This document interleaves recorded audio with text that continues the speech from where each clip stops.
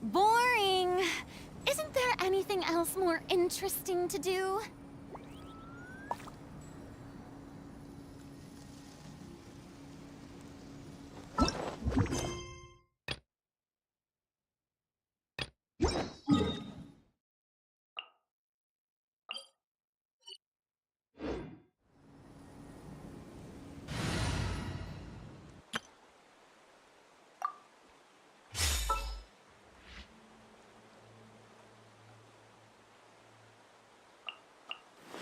Let the wind lead.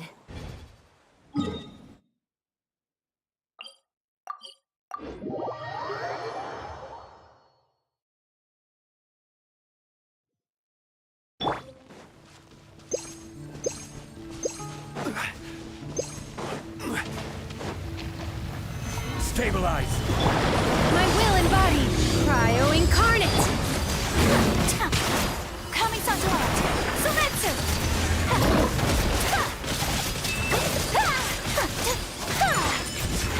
I will have order! Solidify! Take your true form.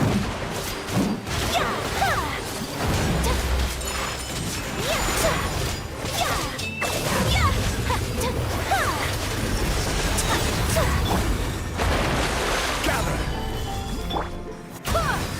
Manifest.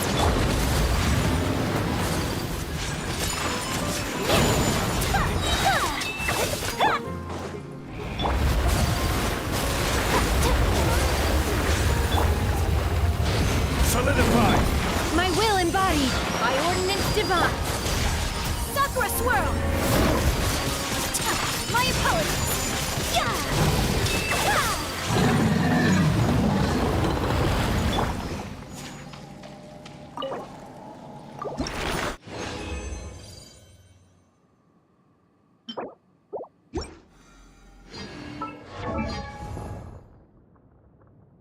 Osmanthus wine tastes the same.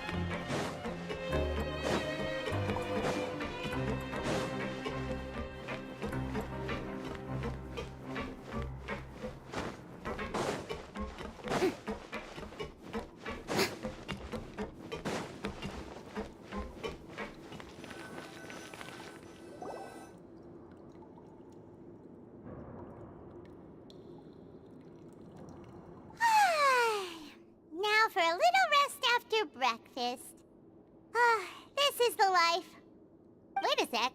Isn't something important supposed to happen today? Oh, today's our big day! We're supposed to leave the Fortress of Mirapede! Come on, we've got to go complete the release procedures now!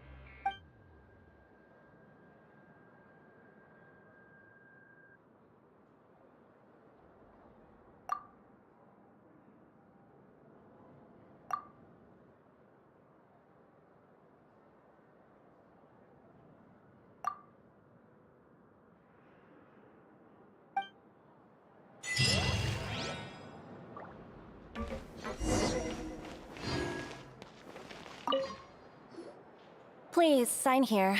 This document will be effective immediately upon signing, and you two may exit the Fortress of Meripede via the regular channels. It's been so long since we've been to the surface. Let's hurry up and... Huh? What's happening?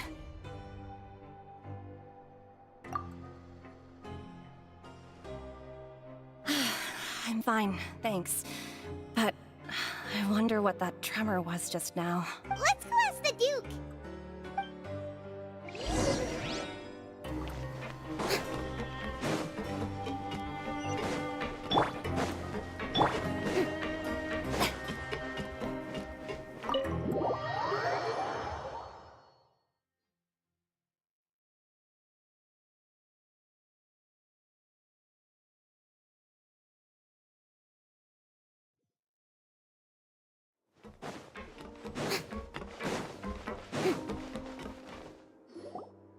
Your Grace? Ah, good to see you two. Is there something you wish to see me about? Yeah, what was with that earthquake just now? Ah, that. The tremor didn't originate from the seafloor. In fact, it seems it came from the surface. Over the years of serving as the warden here, I have developed a sense for distinguishing between what occurs on the surface and what occurs underwater. Besides, the seal that Monsieur Neuvillette set in place won't fail so easily. So the fortress is okay? If you recall our last incident, if there really were a problem, there would be crowds of inmates in a panic right now. Huh, you've got a point. Okay, seems we need to get back up to the surface and ask about what happened. By the way, do you know what day it is today? I believe today is this month's pipe cleaning day. Wait, seriously? Ah, yes. Have you completed your release papers? Yep. It's you two. Are you leaving now? That's right. Today is our last day in prison. But now that Paimon says that, it doesn't feel like we were confined here. It's actually been pretty nice. Oh yeah, Paimon feels fond of this place now. Then be sure to come back and visit. I'll miss you. If you've signed the release papers, then you're free to go. The guards will escort you out. You're not going to see us off? I knew you'd ask. All right, sure. Let's go. Well, you actually agreed. No worries, you must be busy. Paimon was just joking. Ah, so you do have a polite side, I see. After being down here for so long, I imagine you must feel like you're lacking companionship. Shall I come along too? Yeah, don't worry, we'll come back to see you. Paimon really likes the cafeteria here. The chefs sure do know how to make good grub. I hope you won't be here as convicts the next time I see you. We'll do our best to stay out of trouble. Well, it seems our work in the Fortress of Meripede is finished. That's the end of another chapter in our journey. And since Neuvillette was the one who asked us to come here, we should probably go report to him now. Next up, the Palais Mermonia. You're going to see Monsieur Neuvillette? Please pass on our kind regards. I'm sure just your regards will do, no? I believe it would be the polite thing to do. You're right. I've heard the Palais has been terribly busy these days. Tell him that I hope he hasn't been overwhelmed by the recent string of troubles.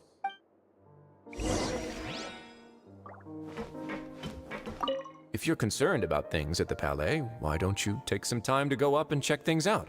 I believe you should still have some vacation time to spend. Thank you for being so understanding. It means a lot.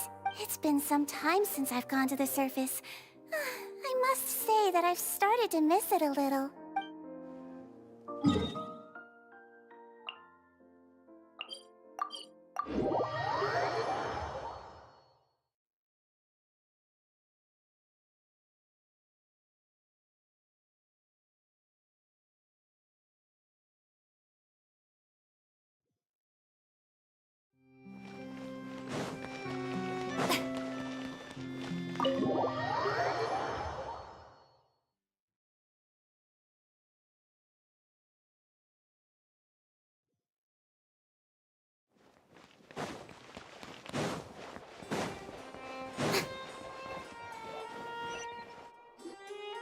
The Palais Mermonia sure is with activity today. Halt! Huh? Oh, it's you two. Apologies. Monsieur Neuvillette did say you'd be welcome at any time. Excuse me. Would you mind helping me take a look at this report? I'll be right there. Sorry, I've got my hands full here. You can see yourselves in. Everyone's so busy. Seems a lot has been happening.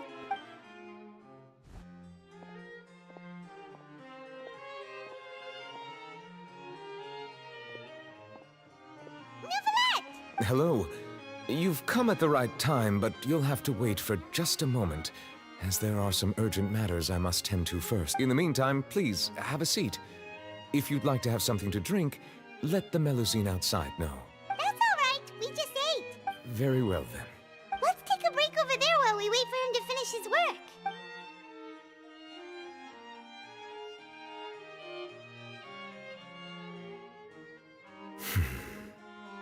All right. That should wrap things up for now. Are you done with your work? Yes, sorry to keep you waiting. Today should be the day you were released from the Fortress of Meripede, and it appears that you have managed to complete all the release paperwork. That's right, and we came here to see you right away.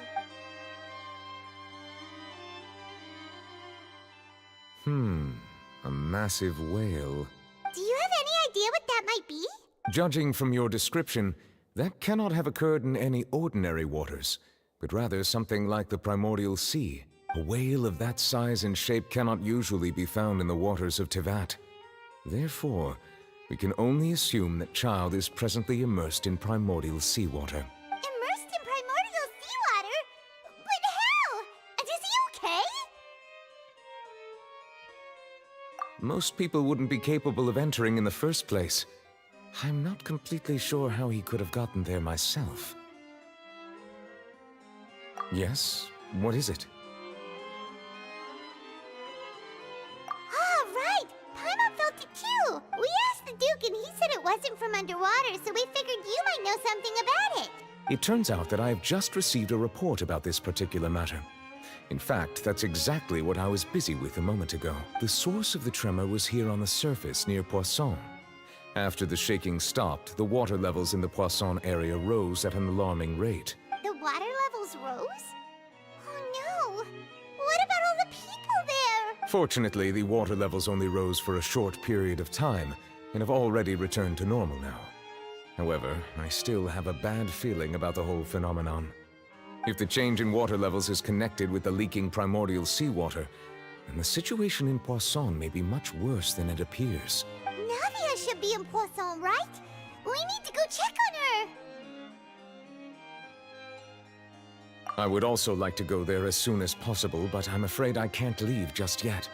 We must immediately formulate disaster prevention plans for the surrounding coastal areas to avoid potential catastrophes. I'll have to ask you two to go to Poisson first. I'll meet you there to check on the situation once I've finished things here. There's no time to lose! Let's get going! Please be careful. The two of you have my thanks. If you need any help, just let me know.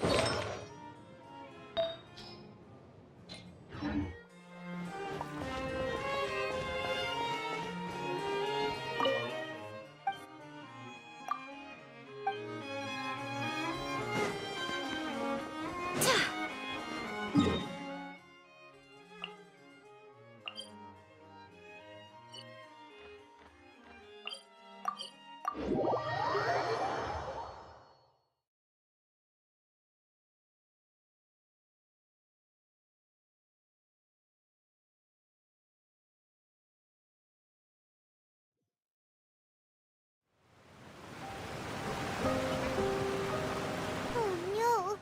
What happened here?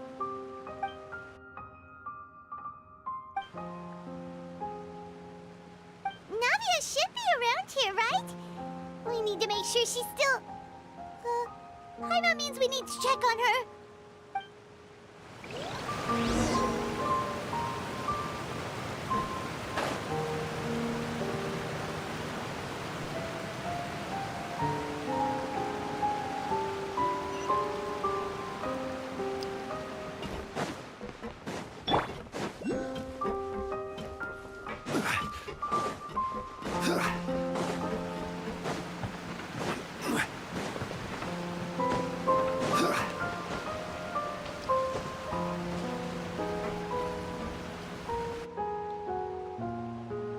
We haven't seen a single soul all the way here. Oh, this is getting scary. What will I ever do now? Look, there's someone on the roof over there. Just stay put. We're coming up. Watch your balance. All right, just hurry.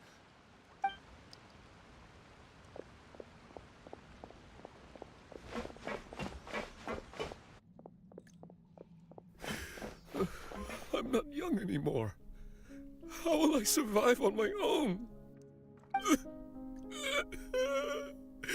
My Desiree! Oh, he looks pretty sad. My leg! My leg! How could this have happened? It hurts! Just hang in there. Help is on the way. You can hold my hand if it makes you feel better.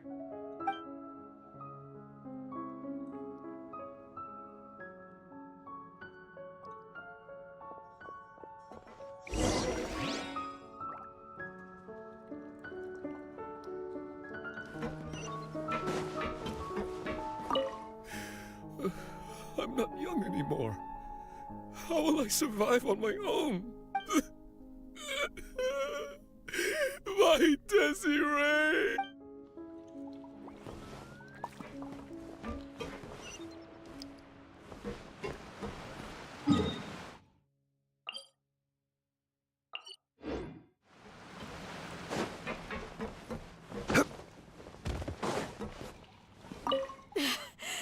My leg!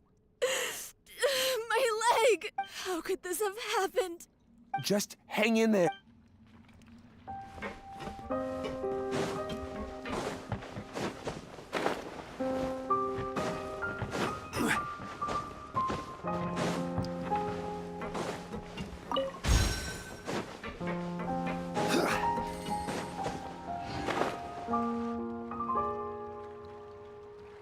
Oh, it's Navia. She's over there. Hey, Navia, are you okay?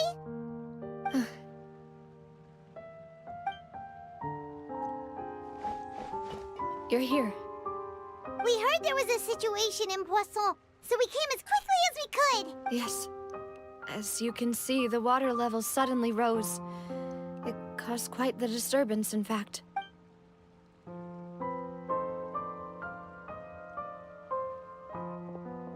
Demoiselle! There was a wounded resident next to a building southeast of here. We've already transported him to safety, but we've run out of medical supplies. He's wounded? How badly? He fell, so it's probably a broken leg. He's pretty shaken up. When the water level rose, he desperately climbed up to the roof. Once the water receded and he saw the ground, he became terrified and eventually... He jumped down then. Find the leader of Squad 1 and tell him to take the wounded resident to see a doctor. He should know where to go. Understood. I'll take over his search and rescue mission in the meantime. All right. You'll be in charge. I'm sorry. Where were we? The situation in Poisson? Ah, right. Allow me to explain. A little earlier, we suddenly heard a loud noise. At first, everyone thought that something might have exploded in the waterways. But before we knew it, water started pouring out from everywhere. The rushing water seemed a little odd, almost like the unique color of primordial seawater. Some people didn't realize the danger and thought it was just ordinary water, leaking from somewhere. Everyone on the street who happened to be close to the water didn't have a chance to escape. As the water levels rose, They suddenly disappeared. They were all dissolved. Those who realized what was happening started to flee in a panic, desperately trying to get to higher ground. Many were injured in the stampede, and some people fell from significant heights. The Spina di Rosula initiated rescue operations as quickly as possible, but there have been a lot of casualties. Fortunately, the water began to recede after some time, and the chaos came to an end. The water that flooded the area contained primordial seawater, so the lower levels of Poisson are still hazardous. To ensure everyone's safety, I've asked the people there to leave as soon as possible. No one knows if this could happen again. All we can do for now is try our best to help evacuate the residents. We still haven't completed the head count, but we'll have some numbers soon. How awful. And all of this just came out of nowhere. It was quite frightening indeed. I only wish that everything that just happened was a bad dream. Is there any way we can help, Navia? Thank you for being so willing to help in a moment of crisis like this. You don't know how much it means to me. I really can't express how grateful I am. Don't say that, Navia. That's what friends are for. Demoiselle! We've got a situation here! I'll be right there. Sorry, I need to go for now. And off she goes. Seems it might be a while before she can take a break.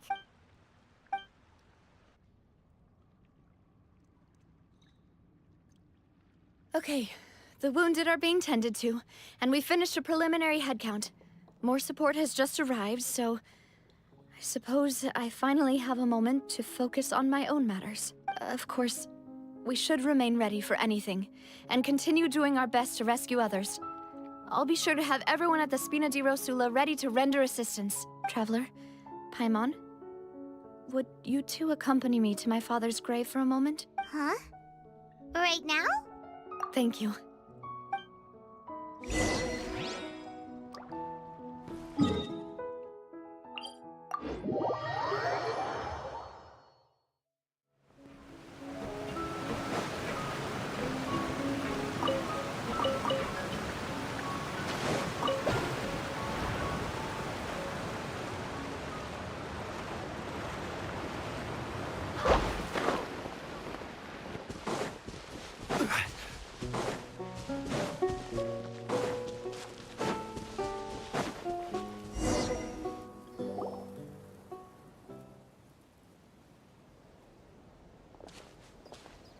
Not a lot of people here, huh? Well, given the time of day and the whole situation in Poisson, Paimon doesn't think there'd be a ton of people here visiting graves. Right. That's how things are now. The living are so exhausted that they've no strength to spare any words for the dead. Navia?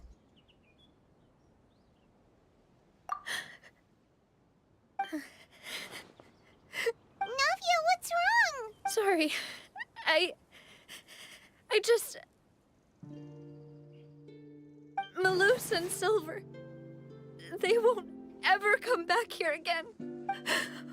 What should I do, Papa? Huh? What happened to them? Everyone agreed on the rescue plan, but still... I was the one who initiated it. They were helping evacuate the residents, but they couldn't leave in time, and they were caught in the seawater. What should we do? I've known them for so long. And I know they weren't afraid. But I could at least hold a funeral for my father. And I know where he rests. But as for Malus and Silver, they're just... gone. I just can't...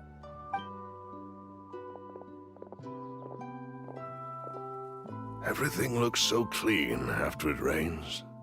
Even the gravestones. I didn't expect that you'd enjoy a glass of red wine in front of Master Callus's grave. I can understand. Besides, the scenery here isn't half bad. See, it's not just me. I always want to bring something when I visit Papa. Perhaps we might even have a picnic. He wouldn't be angry, would he? How could Master ever be upset with you, Demoiselle? Yet the cemetery is the home of those who have passed, is it not? Everyone ends up here sooner or later, no matter who you are. Buying yourself a plot in advance, are you? No need yet. But when I do, I hope you'll let me be buried beside Master Callus, Demoiselle. Hey, stop joking around. I'm quite serious. That way, it'll save us both the trip to see each other whenever you visit your father's grave. That makes sense. In that case, could I be buried on his other side? After all, besides you, Demoiselle, the two of us could certainly be considered Master's closest companions, no? Personally, I believe we fill those shoes just fine. Why are you bringing this up all of a sudden? Seriously. All right. I'll remember your requests. But I'd really prefer not to talk about this stuff. And what do you mean by saving me a trip? I'd make the journey even if I had to visit you two somewhere else. I'd promised to let them rest in peace here. But here I am breaking that promise. I'm sorry for letting you see me in a mess like this. I don't usually cry, really. Paimon doesn't know how to help you feel better. But, well, she understands how you feel. I'd always thought I could make my wishes come true. But now that I think about it, that never solely relied on me. Many things can only be accomplished with someone else's help. Malus and Silver have helped me so much. But by contrast, I could do nothing for them. I'm so sorry. You can spend as much time as you need here, Navia. We'll stay with you. Thank you. Right now, you don't know how much that means. By the way, you can have a look at this. It's a list of victims from the incident that took place here. Obena, Khan, Burnett, Giverny, Francine, Karina, Daisy Ray, Joinville, Julianne, Esson, as well as Malus and Silver. So, everyone else is safe. But still... It's okay. I know what you're thinking. And you're right. We lost Malus and Silver. But we were able to save more than we anticipated.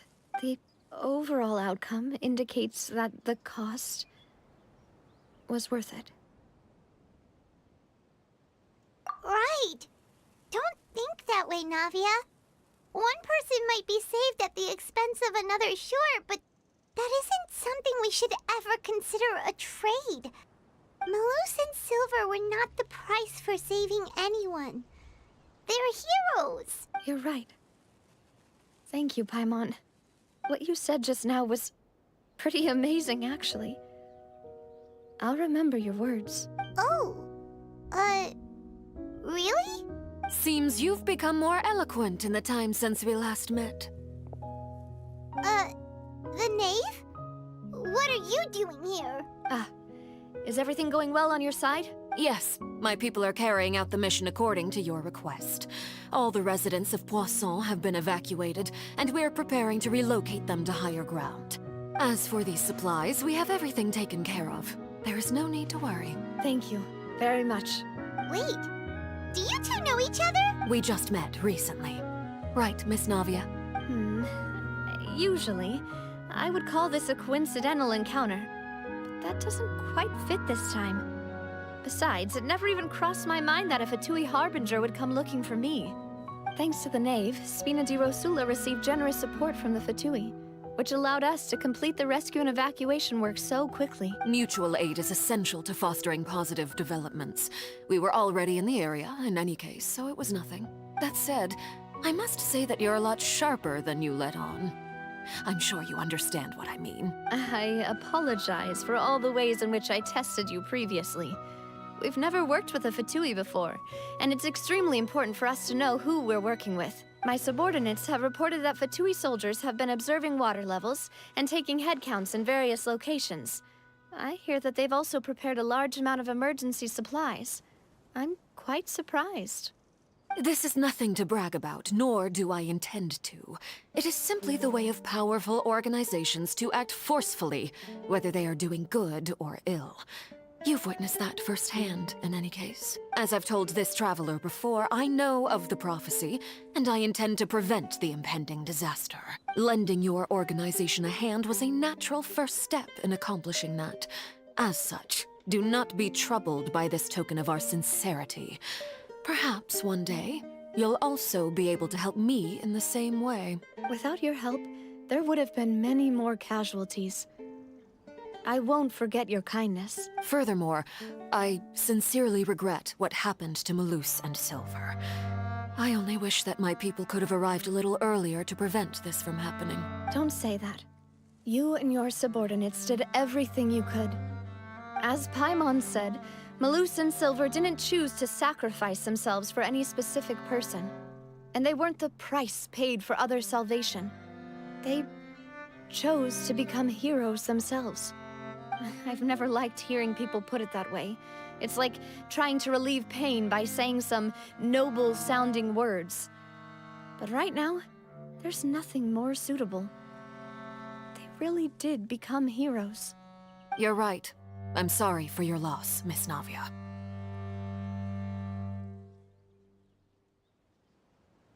Water is life to Fontaine's people, and it also spells disaster. It's no wonder that people always say that prophecies represent fate. Fortunately, I've never been one for such opinions. So, you're one who will try to change fate, then? Of course. That is why I'm going to Hotel Bouffe de Thé. I still have some things to take care of, and the children need my attention. By the way, Traveler, Paimon, one more thing. All right, then we'll just... Huh? This isn't right. Paimon thought you would ask us to walk with you for a moment so you could tell us something in private. That is a clever and useful conversation technique, which I do like to use when necessary. But there's no need today. It would not hurt to have Miss Navia listening in. Traveler, I'm sure you remember that I said we could work together when we had the chance. You and I both know that there may be issues with the Primordial Sea.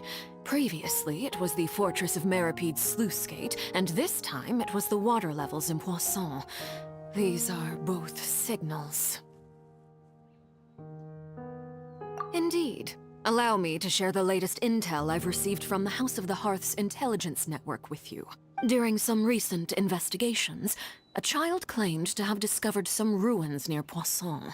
The ruins date back to ancient times, and seem to be worth investigating in many ways. Judging by the dating of the ruins, they may be related to the prophecy and the coming crisis. The situation is becoming more urgent, so any pertinent information will prove extremely precious. My people initially came to prepare for ruin exploration. Unexpectedly, this disaster struck.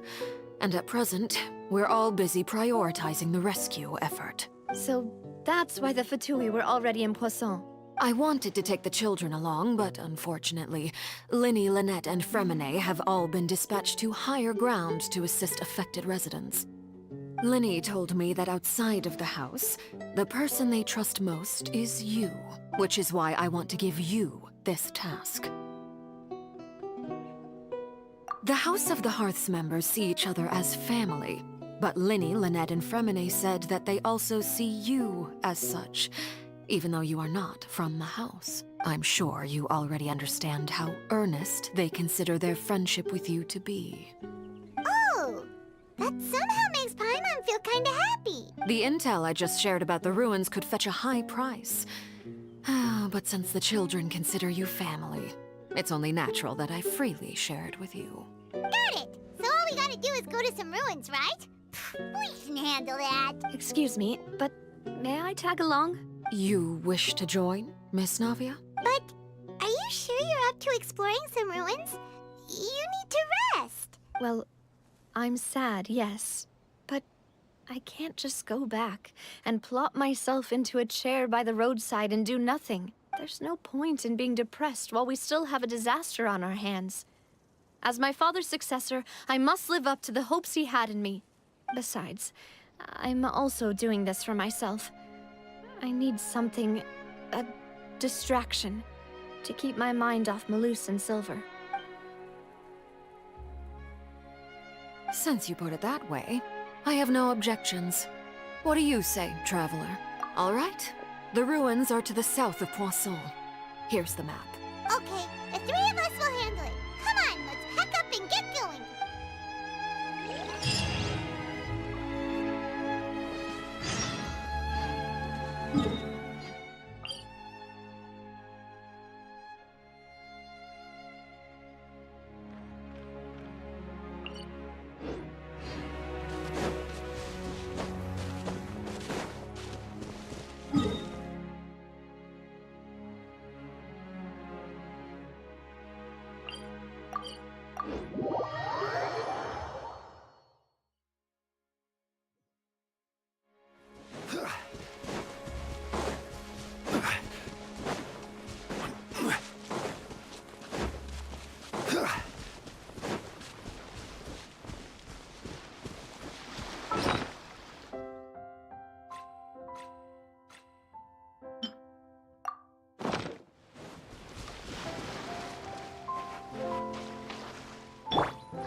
Take flight!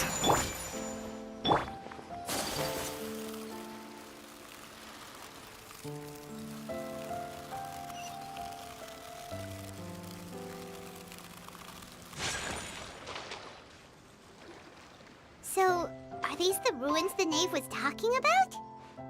Whoa, talk about old. They seem to be pretty ancient, all right. Let's go in and have a look. Just be careful.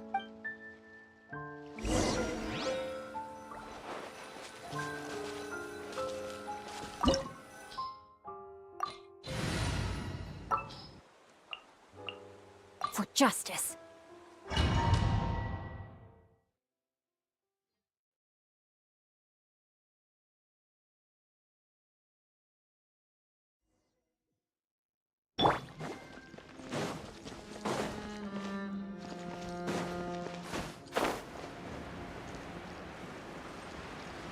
Body in mind.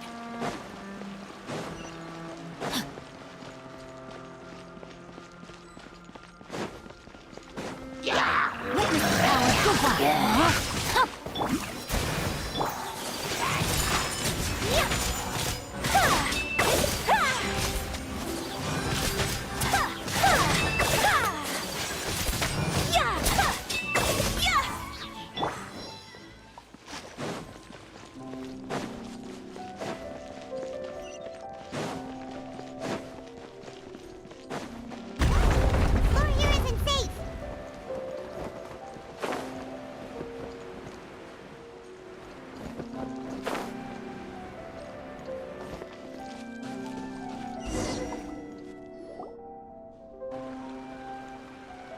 This place has also been contaminated by primordial seawater. Yeah. And a lot of it, too. A Fontanian would most likely dissolve the moment they fell in. Right! You can't go down if there's primordial seawater. It's too dangerous, and it won't be any help for you to just stay here.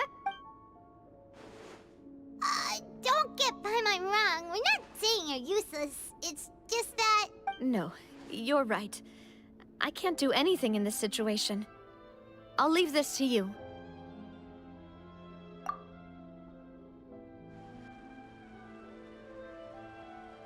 That complicates things. Maybe the only way left is forward. In that case, Do you want to wait for us here? The water levels here are unstable, and there's a chance the water will rise. So, staying here wouldn't be safe either. I'll go together with you. Perhaps we'll find the exit just up ahead. All right. Come with us for now then, but please be careful.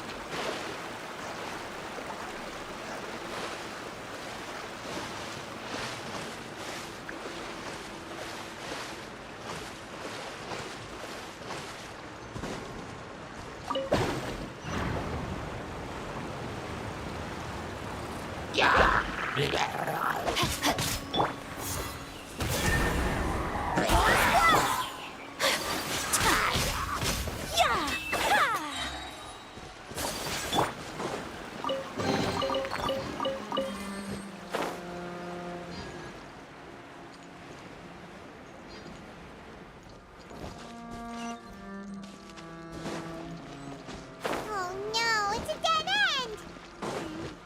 Let's try climbing over from the side.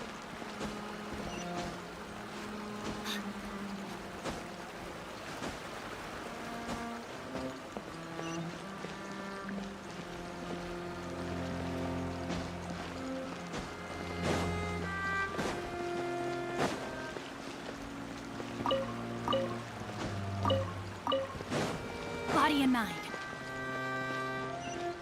Time to act.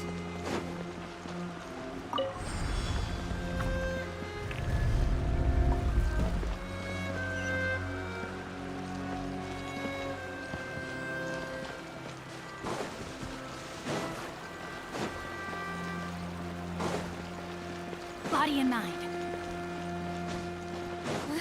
Wait, there's something wrong with this bridge. Run!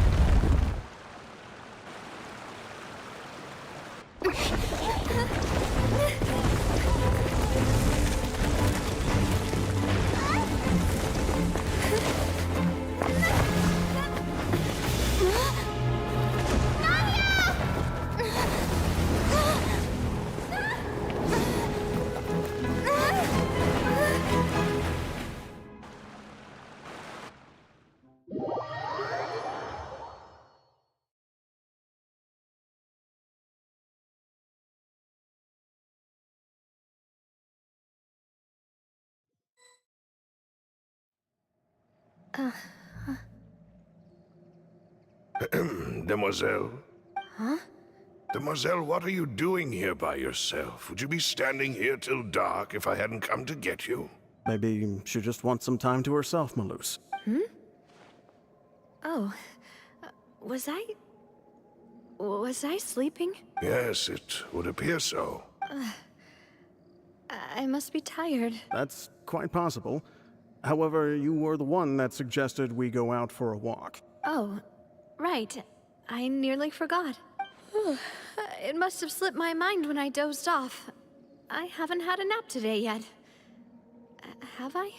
This is a familiar feeling, yet something's a little strange. Is something the matter, Demoiselle? Oh, no. No, I'm fine. I was just trying to recall why we came out for a walk. Do you remember Mr. Giverny? He'd requested our help before with foreign merchants who had a debt dispute with him, and we'd resolved the matter not long ago. We were headed to see how things were going with him at the moment.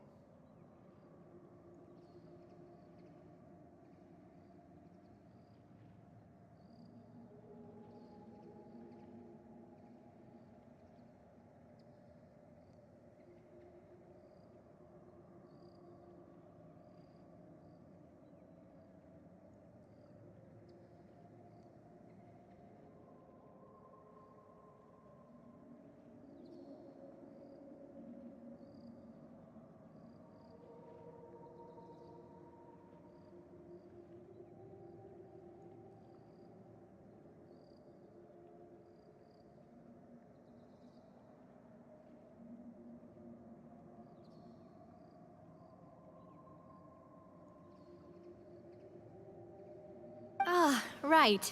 Yes. I remember now. Oh? Miss Navia. Ah, Mr. Malus. And Mr. Silver, too. It's good to see all of you. How have you been? I've been great. Thanks to your help, those bothersome merchants finally realized that I wasn't the one they were looking for. Why, I wasn't even the guarantor for that person. They were knocking at my door day and night. Even my neighbor, Obina, was getting fed up with them. Sometimes force is required to calm someone down and get them to listen to what you have to say. That's right. Oh, by the way, Burnett, what was it that you wanted to give to Miss Navia again? Oh, yes. One moment, I have it right here. Miss Navia, these are some flower seeds that I prepared. Please take them. They're a very good variety, and they'll become very big and beautiful once they bloom. I don't know what we would have done without your help, so this is a little token of our appreciation. I hope you won't refuse. Did you cultivate them yourself? Thank you so much. I'll certainly take them. Malus, we do still have some empty flower pots at home, right? Why, we can have as many pots as you'd like, demoiselle. Perfect. In that case, we'll swap out some of the decorative plants for some of Mrs. Burnett's flowers. Very well. Wait. Something seems to be off here. Excuse me, madam. If I'm not mistaken, your name is Burnett, correct? That's right. Is something wrong? No, it's nothing. This is the first time we've ever met, but your name seemed familiar to me. I must have heard it when I was discussing things with your husband previously. I've heard this name before. Sometime recently, I'm sure of it. And why are there so few people around here? Where did everyone go? We must mind the time, demoiselle. We still have important things to attend to today. Huh? We do?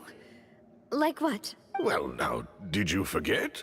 Miss Navia, here you are. I've been looking for you. Please, come to the Opera House. Your trial is about to begin. My trial? Wait, why would I need to go to the Opera House? Yes, she's right, demoiselle. It's just about time now, so we should get going. Oh? All right then.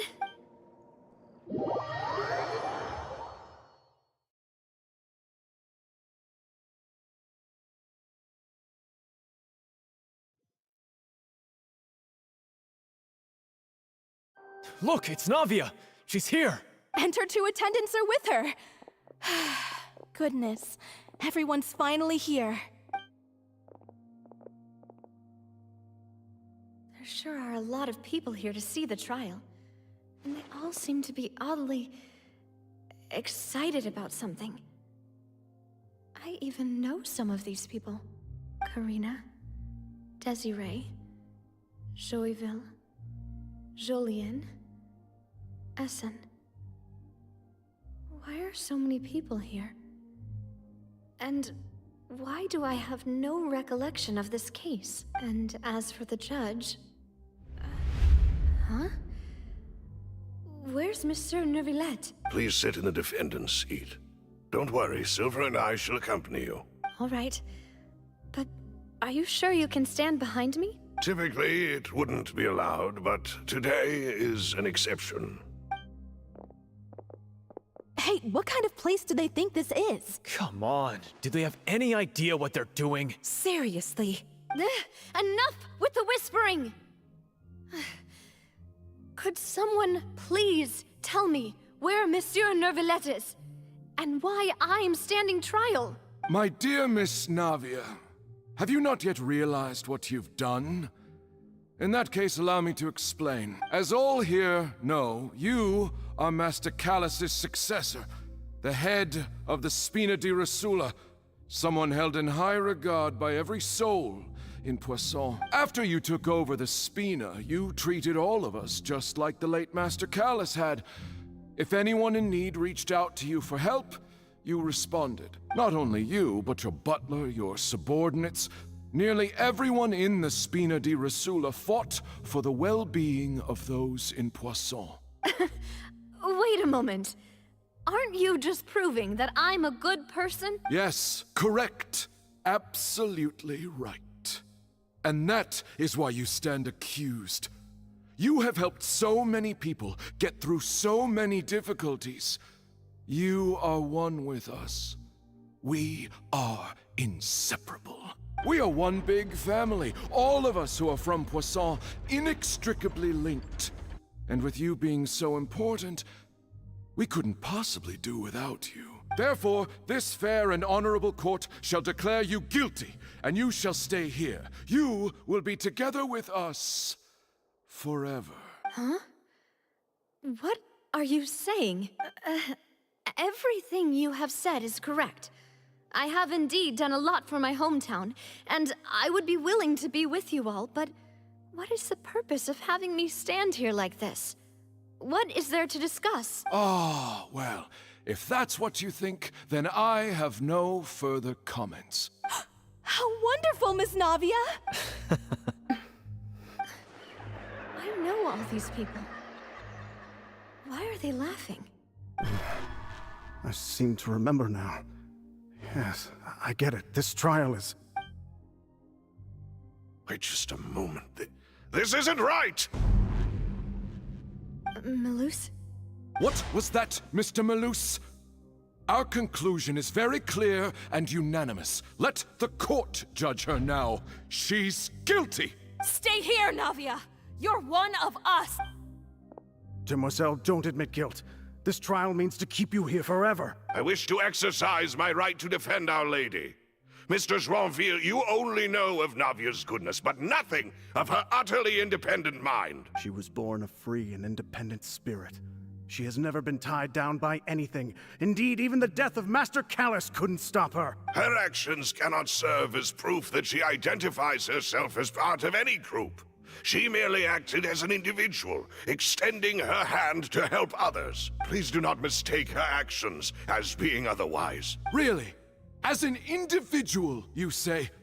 Don't forget, we are all Fontanians here. This is the nation of justice, the nation of Hydro. Even if Miss Navia only voluntarily rendered her assistance, that doesn't change the fact that her beautiful soul must return to everyone. Water accepts all, blends with all. It will surely accept her kindness. Everything is measured here in the nation of Hydro, and in the end, everyone shall meld together.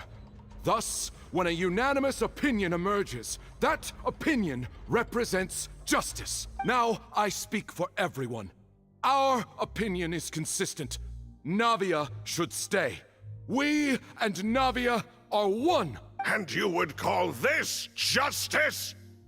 Preposterous. You are merely jealous that Demoiselle still has a chance to exist as an individual. Have you forgotten how much you all once longed to become individuals, to become independent? Do you mean to defy our justice? If your justice is flawed, then why should we acknowledge it? As you said, we can also have our own justice. Silver and I shall defend Demoiselle, and that is how we will enforce justice. Ugh, my head... It hurts. Demoiselle. Silver, it hurts. My head is spinning. All I can see is stars swirling in front of me. I remember now. Everything that seemed odd from the very beginning. Karina, Desiree, Joyville, Jolien, Essen, and Mr. Giverny and Mrs. Burnett, who we met earlier. Even Malus and Silver. I don't want to admit it, but they're all dead. Don't be afraid, and don't admit guilt. We will protect you to the very end. Absurd! Who are you to say that she cannot be judged? We are the majority, and in the nation of trials, the majority is absolute justice. We are the will of all. Don't let them escape! We shall keep Navia here with us! Mr. Malus and Mr. Silver, must you be so stubborn? How could the two of you possibly hope to stand against the collective? Do not resist. This judgment is fair and just. Navia belongs to us. After all that happened, she should not be left alone in Poisson. What are you saying? No more excuses! He says we're jealous. Jealous? How could she possibly be an independent individual? What's with these people? Who's jealous of her? She belongs to us! Miss Navia, she... Silence! That's... Monsieur Neuvillette! Such commotion is prohibited in the court. The accusations you just presented are nonsense and cannot constitute a proper trial. The court will adjourn for the rest of the day. In this, I shall hear no objections from any unauthorized party. Our thanks, Monsieur Neuvillette. Please leave with me, Miss Navia, while there is still time. But... Go on now, demoiselle. This is your only chance to leave this place. What, can't bear to leave us behind or something? Malus. My apologies. I couldn't resist making one little joke once I realized that this shall be our last goodbye. Malus... Silver... Quickly, you must come now! Goodbye, demoiselle. Farewell.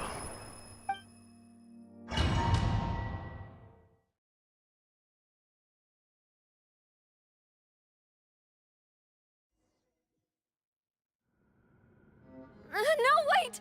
Just a second! Navia? You're awake. Good. I must have been dreaming. Malus and Silver were still alive, and they were defending me at some insane trial. It looks like you're all right. Did all the sad feelings cause you to have a nightmare? Paimon could give you a hug. The ruins you were exploring suffered a cave-in. When I arrived, I found you falling toward the water. You were just about to be dissolved within, but I... What is it? I think I saw 2 Oceanids protecting you. It was only for a moment, perhaps even a fraction of a second, but they gave me the chance to retrieve you.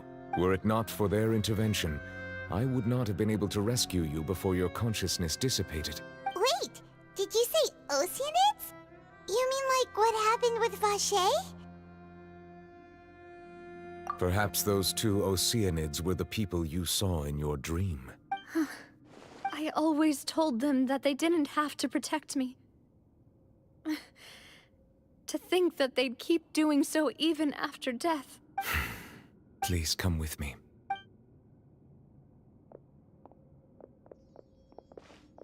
Neuvillette, are you okay? Oh, I am quite all right. Perhaps there's something we could chat about? Why do you look so stiff all of a sudden? Oh, Paimon knows. You're the type who feels awkward when there's nothing to talk about, right? I merely thought that we should give Navia some time to herself. Huh? Why didn't you just say so then? Don't you think it's even more awkward to call us over like this and then have nothing to talk about? I suppose so. Ah, Sigewinne. I hope all is well with her these days. Her work in the Fortress of Meropide has not been too much for her, has it? No way, don't worry. She's doing fine down there. She's an amazing head nurse. I see. Well, that is good. I have always worried that Sigewinne would need a lot of time to understand the world of humanity, just as I have. Oh, and the Duke also says hi. Even though Sigewinne made him do that.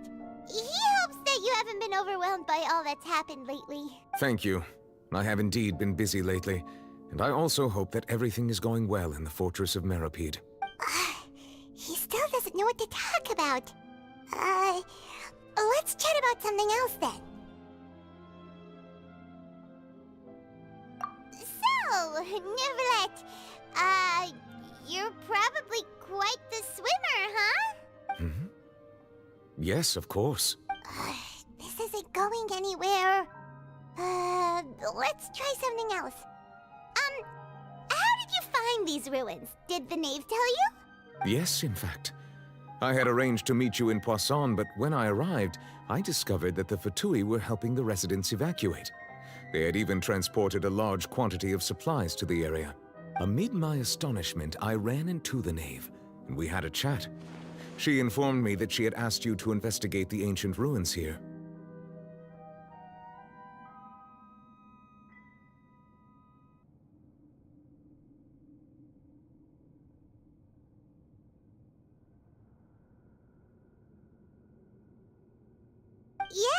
We originally planned to meet up with you, but we thought you might still be busy with all those official documents.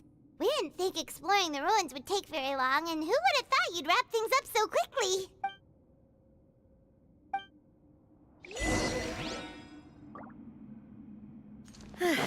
I'm sorry to have kept you all waiting like that. I'm feeling much better now. I guess we should get going again. Will you come with us, Monsieur Neuvillette? Yes, if you wouldn't mind my company. All right! Another one joins the party! Let's get going then!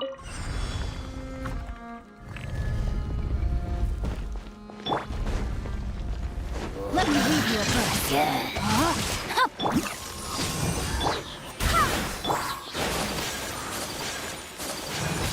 My apologies!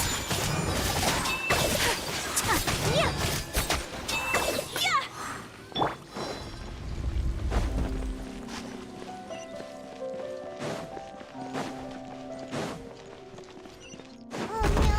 Another unstable path! Watch your step!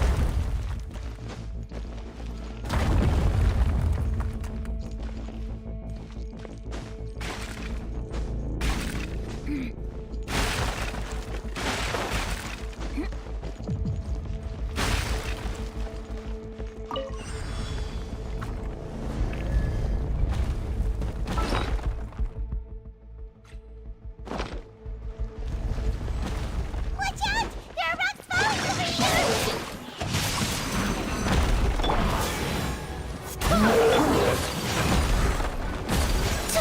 Take flight.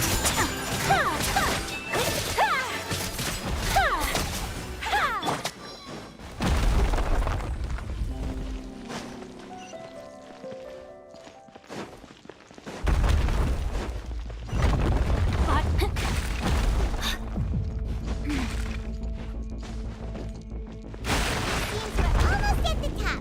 Keep it up!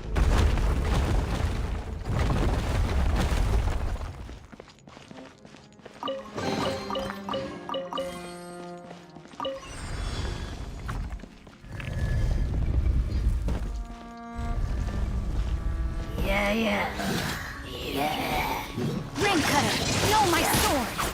Rain outlines your Cryo Incarnate! Go and splash!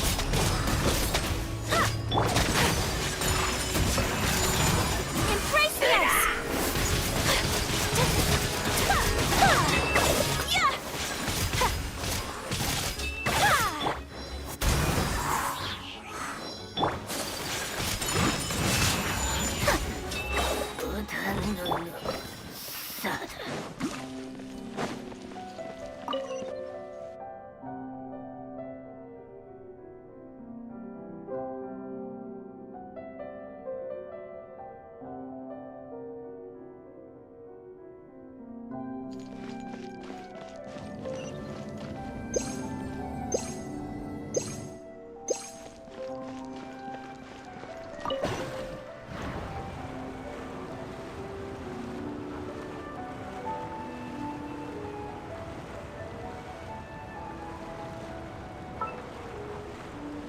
Once, there was a glorious king.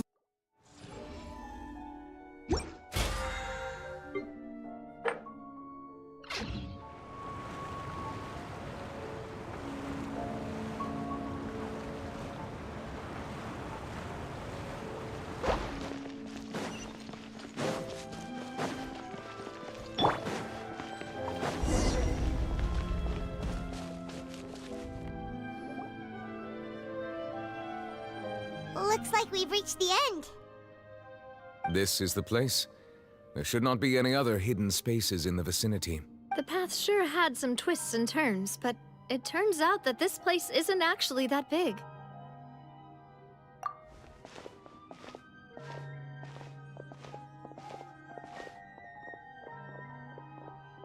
Stone slates. It seems like they were put here as an offering. Could we take them down and have a look? Perhaps we should just leave them be for now. There are 4 locations in total, but only 3 stone slates. The slate that should be in the first empty spot is missing. The surrounding walls also show signs of damage. There's something written below. Let Paimon see. Reason dictates that this nation be destroyed. I shall record the history of its future here in its past.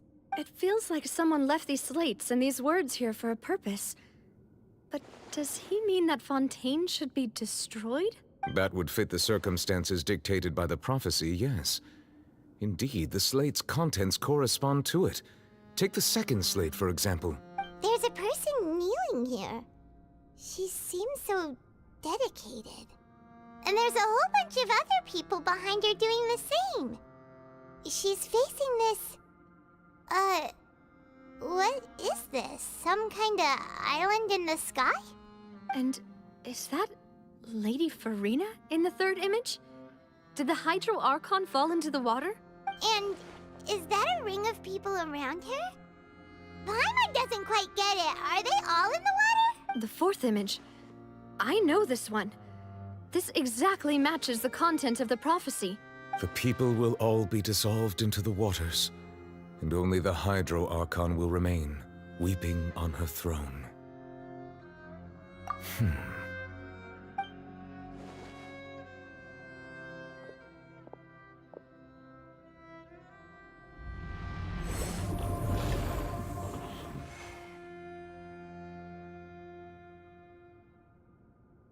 More information should be hidden in these slates, but I fear I cannot easily uncover it, most likely due to us missing the first slate. I am very sorry. Don't blame yourself, Monsieur Neuvillette. Deciphering ancient stone slates isn't one of your duties. Ooh, Paimon's getting the chills just looking at these slates. This says that it's the history of the future, right? That means the prophecy's sure to come true. I really hope it doesn't mean that. Still, Paimon feels like these images are kind of weird when you look at them together.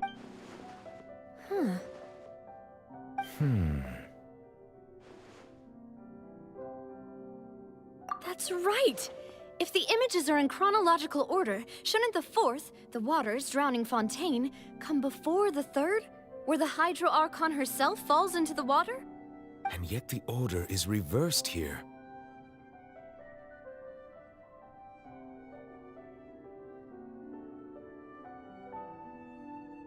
If we go by timing, Lady Farina only emerges in the third image. That means that the person in the second image might be the previous Hydro Archon. Egeria, then. I had never met her, but her appearance here does match the records.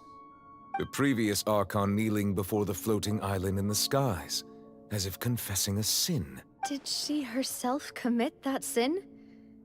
And if not, why would she be in such a posture? Also, I'm still wondering why these ancient stone slates are here at all. Judging from their contents, could this place be the origin of the prophecy? Does that mean that someone, or some people, once saw these slates? But who would have created these slates and left these words here? It seems that any further clues will have to come from Farina. In that case, there's no time to lose. There's nothing else to be gained here, so let's head back first. Yeah, we better get somewhere safe for now.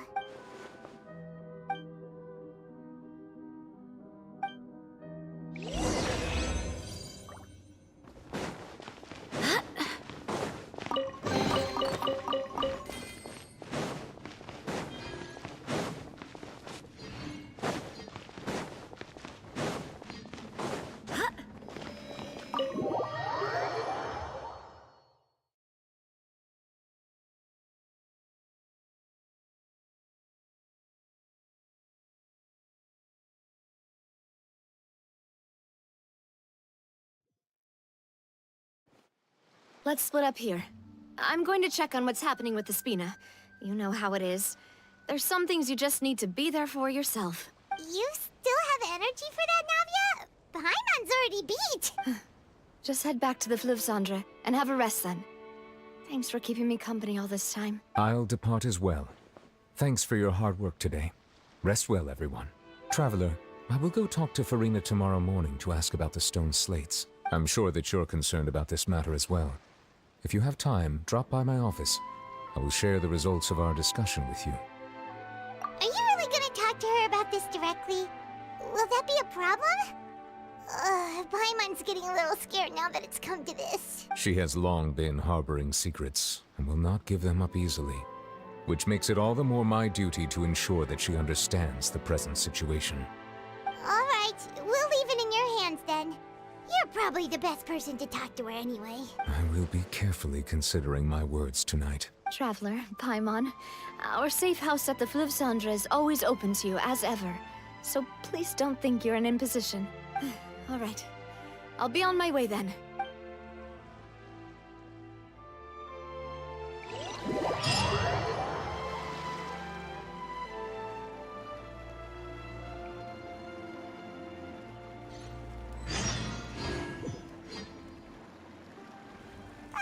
We're finally back! Welcome back. We've got a special menu prepared for you two tonight. Yay! And there's good food too! Navi, no, the boss is the best. Ooh, desserts! Nice, these are all Paimon's! Paimon's already starting to forget what happened today. Oh, that voice. Is that who I think it is? Huh? It's you two. What are you doing in Fontaine?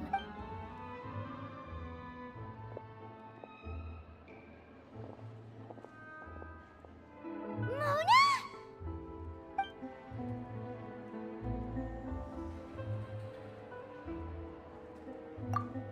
Seriously, nobody just uses a scry glass whenever they've got time to just see who they'll meet on the road. Still, we didn't expect to see you here.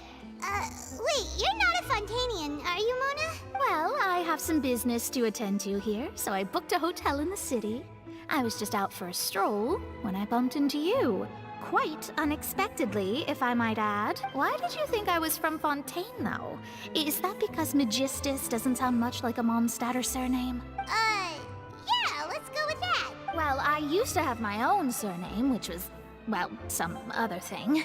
Either way, the old hag told me when she took me as her disciple that the first step to being a great astrologist's pupil was to change that name. There was nothing for it, really. She really is amazing at astrology, so I changed my name to what it is now according to her wishes. To my surprise, however, Magistus is not the name of some ancient house or clan. It isn't? Nope. Although it is used by us in place of surnames, it generally just means great. Wow! Imagine including a boast in your name. Wait, are you gonna have to put that into your genealogy as well? I reckon so. In any case, I'd give my disciple a name like this as well, if I were to take one. Astromancer Barbeloth Trismegistus. Whoa, that's a long one. Does it also mean great or something? My name means Mona the Great Astrologist. As for the old hag, hers is, in plain speech, the thrice as great Scholar of the Stars. Just take it as a title specific to astrologists. Thrice as great? That's so petty. I know, right? That's just how she is. She used to call herself Magistus, actually, but when she took me in, she changed her name to Trismegistus. Talk about excessive. Magistus is thus the calling card of our school, so to speak, which makes it about the same as a surname. It's all right if you don't get it. You can look into it further should you need to study astrology more deeply.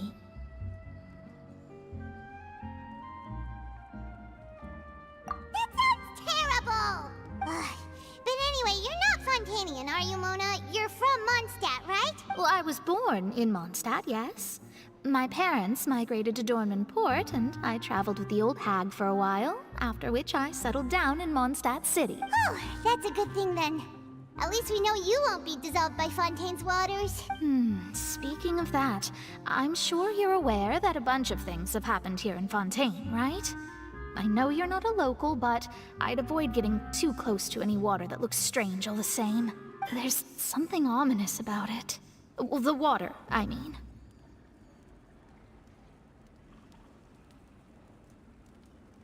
That was the main reason, yes. Just a while back, the Steambird invited me to take part in a panel and speak about the circulation of the prophecy as an astrologist. The invitation was sent quite early on. I don't think anyone expected Fontaine to be in this much trouble. What do you make of that prophecy, Mona? Just tell us what you think as an astrologist. Your word would go a long way to make things more certain and less scary. What I can tell you is that I'm an astrologist, and that this prophecy concerns the fate of Fontaine, even that of Altivat.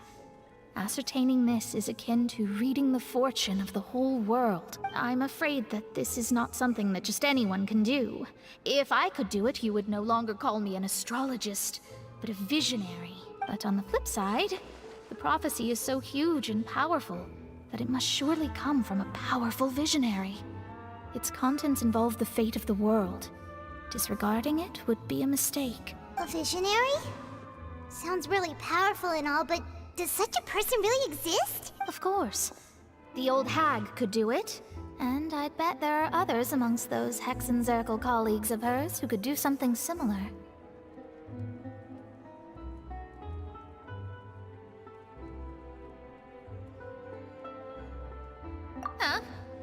Are you sure?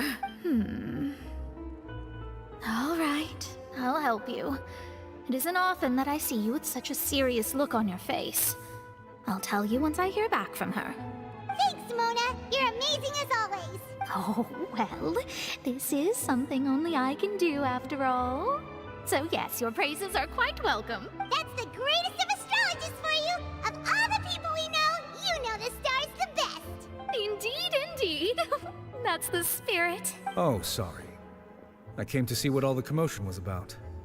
If there's anything you need, do not hesitate to inform the Spina di Rosula. Oh, whoops. Guess we were getting a little too carried away there. Well, I'll go tend to my own business now. If I receive any news, I'll be sure to come find you two again. And there she goes, quick as rushing water. And here we are with the Spina guy giving us suspicious looks. Right, but we were able to recruit Mona's help, didn't we? Our Fontanian friends will thank us someday.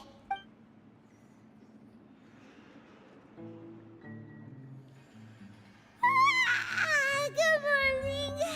To be honest, Paimon's still feeling kind of sleepy. But it's time to get up, Traveler. We agreed to go see Neuvillette, so let's pack it up and get going.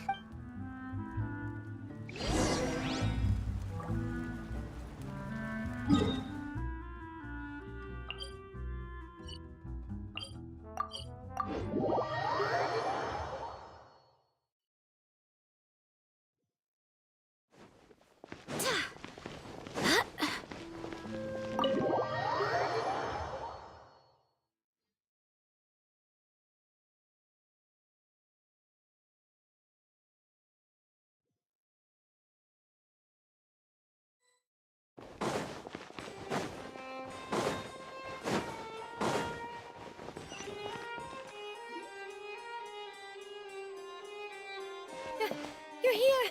Finally! Is something wrong? Monsieur Neuvillette and Lady Farina, they seem to have gotten into a dispute. Please go see for yourself.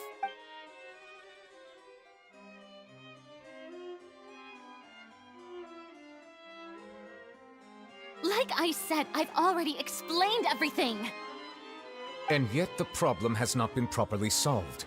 There is little space for excuses between us. It is not my intention to offend you, but please, tell me where you stand. You are the Hydro Archon Focalor, are you not? Look at this. This is a list of the victims from the recent Poisson incident. You mean... they're all... We did not arrive in time to avert this disaster, and I will not have it happen again. I will say this once more.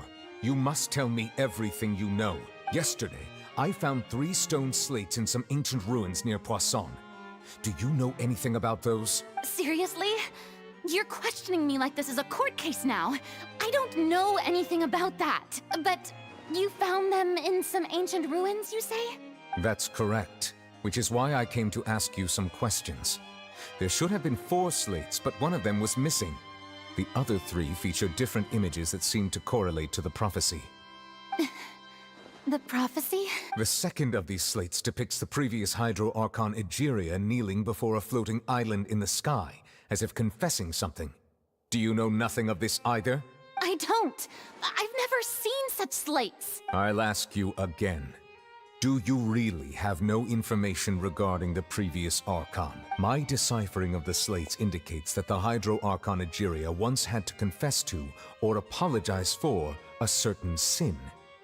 If anyone would know about it, it should be you. All gods don't have the same secrets, you know. She was herself and I'm me.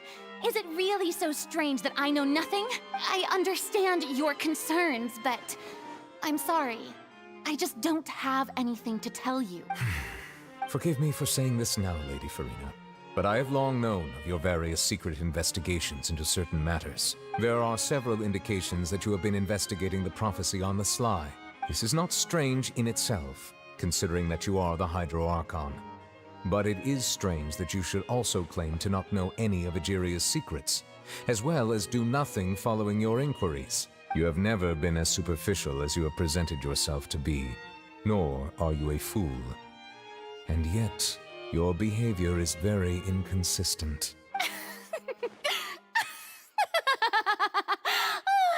So you've been watching me all this time, have you? I didn't think you were that tight. You... Well, since you know about my secret investigations, then you should know I'm actually working to take care of it. There's no point questioning or suspecting me. You're the Eudix, but you're still my subordinate. You should be following my lead. Just trust in me. You're Archon, and do as I say. Never mind whether you can truly convince yourself to or not. It'll all turn out fine. That's all I have to say. We do not discuss this matter again. Oh, the opera's about to start. Toodles!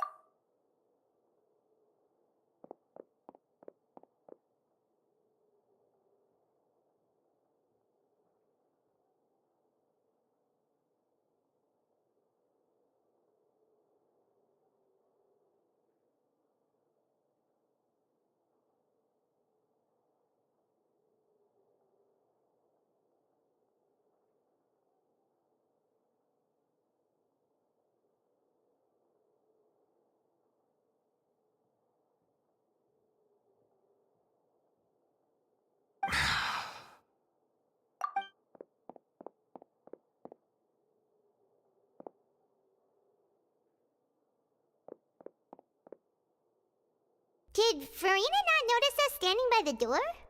Wonder what's up with her. She was smiling. Huh.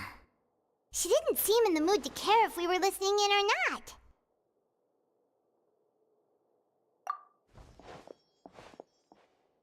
I assume you've been outside for a while now? Oh! You noticed! Seems Farina didn't even realize we were here. She was in a great panic, though I cannot discern the reason. Our discussion reached impasses time and again, a state of affairs that we cannot allow to continue. Still, I do not understand. Dialogue is the basis for understanding, so why did she keep refusing to engage?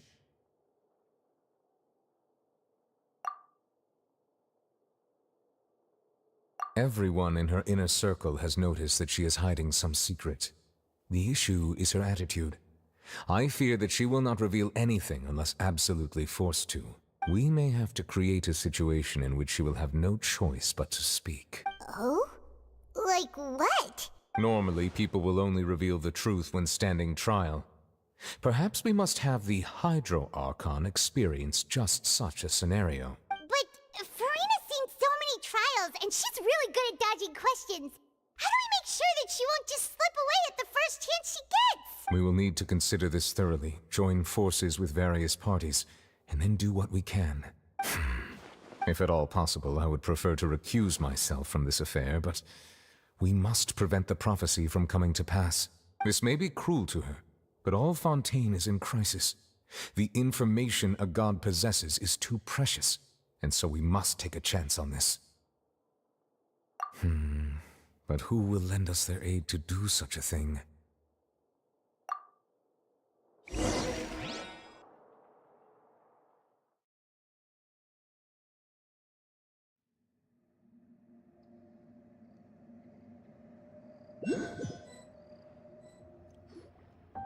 Well, that's everyone, huh? Speaking of which, it was pretty smart of you to think of hiding here. Poisson was just involved in a disaster, so it's presently devoid of people. That naturally makes it the best choice. And here you are drinking tea like it's the most natural thing in the world, huh? That's what families should do. Sit and enjoy a leisurely time together. It's nice to enjoy tea here, you know? Care for a cup? Lend me your ears, everyone. Or perhaps one of you might like to start us off. How about you, friend? Me? No, I don't think I can. Then, how about you, good sir? I fear that I will cause the mood on this boat to become as somber as it is in court. Well then, I guess we're lucky we've got a local like me to organize things. Wonderful, the spotlight at last. I guess I'll be facilitating things from here. That was a little long-winded, don't you think? Oh, you might be right. Anyway, to cut to the chase, our friend here, the Traveler, has brought us together to discuss something. As for what that is, well, let's start by saying that we'll be pooling our efforts together to create a series of traps. Oh? How intriguing. Well, it's just an expression, really. One that I just learned from Chlorand, and used on the spot. So, let's invite her to explain in detail. A round of applause, please. Huh? Didn't you say that you would be facilitating this? Oh, come now. Your work doesn't involve much public speaking, right? This is a good chance to practice. You might even pick up some fancy oratory tricks to impress your boss with in the future. I see. And what does my boss say? He is glad that you consider him your boss. Do go on.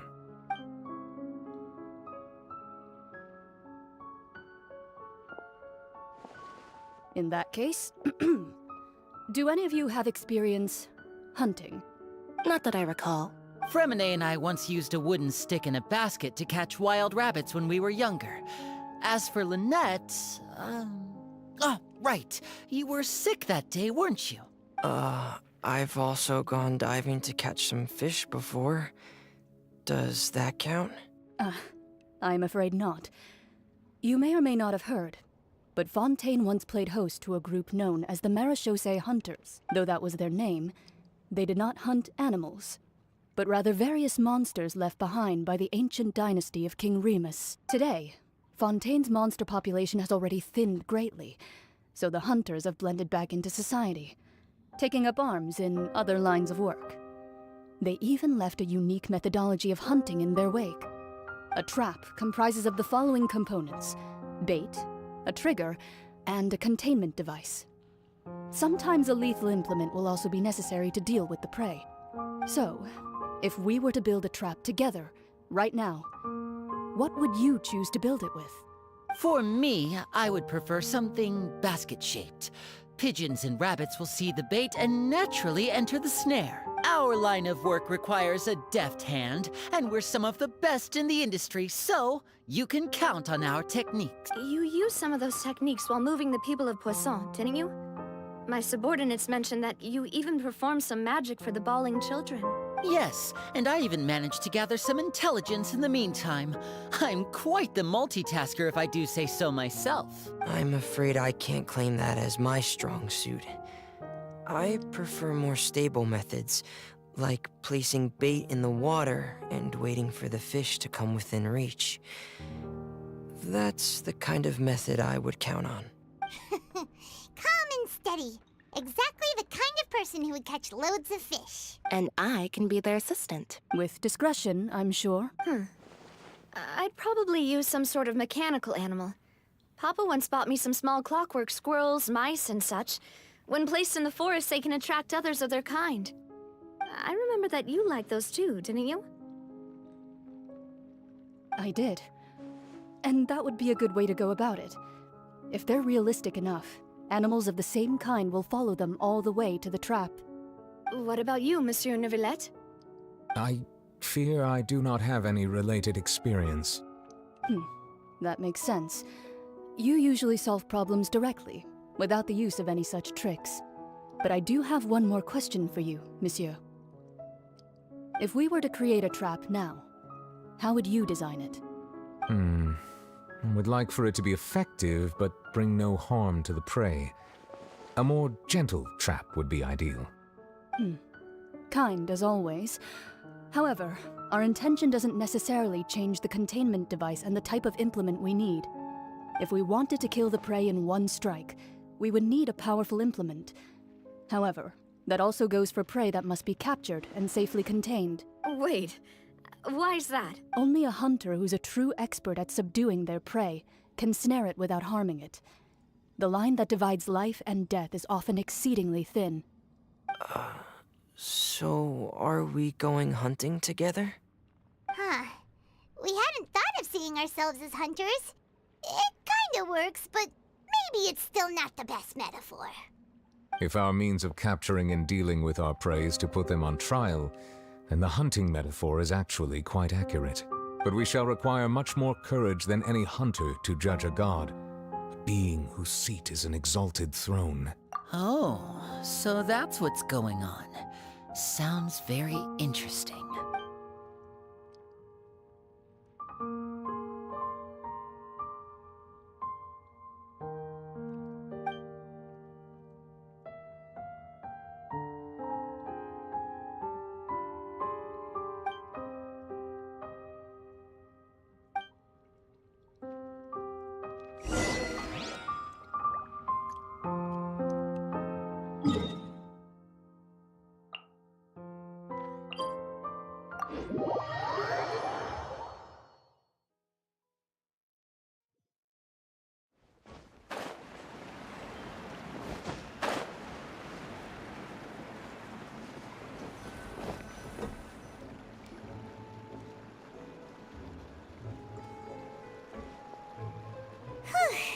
It's been a tough few days, hasn't it? So much has been happening. Paimon didn't think the meetings would go on for so long, but everyone seemed pretty fired up, huh? Paimon thought they'd be at least a little frightened. Well, Fremine was, now that Paimon thinks about it, but everyone else just looked a little surprised. Well, it's hard to say. Paimon doesn't have any experience with this sort of thing. But with you around, Paimon sure will do great. After all, you're the most reliable person in the world, aren't you? Huh? Did you just pour some tea? Paimon didn't notice you doing that at all. Then what's that? Paimon's never seen that cup before. Don't be frightened. I'm just joining you two for tea. I merely refrained from saying anything till now. Who's that voice? But there's no one here. Aw, have you forgotten me already? Wait, you are familiar. You're the voice we heard from the sky in Sumeru. The voice from the sky, I fear that description is wrong. Though, not completely wrong. You're feeling lost now, just as you were feeling previously. I sensed that confusion and thus came to you. Guiding people is an irresistible hobby of mine, after all. Consider me a passerby, just accepting a commission from my friend's disciple on a whim.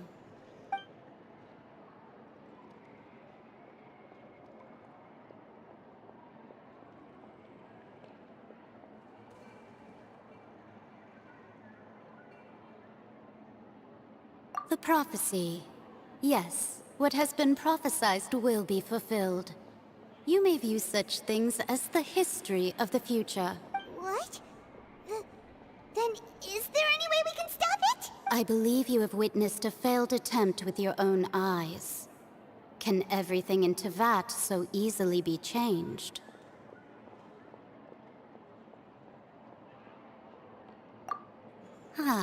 So you've caught on. Just as prophecies are usually only the future as seen from the perspectives of the gods, could things be happening in hidden corners where the gods' gaze does not fall?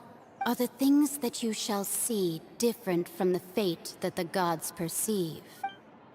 What is she talking about? It all sounds really impressive and important and stuff, but it also sounds kind of scary. I believe that you understand, right? Some things are insignificant, but others you must reach out to change. Ultimately, fate shall serve as your only guide, no matter what will happen in Tevat's future. All you need to do is to play your part. This was good tea, by the way. Thank you for your hospitality. Well, that'll be all for today. The voice. It's gone.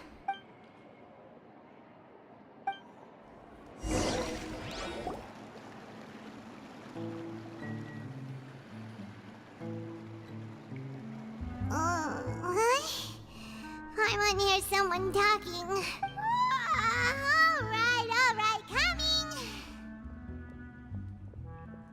Hey, it's you who's getting lazy, okay?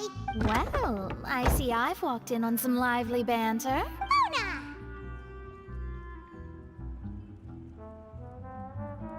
Fine, just fine. I went to take part in that Steambird panel. It turned out to be more interesting than I expected. Not all Fontanians are pessimistic about this. One journalist mentioned that sitting around and waiting for the end to come would be wrong, and that they should make their own rescue preparations. I agreed, so we had a brief chat with her. Did she have pink hair by any chance? Why, yes! It was Charlotte. You remember her, right? That daredevil journalist? I'm in full support of her view. Prophecies are very important, but how can people allow their lives to be commandeered by just a few words? That's right!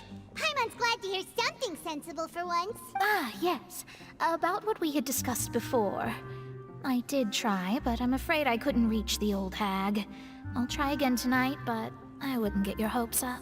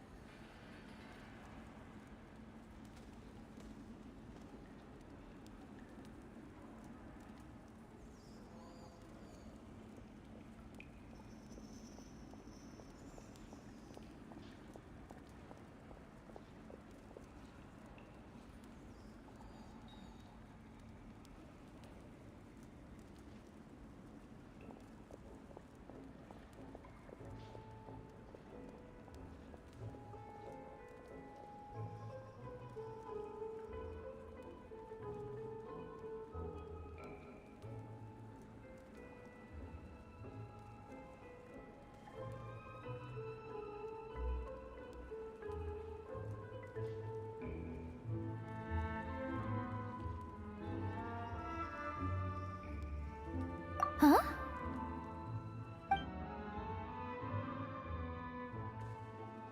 Goodness gracious. Are you serious? She said that even the god's gaze has blind spots. Pretty bold if you ask Paimon. Most people would believe the gods to be all-knowing, right? The Hexen Circle members are certainly anything but ordinary. As for the mage named N, the old hag has mentioned her a few times. She said that N's sense of direction is incredible, and that she loves guiding those who are lost. But I've never met her, and if she were still alive, she'd be... well, suffice it to say that the hag's at least a few hundred now, and N's been around for longer than that. Whoa. The Hexen Circle sounds like a scary group. But they must really stay in shape to live so long. Their abilities alone are pretty terrifying. If she came to see you personally, then the problem you're facing must truly be of great importance. Well, it's not like Paimon could understand anything she said. Yes, she was quite cryptic, but I suspect she means that there is still a way to turn things around. She didn't say when or what that would be, though, so Perhaps it is something that you cannot know right now. Traveler, Paimon, are you two all right? Oh, we're fine. We're just a little down right now. It kind of feels like the end is coming, you know? I see. I feel that same sense of desperation, too. I guess you could consider me someone who has often witnessed fate. So far as I have seen, it cannot be swayed. But even so, I still hope for, and believe in, miracles. Astrology is eternal and rational, but fate may not be. It is cruel, but it can also be beautiful. Perhaps that's what En was trying to tell you. Not to lose heart, and to believe that what you are seeing playing out before you is not yet set in stone. I did originally think of steering clear of all this, but I couldn't. Even if this is all futile, I still wish to help everyone. If we don't struggle to the last, then how can we face the end when it comes? Huh. You do have a point. There I go, talking about astrological principles again. Sorry about that. The moment I start talking about work-related stuff. I need to get going. It was worth trying to comfort you, even if only a little. I believe that you'll help those who are struggling in the same way I did. I suppose that might be why we always seem to meet by coincidence. Paimon feels kind of moved by what Mona said, but also kind of sad too. Hey, Traveler, Paimon suddenly feels like going outside for a walk. Let's go. Let's walk around the city, shall we? There's a few spots we always like to walk by.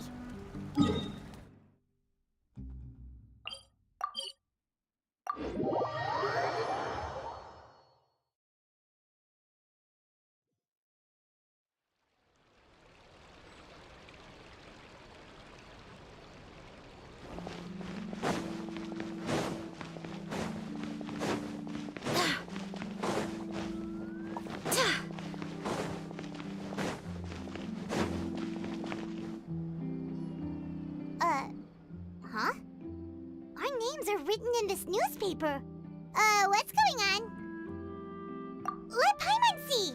The underwater stronghold, the Fortress of Meripede, has continued in its noble autonomy. But that does not mean that others cannot interact with it.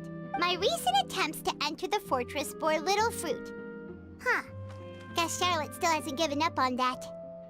Thus, did an Outlander friend become the focus of this report?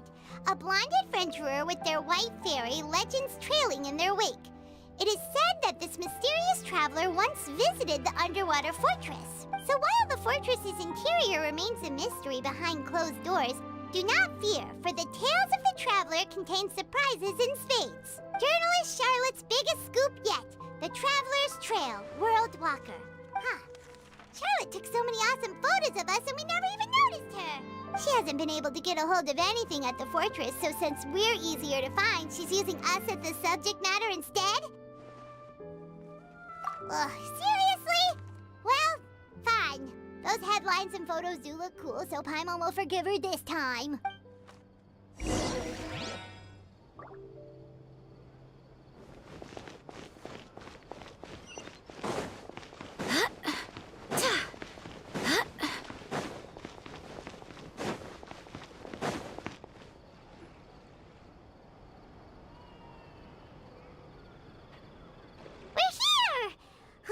Paimon's hungry.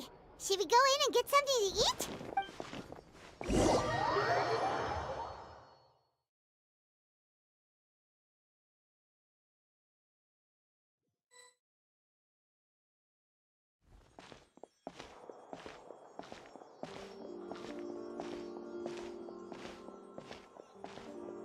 Hey, quick!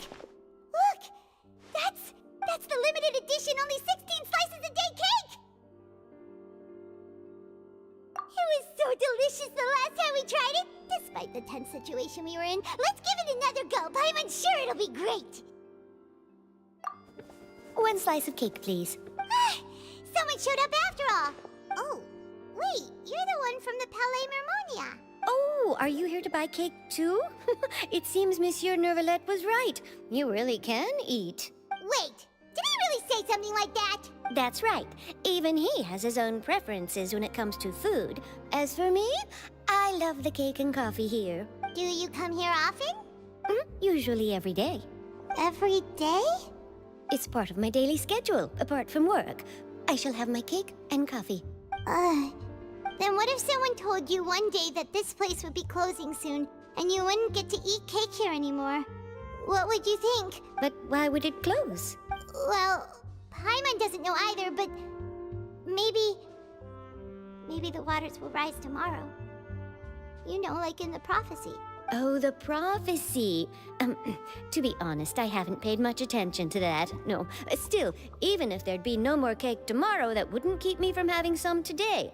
No, it's the same for eating in general. You might not be able to eat tomorrow, but if you can do so today, then you should carry on.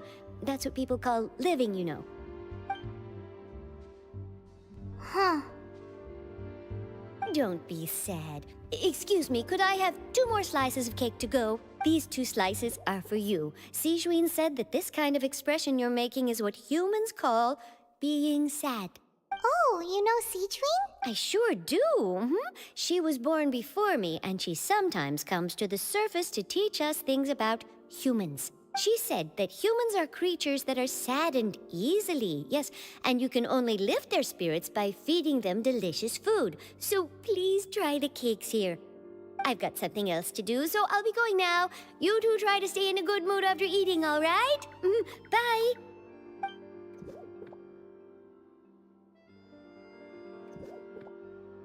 And there she goes. All right, let's dig in. Paimon, it's more delicious than last time, and the flavor gets even better with a sip of tea. It sure would be nice if we could come again tomorrow. Sure would be nice if we could always eat delicious food here.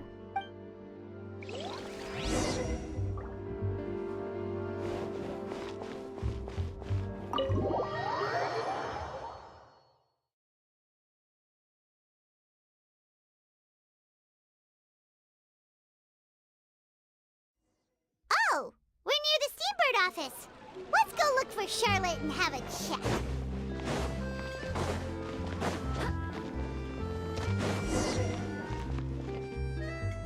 Wow! If it isn't the Traveler and Paimon! Oh, have you seen the article I wrote about you? Ha! You've got some nerve! You just used us to make some quick mora! Oh, you needn't worry about that. I heard that you were in Poisson some time back, so I sent you a letter to discuss just that. It appears you didn't receive it, though. It's all right, though. I've set aside the amount intended for you. I've even set the table with some food. Really? Oh, you're the best! You're almost a little too easy to win over, Paimon. If I were a journalist with ulterior motives, you'd be in trouble now, you know. Oh, Paimon knows you're not like that. Still, what brings you here all of a sudden? Were you looking for me? When Mona mentioned you, we thought of coming to see you at work. I see. It seems you've already bumped into Mona here in Fontaine. So she mentioned me? What did she say? She said that you're a real daredevil of a journalist. Nice. In which case, can this daredevil journalist dare to request an exclusive interview with the legendary Traveler and... Huh? So your article in the paper today doesn't count? Oh, of course it doesn't. That was more like live photography. What I'd like to do is dive deeper and ask you to talk about the things you've seen and experienced. Yeah, are we even qualified enough? Why not? If I say you're worth an interview, then you're worth it. But not right now, of course. I'll need a few days to prepare. Oh, in that case, we'll just chat when you have the time then? Oh, so that's a yes? Ooh, splendid! I'll tell the editor-in-chief immediately. I'll have to apply for lighting, a venue, some props, and... Whew, so much to get done now. Talk to you later. Wait, Charlotte, Paimon's still got a question for you. And what's that? If, just for example, Fontaine were to be flooded tomorrow, what would you do today? Huh, that's the prophecy you're talking about, isn't it? I mean, I do hear about it often, but I've never once thought that the day could be tomorrow. If you're seriously asking, then I might try and think of a way to leave Fontaine. Oh, but I'm still a journalist first and foremost. That means I have a duty to be reporting from the scene. And secondly, I wouldn't forsake my homeland that easily. From what I've seen, most people don't know what they'd do should the worst come to pass.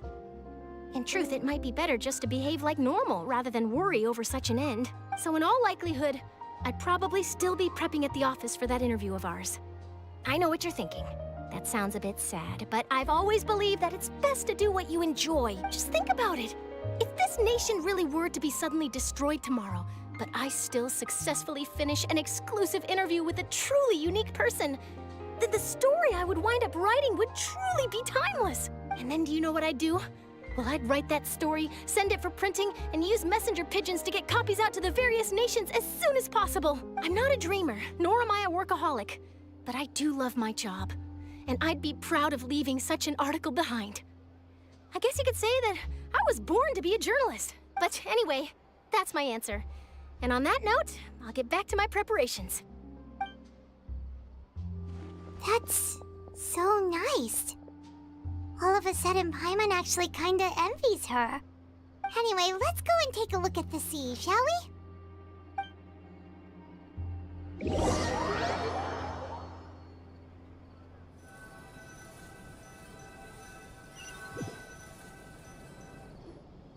The sea breeze and scenery can be a pretty soothing combo, huh? Paimon's been thinking. If it wasn't Fontaine, but all of Tevat that would be destroyed tomorrow, where would we go and what would we do? No, Paimon should ask, if you could choose, what would you like to do? We've always been moving to the next destination, so we haven't spent much time thinking about these kinds of things. We didn't have to either, with us always being on the road and whatnot.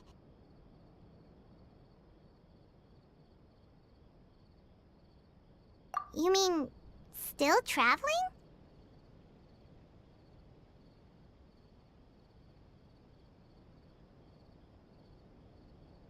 Huh.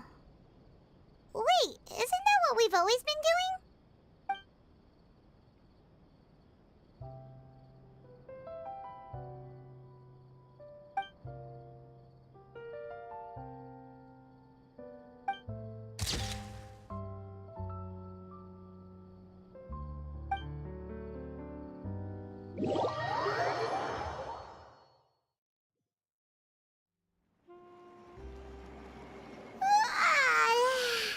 Feels like you'll grow mold if you stay here long enough. But it's still better than the Fortress of Mirapede, that's for sure. It's not only damp there, but salty too. Ah, so the two of you are still here. Wonderful. Oh, you're from the Palais Mermonia, aren't you? Yes, I'm Isadora. Monsieur Nervillat sent me to look for you two before. I heard that afterward you went to the Fortress of Meropide.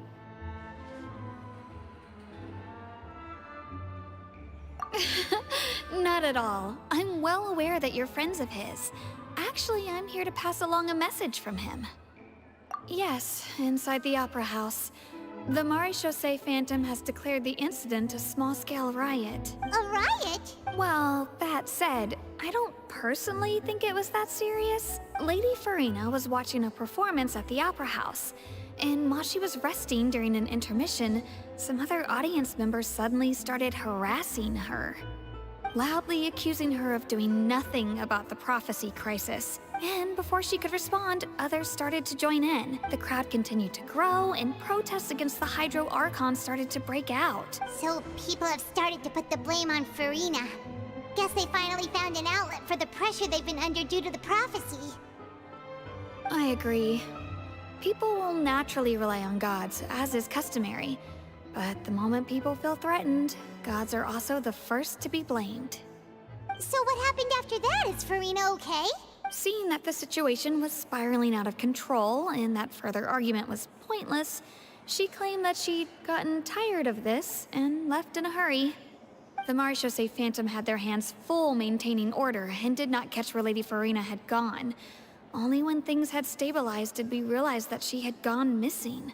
So, you mean she's still missing? That's right. The Marechaussee has dispatched many people to search for her, but we don't have any leads yet. That said, I don't think there's much to worry about. She is a god, after all. Even if she were to fall into the hands of rioters, what could ordinary people do to her? Good. Monsieur Nervillet sent me to tell you about the situation, but he didn't say anything else. Don't worry, this is more than enough to go on. Thanks for keeping us informed. Ah, is that so? Well, all right then. In that case, you two take care. I'll be heading back to the Palais now. Well, sounds like we should hurry over to Poisson then. If we know Farina, she won't try to fix things in this situation.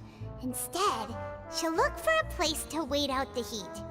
And, as we also know, she may be loud and dramatic, but she doesn't have a heart of stone. When Nervillet was talking to her in the Palais Mermonia, and she heard about Poisson, she couldn't hide her sadness and remorse. It would be hard for her to ignore being accused by the public today. Paimon thinks Farina's probably taken the opportunity to slip away to Poisson and try to relieve the sense of guilt that she's feeling. Huh.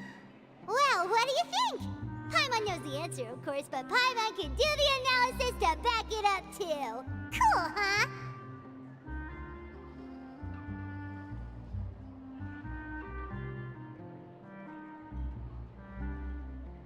In that case, there's not a moment to lose. Poisson, here we come!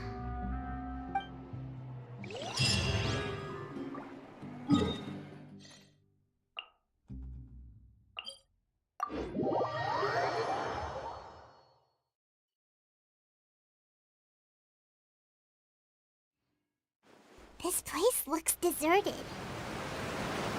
Could Farina really be here? Let's try to find her as soon as possible.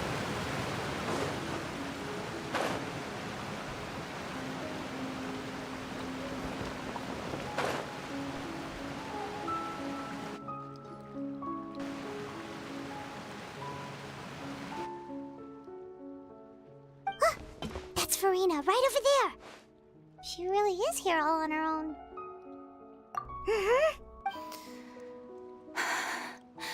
Should I just give up? This is all meaningless. What was meant to happen did happen after all. Everyone's dead. I'm sorry. I am so sorry. Give up, Farina. There's no point in holding out. I'm sorry, but what can I even do other than to repeat meaningless apologies over and over? Who's that? Don't worry, Farina, it's just us. So it is you, blonde traveler from another land. Why, I almost thought you were someone from that mob of my ignorant subjects. Come to kneel and beg for my forgiveness. Farina, you were crying just now, weren't you? The tear stains on your face are obvious. What do you mean, tear stains? Oh, I remember. The show at the Opera House earlier this morning was so moving. I'm still trying to process it.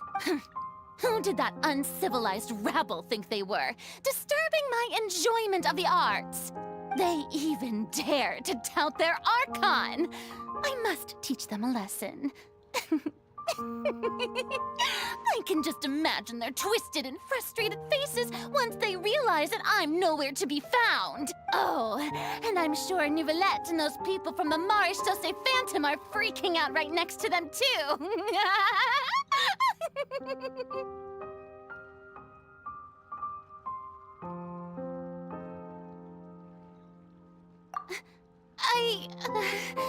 Of course not! Hey, there she is! The Hydro Archon's over there!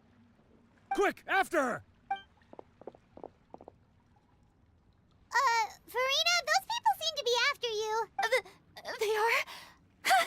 They're just some rabid fans who want to cut the line because they haven't been able to meet me in person, aren't they? That's against the rules. I Can't let them get their way. Ah! Farina just ran off! Quick, we have to catch up with her!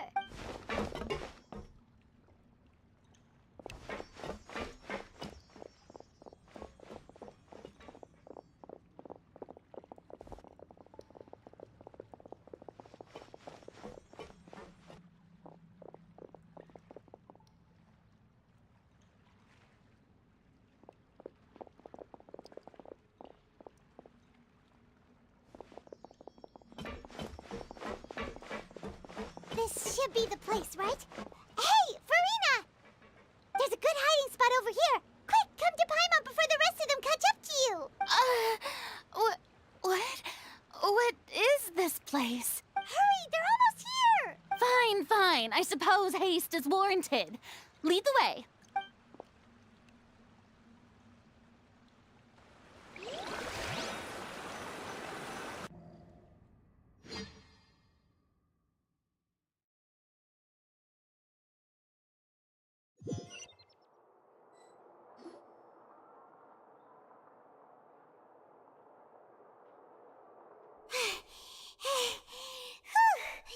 Paimon's exhausted.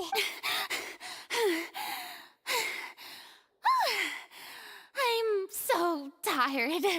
I totally thought they had caught me. No, I mean, I merely gave in to the sheer enthusiasm they displayed.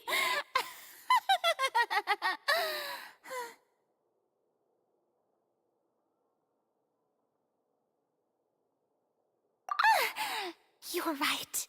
Yep, that's a good girl. What's happening? The ground's shaking. Is it an earthquake? Yeah, a quake of this kind preceded the flooding in Poisson, didn't it? It can't be. It's happening again. Well, there's no need to worry too much about that. Novelette's made some emergency plans, so the evacuation should go a lot smoother this time. Yeah, I hope you're right. But the people of Poisson, they've already...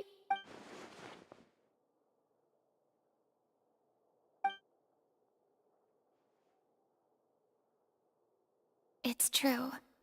I've been investigating the prophecy for hundreds of years. I once had informants all over Tevat, searching for clues and feeding information back to me. I've tried all kinds of ways, too, to hold back the sea.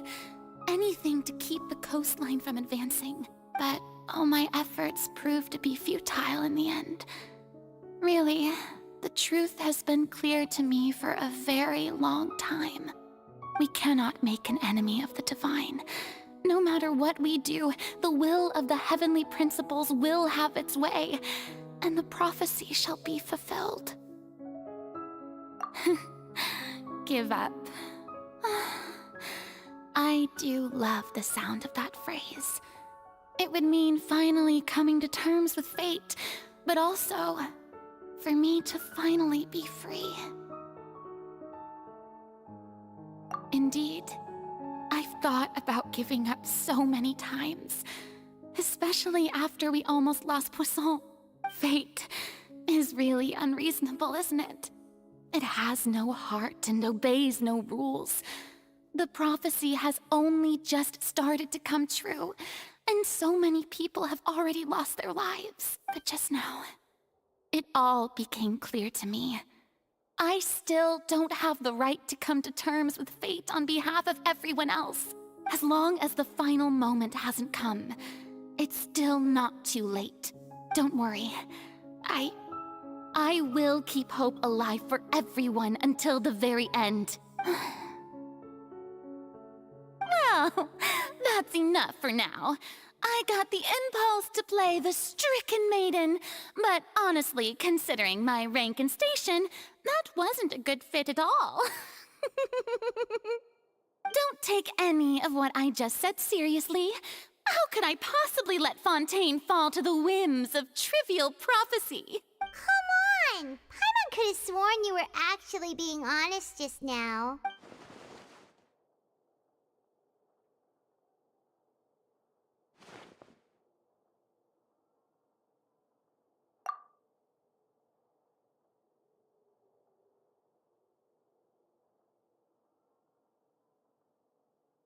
share my burden. That's impossible. It was fated right from the start that this would be my duty alone.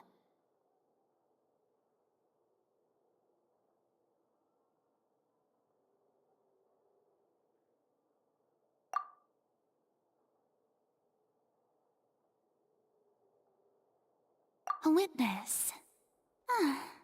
Yes, I've heard that you came to Tevat from beyond the stars, yes.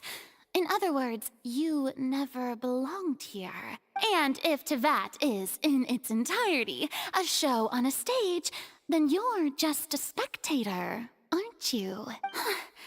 If that's the case...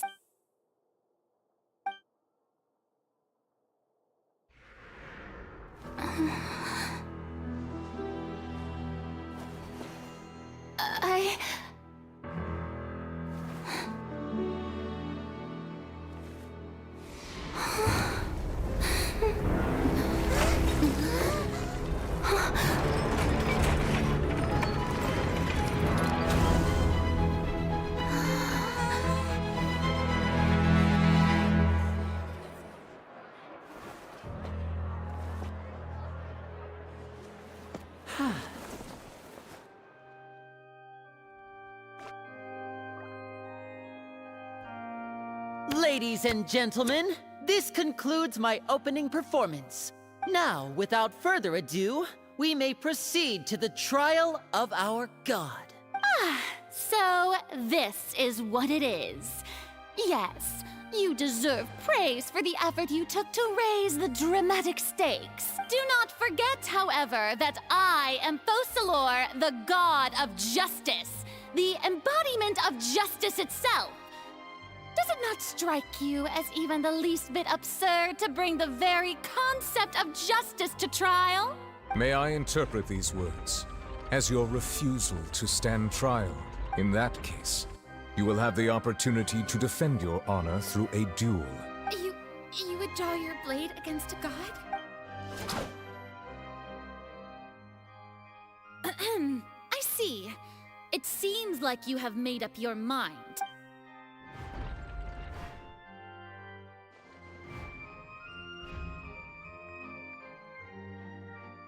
Paimon can't believe it.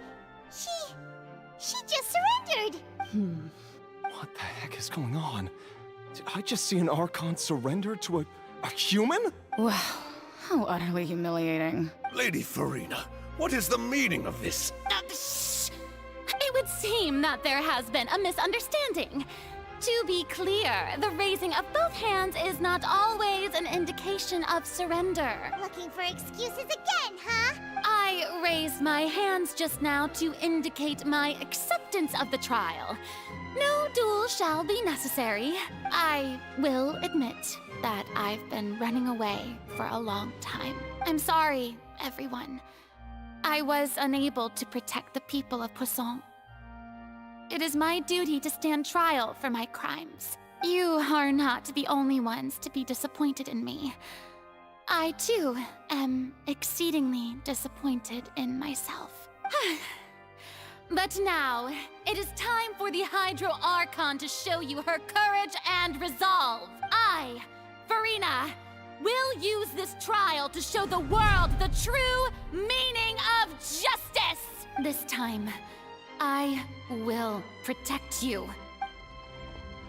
Applaud and rejoice. One of the most outrageous and fantastical arcs known to the opera epiclese is now unfolding before your eyes. Mark my words. This shall be one of the most exhilarating and brilliant shows ever to grace the stage of Fontaine. The trial of the Hydro Archon, Fosalor, will now begin! Woohoo!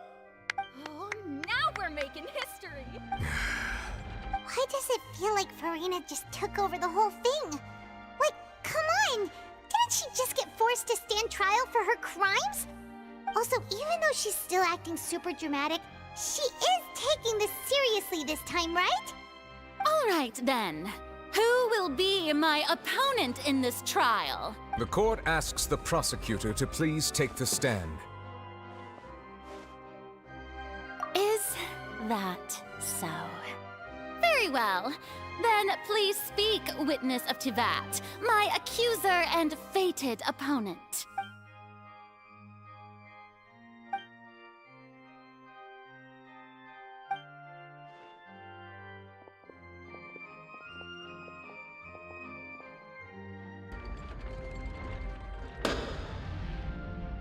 Also, please allow me to ask, as a final question before the trial begins, just how much work did you do to force me onto this stage? Well, we did do a lot of prep after the meeting that day.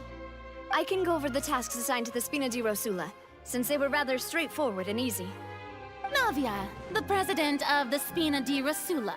Most of the people who participated in the disturbance this morning were my subordinates.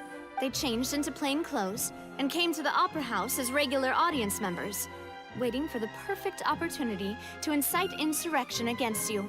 The people's resentment against their Archon has been building as more and more of the prophecy is fulfilled. A spark was all we needed to turn smoldering anger into a flame. Moreover, according to our understanding and analysis of you, when something like that occurred, you would likely flee the scene and head to Poisson by yourself. So, we arranged for a second group to lie in wait there. So, you mean the ones who scoured the settlement for me were also from the Spina? And their goal was to force you to step into the giant magic box so you may personally participate in the greatest magic performance in all of Fontanian history. That's right.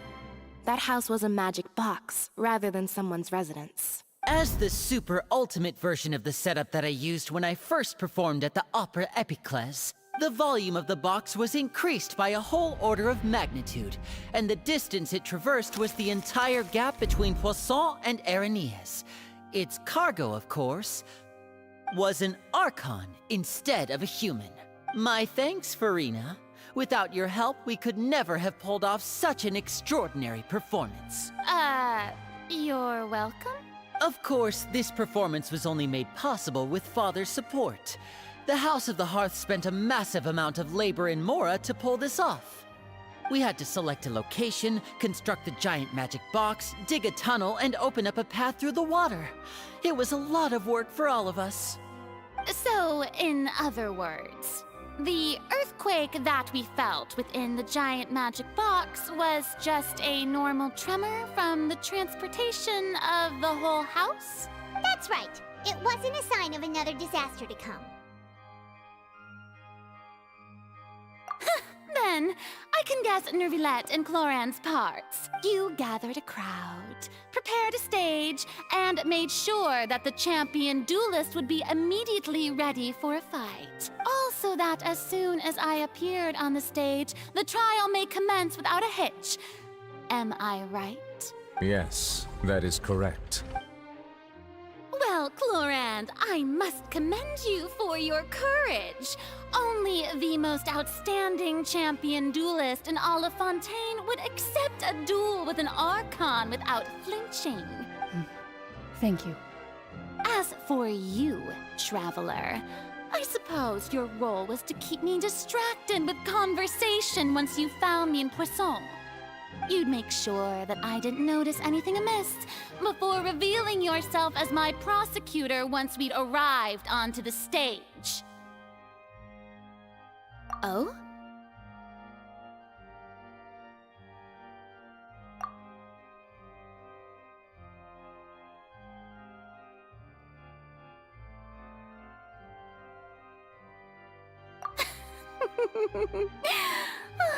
Is that so? Then I suppose I must have missed my final chance. It's fine. It matters not. What's done is done. The stage is already set, so there's no reason to disappoint the audience. Let's see this trial through to the very end.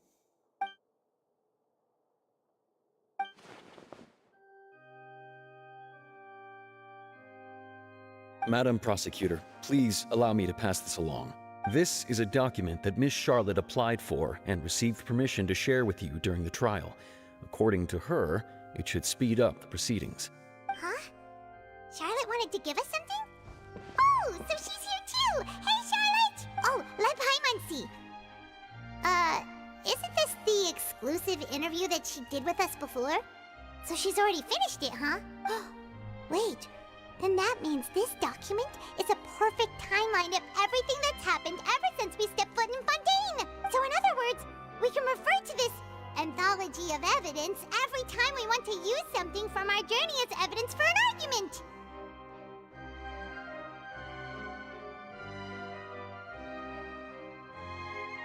Let's quickly confirm the information in it. Just think of it as a refresher, alright? You defeated the Hydro Archon in the very first duels you took part in at the Opera House. That's one for the history books, all right. I didn't think that you'd wind up getting to the bottom of the case I'd been following all this time. I guess you could also see this as a happy coincidence. This is the first time Monsieur Neuvillette had a difference of opinion with the Oratrice. Even the Hydro Archon can't figure it out. A Fatui Harbinger. She's an extraordinary person. Her instinct must mean something. The fortress of Meripede was almost destroyed in a single day. That I didn't witness that scene personally will always be a source of professional regret, I think. According to Monsieur Neuvillette, both Child and that whale should have been in the primordial sea at that time. I nearly lost my awesome friend Navia. To be honest, that still gives me shivers. The words of someone as extraordinary as a witch can probably only be truly understood when something surreal happens to you.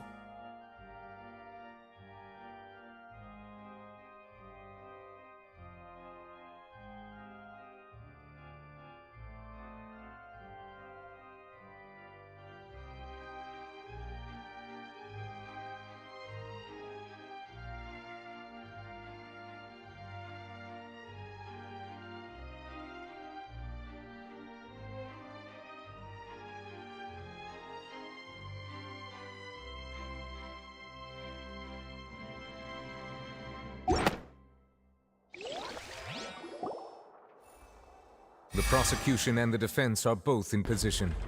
The trial shall now begin. Oh, come on, Neuvillette. There's no need to repeat all the unimportant legalese. Just fast forward to the part where the prosecution lays out my offenses. As the defendant and the lead actress of this performance, I still haven't even been informed of my supposed guilt in all of this. Of course, it is only natural for humans to struggle to understand the actions of a god. However, you will need more than that to convict me of a crime. That's true, but my charge here is unrelated to your conduct as an Archon. Instead, I would like to charge you as a fraud, who's never been the Archon in the first place. Wait, what was that? Lady Farina's a fraud? Hey, I came here thinking that we were going to try the Hydro Archon for forsaking her duty, but did I hear that right? She's not our Archon at all? Charge accepted. Lady Farina, do you plead guilty to the charge? Lady Farina. I plead not guilty. How can I be guilty? There is no way that I, Focalor, otherwise known as Farina de Fontaine, a member of the Seven and the Regina of all waters, kindreds, peoples, and laws of Fontaine, could be anything other than your true Archon. Yeah. Even though Lady Farina can be rather eccentric, isn't it going too far to doubt her very identity? Yeah, I've never questioned her identity either. Sure, Lady Farina can be super irresponsible, but what grounds does that prosecutor have to make such a huge claim? I have cause to believe that common sense will prevail in this case. Many of the members of the audience have known me as the Hydro Archon ever since they were born. There would be no fooling their memory. See? Even the Oratrice has decided to show me its favor. Are you sure you want to commit to a charge that will never be upheld? If you wish to drop the case, I can promise you as the God of Justice that you will not have to face trial for making a false accusation. We will treat everything that's happened as a dramatic spectacle and move on with our lives. What do you say to that? An argument with near impossible odds, huh? We have to not only refute Farina's claims, but also overturn the long-held beliefs of the people.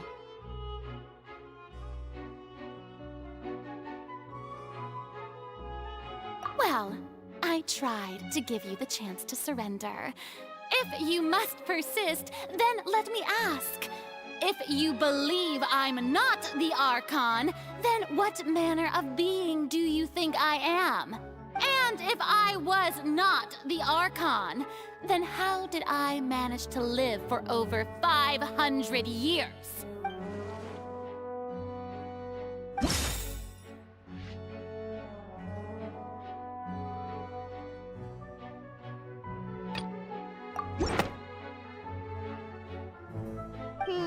That doesn't sound right. Paimon doesn't think...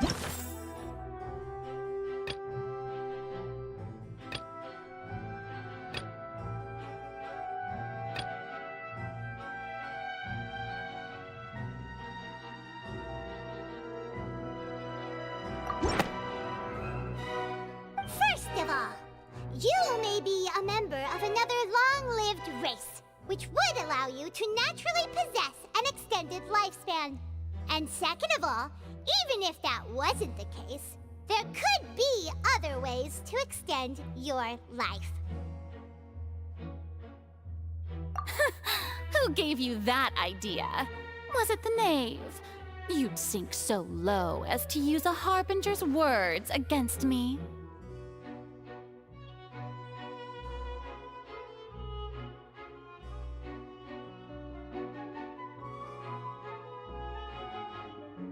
A curse? I once thought it possible that the aura of an Archon might naturally resemble a type of curse. But in light of this claim, perhaps what I sensed was not your divinity, but a curse after all. You sensed it too, huh, Neverlet? Lady Farina is actually a human? Well, it is true that it's extremely difficult to tell humans and gods apart just by looking at them. It's not impossible.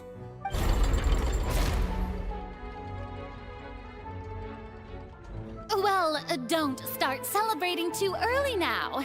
Even if I have been carrying a curse like you said, how does that prove that I am merely a human being? Besides, everyone knows that the main difference between a human and a god is the possession of authority. Gods can do what humans cannot. That's why they're worshipped as gods. For centuries, manifestations of my authority have served the nation of Fontaine. One need only to turn their eyes towards the Oratrice Mécanique d'Analyse Cardinal in this very opera house, or consider the indemnitium that is used in every aspect of life.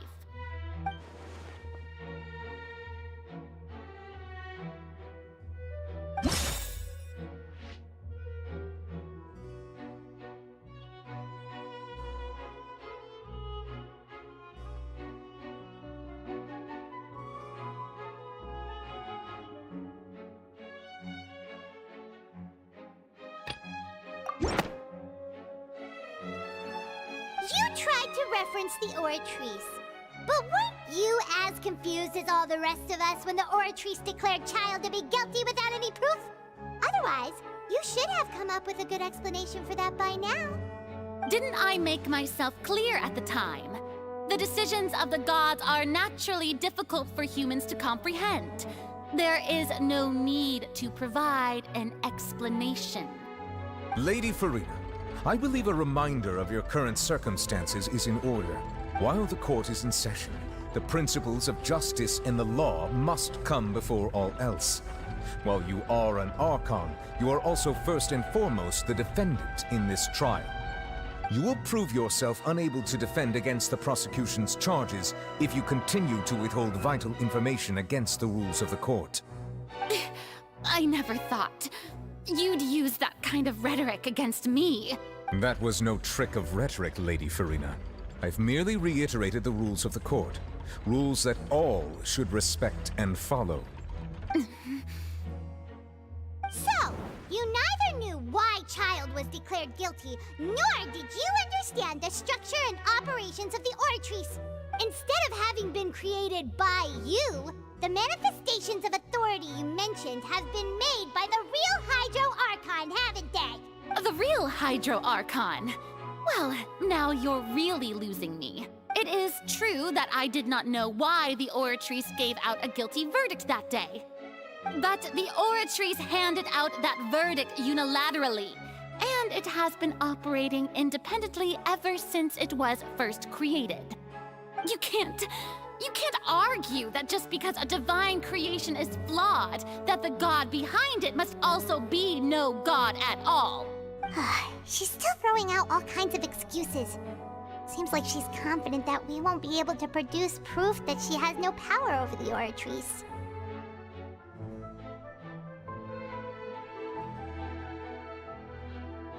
My power as an Archon. There are many ordinary citizens in the audience.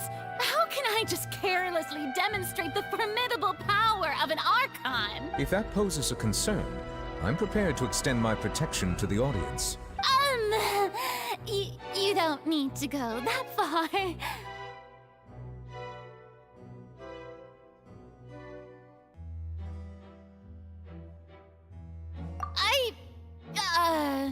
Aren't you the Hydro Archon? Or is it that you can't even wield the power of Hydro, much less the authority of a god? Indemnitium! Yes! It's all because of Indemnitium! All Archons derive their power from the faith of the people, and I've converted the people's faith in justice into Indemnitium!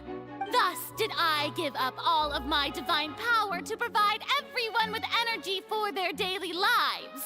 Have you ever seen a more magnanimous god? Isn't that a huge stretch? Yeah, no matter how generous an Archon can be, how could they give up all their power? Can a god with no power even still be called a god? It seems like nobody's buying Farina's excuse. Hey, come now, everyone. Please don't stare at me as if I was a liar. I'm still the same Farina you knew, right? The one that you loved. Shouldn't you want to believe in me? Please? You've got to believe me. If what the prosecutor said is true, she really has committed a grave offense. Did she deceive all of us? And all of our parents and grandparents too? And all of our ancestors? Ever since they were born? Enough! That's enough. Tell me then, if I'm not the real Hydro Archon, then who is? If you have no evidence of another Hydro Archon's existence, nor can you find anyone who can back up their claim to be such, then what grounds have you to say that I'm not actually the real deal? Wow, she came up with yet another argument. How can we refute her now? Seems like she really doesn't want to give up.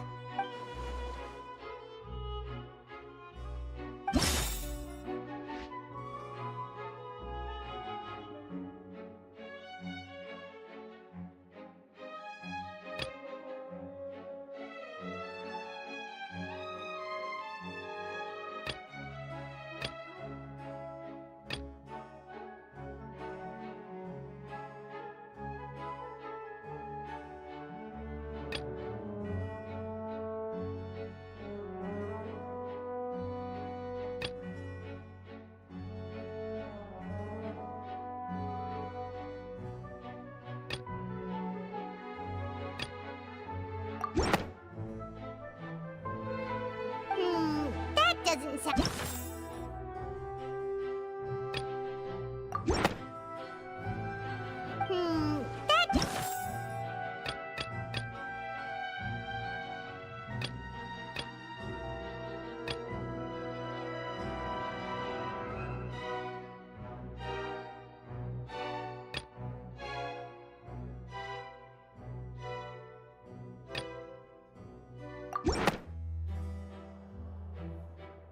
It has been established that all Fontainians can dissolve in water from the primordial sea. And that means... Since you insist on claiming to be a god and not a human, then there's a method that you can use right here and now to eliminate all suspicions of you being the latter. Miss Navia, Please apply to serve as a temporary attorney for the prosecution before addressing the court. Though you act in partnership with the prosecutor, you must still adhere to proper procedure. Super sorry, Monsieur Chief Justice. I swear this really will be the last time that I'll speak out of turn. Now, I've brought some seawater from Poisson. As everyone knows, a massive flood struck the area not long ago, taking many lives, including those of some of my closest friends. So, Miss Farina, would you dare to touch some of the seawater? If we are to believe that you are indeed the real Hydro Archon, touching the seawater would have no effect on you. All it should do is strengthen your case. But if you don't dare to touch it, then we would have basically proved the reverse. Oh, and I must remind you that after the disaster at Poisson, nobody wants to see any more people dissolve. I do hope you'll act prudently and choose the simpler path of admitting guilt. Navia from the Spina di Rasula. The Spina has governed Poisson for many years. I guess her suggestion is valid. If Lady Farina is indeed just a human, she's probably Fontainian like all the rest of us. Would she really dare to try?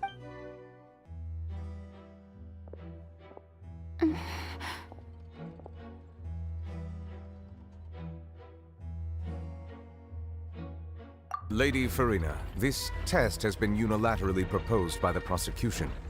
As it falls outside the realm of standard court proceedings, you possess the right to decline participation. Well, of course he had to tell her that.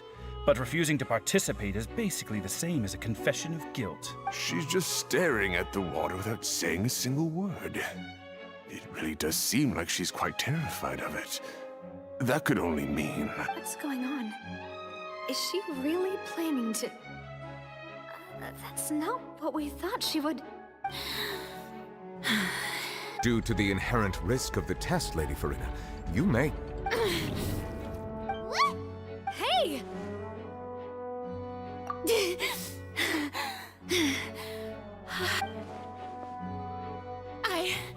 I'm fine! Look! Look at me, everyone! My hand is still here! I haven't been dissolved! Will you believe me now? I really am your Archon! I'm nothing like a normal human who would fall apart as soon as they touch this water! Really? Was this not the most obvious thing in the world? Miss Siegewing? If you're present, Miss Siegewing, please come forward and attend to the defendant. Siegewing? Don't be nervous. It'll just take a few seconds. Let me see. That should be enough. Please announce the results of your evaluation to the court, Miss Siegewing. As everyone doubtlessly saw, Miss Farina was displaying symptoms of hyperventilation and flushed skin. These indicate that she was experiencing the adverse effects of exposure to primordial seawater. The extent to which she was affected is the same as other humans when exposed to primordial seawater of a similar concentration. Thank you, Miss Siegewing.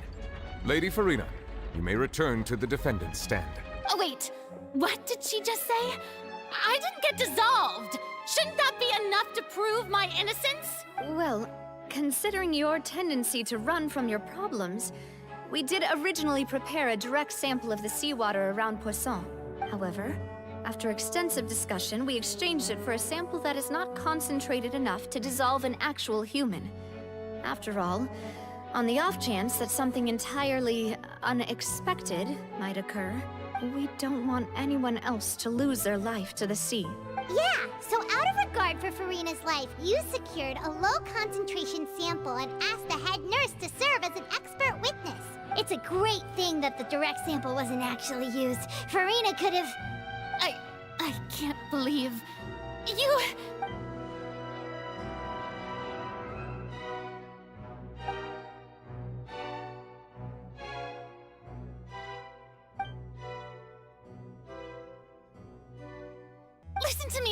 Listen to me, everyone! Please don't give me such cold and disdainful looks! What happened just now didn't prove a single thing! Think about it!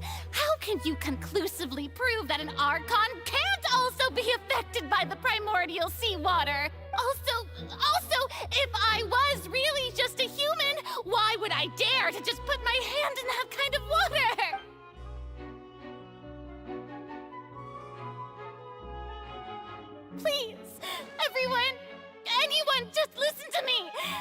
swear, I really am your Archon!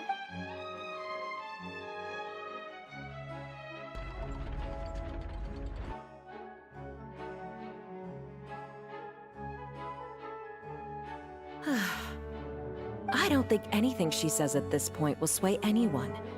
The odds are just too stacked against her now. With all the things that have been said, Paimon doesn't think there's any way left for Farina to win. I believe the time for arguments and presentation of evidence has come to an end. If there are no objections, we will move on to the final judgment.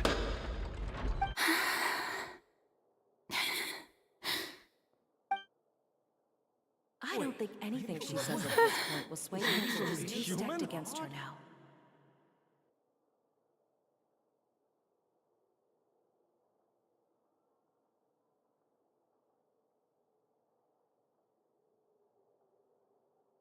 In my capacity as Chief Justice, I shall now render judgment on Farina's misrepresentation of herself as the Archon of Fontaine. As a human who knowingly deceived her fellow citizens, Farina is guilty.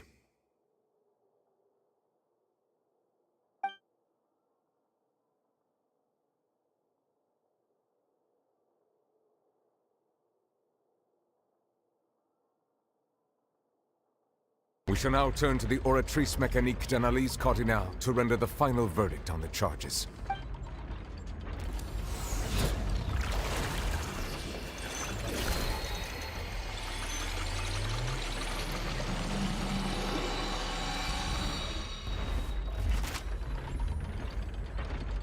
According to the judgment of the Oratrice Mécanique d'Analyse Cardinale, Farina is... Well, what's wrong? What's the Oratrice's verdict? No. The Oratrice also displays a guilty verdict. Isn't that correct then? However, the exact wording of the verdict is thus. The Hydro Archon, guilty, to be punished via the death sentence. The death sentence? That's actually one of the available sentences? I've always thought that it was just a myth. The one and only time the death sentence has been handed out at the court, and it's been given to the very person we've worshipped as the god of justice? What an unexpected twist. Farina's been sentenced to death by the Oratrice? We just wanted to use the trial to show her the seriousness of things so she'd tell us the truth. How did things escalate this quickly? This outcome is indeed quite strange.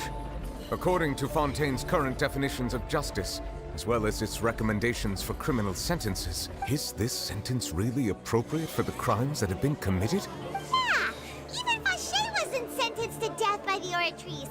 You know, the real evil mastermind behind the serial disappearances case.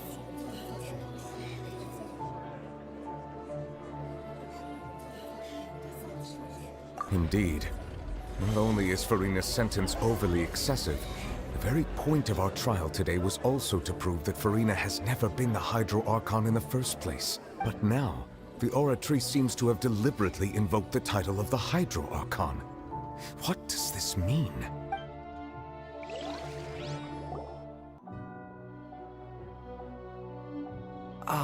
Excuse me, if I may interrupt. Is the trial still going? Fremine! You finally made it. I assume this means you've completed your mission? Mm-hmm. Any mission Father assigns to me will always be top priority.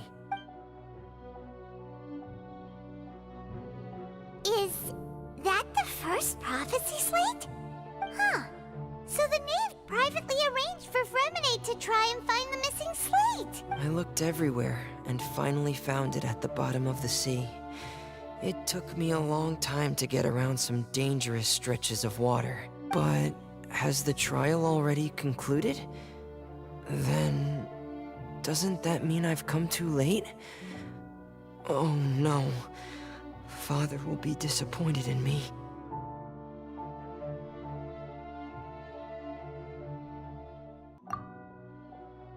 Thank you for your hard work, Mr. Fremine. Please allow me to review the record left on the slate. Traveler, I believe that you have already seen the other existing slates, and would like you to come here and confirm their contents. Huh? So what do you see? What is it?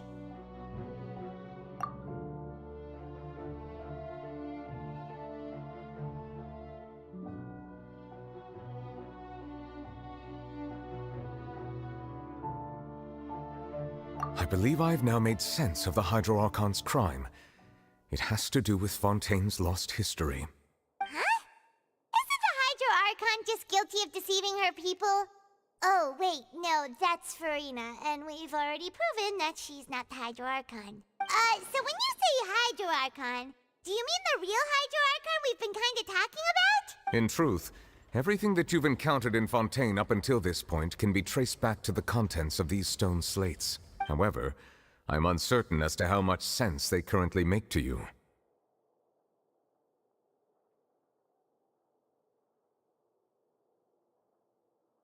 Okay, let's try to recall the contents of the other 3 stone slates. Paimon will do her best to help you remember.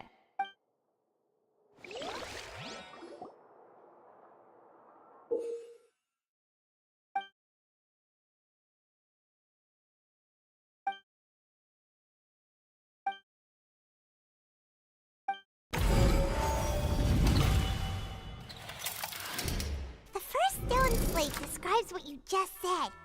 It seems to show the previous Hydro Archon using her divine power, and then the Oceanid. Does that mean that Fontanians are transformed Oceanids? Oh, Paimon wasn't expecting that. But if Oceanids can turn into humans, then perhaps this process can be reversed as well. The second stone slate shows Celestia floating in the sky, and the Hydro Archon and her people worshipping it together. But the heavens still brought judgment down upon them. This must be the point when the Hydro Archon and the Fontanians were branded with their original sin. Does this mean that the original sin and the Hydro Archon sin are the same thing? The third slate shows the Hydro Archon sinking into the sea surrounded by many people. That reminds Paimon, didn't we also watch that happen to someone else? Well, the fourth slate is the prophecy the Fontanians have been talking about. People dissolving into the sea, the Hydro Archon crying on her throne, and so on. We didn't believe that such a crazy disaster could happen at first, did we? But after that incident, it was just a question of when and not if.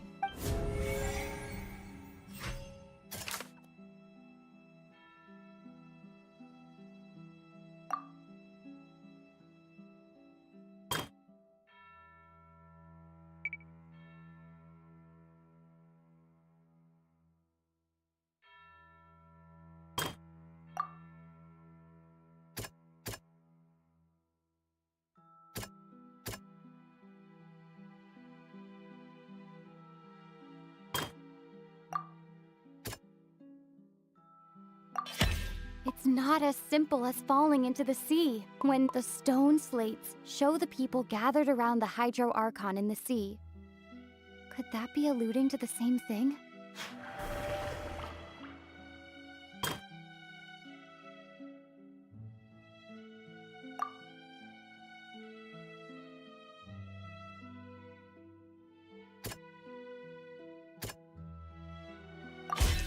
We know from the case of the serial disappearances of young women that Fontanians can be dissolved in primordial seawater, and that this might be the reason that Fontanians can dissolve.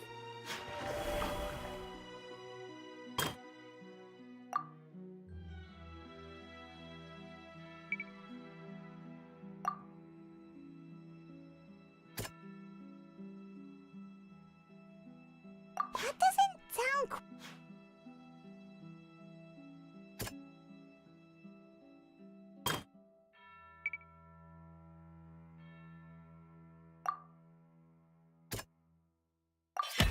Perhaps what is about to take place has all happened before, and the original sin cast down on the people of Fontaine by Celestia, as recorded on the stone slates.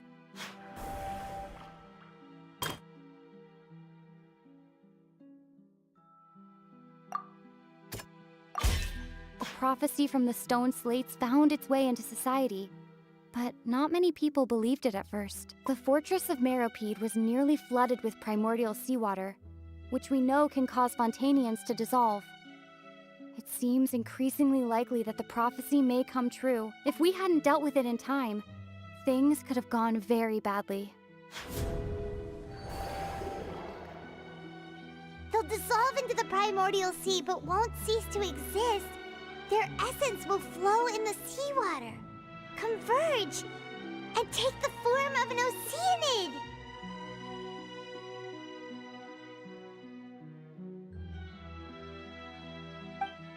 The Hydro Archon was sentenced to death in court, shocking everyone present. Perhaps this means that her sin was actually Fontaine's original sin. Navia fell into the water inside those ruins, and she nearly dissolved. She was surrounded by the people of Poisson in a court within her consciousness, and was forced to take part in a trial meant to make her stay.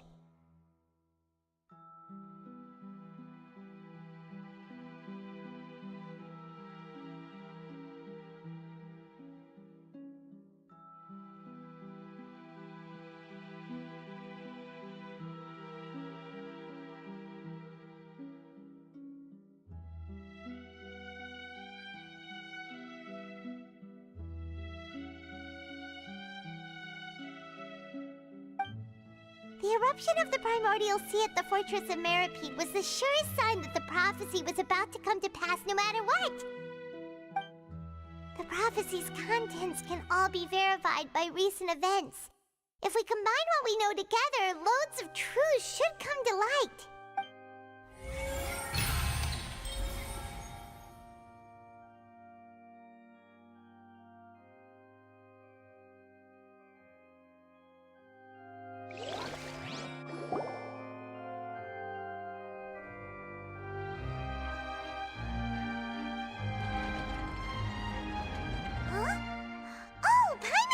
Now, so that's how you can make sense of it. But then it feels like we're going to have to share some truly shocking revelations. Let's hear them.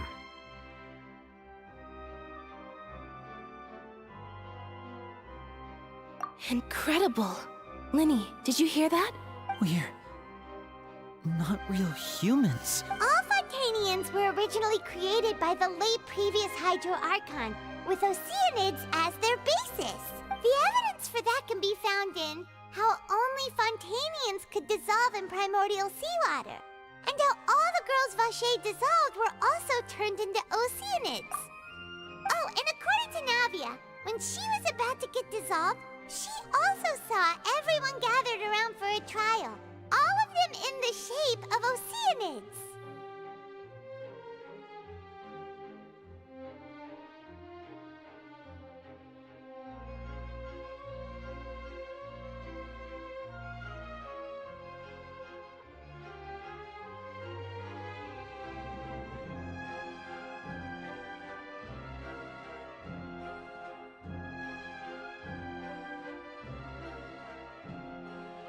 Indeed.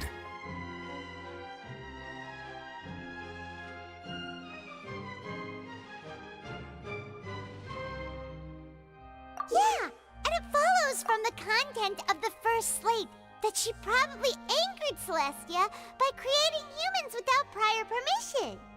That could also explain why the Oratrice judged the Hydro Archon to be guilty. It's to account for that ancient sin. The Hydro Archon's true sin was creating us? And yet, after many hundreds of years, the Hydro Archon's creations have turned around to try to judge the Archon within the Opera Epiclese. The twists of history are often the most unexpected of all.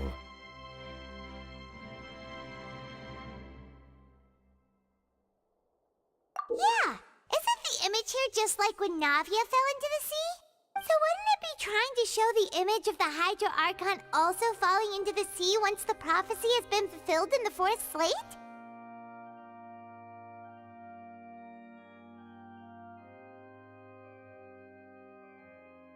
In the end, the people will all be dissolved into the waters, and only the Hydro Archon will remain weeping on her throne. Only then will the sins of the people of Fontaine be washed away. Did Paimon get all that right? You've made some keen deductions. I must say, given how much you still don't know, it is impressive that you've already managed to connect so many pieces of the truth. However, while you were able to decode all the information on the slates, they've also been etched with an additional layer of hidden information using a different power source. When we were at the ruins, I tried to decipher the hidden information recorded in the slates. But since we only had 3 slates at the time, I was unable to come to a full conclusion. Now that the slate collection is complete, I shall make another attempt to decipher the narrative recorded within. If everything goes well, we should finally be informed of the unadulterated truth.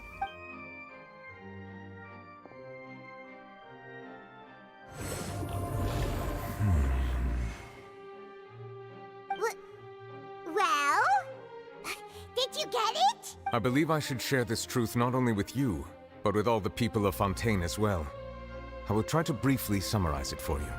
Your hypotheses regarding the origin of Fontainians and the sin of the Hydro Archon were both correct. In the Fontaine of old, the previous Hydro Archon sensed the yearning of her Oceanid familiars for life on land. The Oceanids were enamored with the beauty and romanticism of human beings, and wishing to have those experiences for themselves, expressed to the Hydro Archon their desire to become of a similar kind. However, even though water as an element is intricately linked with the power of life, the Hydro Archon, as one of the 7, did not possess the authority to create a new form of human life. Not one to give in, she eventually found a way to create permanent humanoid bodies for her familiars by appropriating the power of this planet's primordial sea. She poured primordial seawater into the Oceanids' blood vessels, creating humanoid mimics in the process. But if Fontainians were to ever come into direct contact with water from the primordial sea, the power within their bodies would escape these artificial restraints and return to the sea. As a result, their forms would collapse, and they would be reverted to their original forms as Oceanids. Of course, the Hydro Archon never received permission from the heavenly principles to create a new human race. And thus, the Hydro Archon and all of her creations came to shoulder the original sin of appropriating the power of the primordial sea. That is the true history of how the people of Fontaine first came into being. So we were all Oceanids before we turned into human beings? That's way too much information for me. I think I'm just going to pretend that I never heard a single thing. Wait, but if that's the truth, we can't let the Hydro Archon be sentenced to death. After all, her only sin was creating us. This really might be too much information for your regular Fontainian, but it does answer a lot of our questions. Alas, your hypothesis regarding the 3rd and 4th stone slates was inaccurate. The slates' respective positions are, in fact, correct.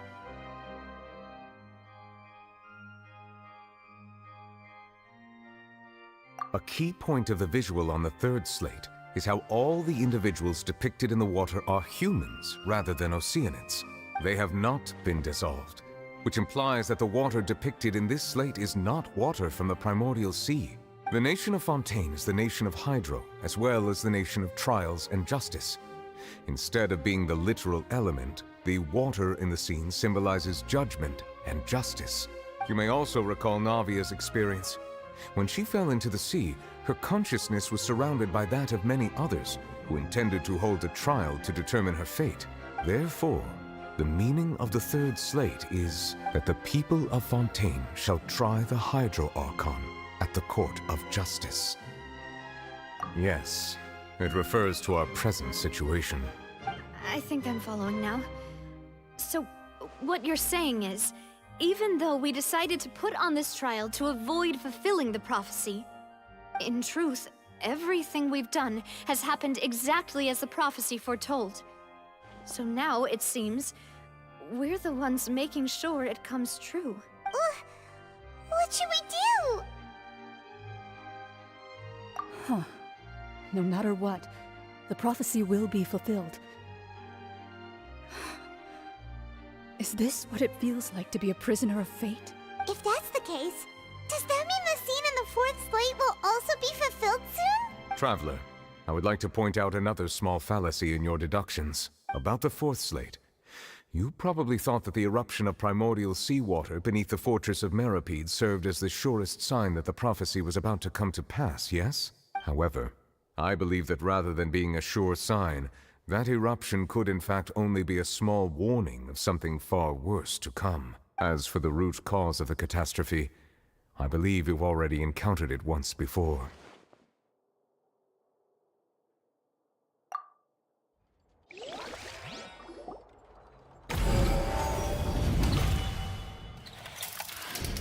This eruption was just a small warning of the things to come.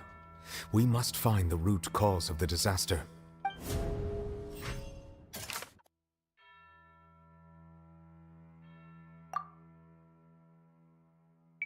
That doesn't sound...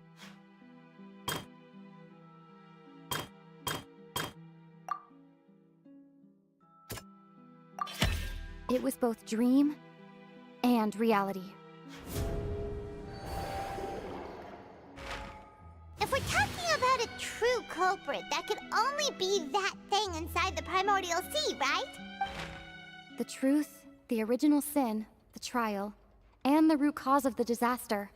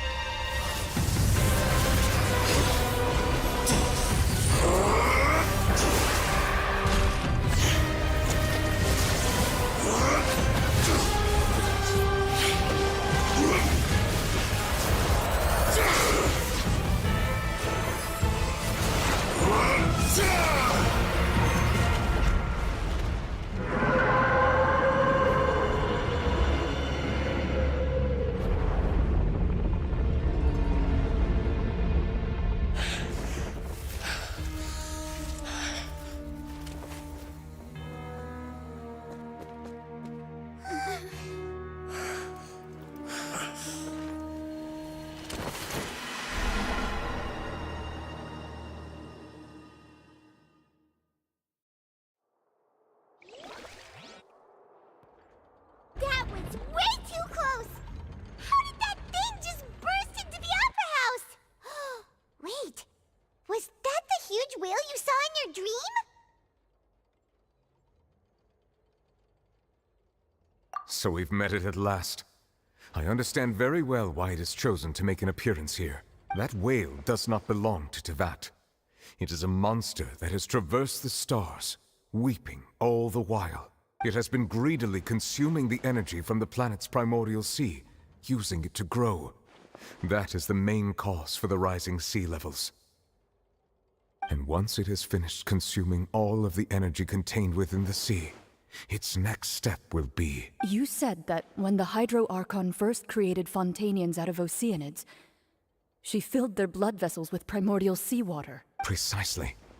That whale finds... Therefore, when it left the primordial sea, it decided to make its next stop a packed opera house full of food.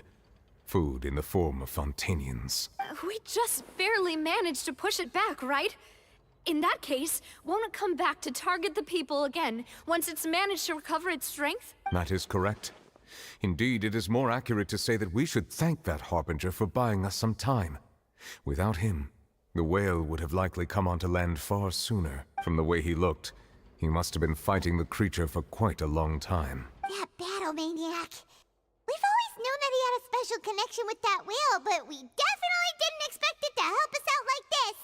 Anyway, now that we know that this whale is the actual cause of the disaster recorded in the prophecy, all we need to do to stop the prophecy would be to find a way to beat it up, right? It is too late. It had already absorbed too much of the primordial sea's energy before we could notice it. At this point, it has become practically integrated with the sea itself. Even if the entirety of Tevat were to be destroyed, it could still survive and swim off towards some other world. That's not something I will accept. We've already done everything we can, and we even found the true culprit. We've come so far. You can't just tell me that the last hurdle is some impossible foe. That's just not fair. Indeed. That's not how a grand performance should end. I'll fight it to the end. No matter what. So the prophecy will be fulfilled no matter what, huh?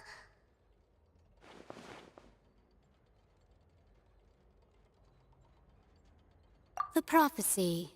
Yes, what has been prophesied will be fulfilled. You may view such things as the history of the future.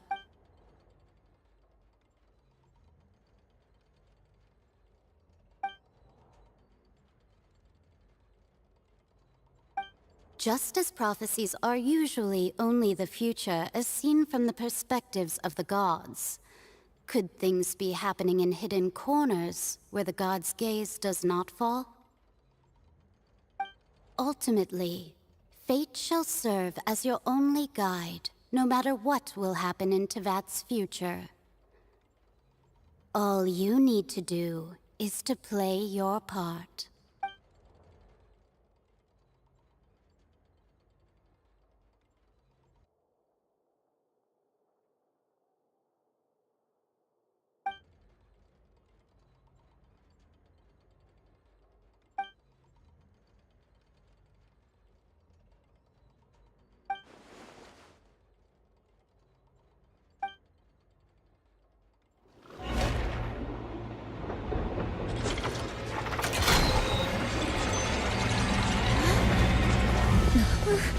What's happening with the oratories? I believe it is preparing to carry out the death sentence.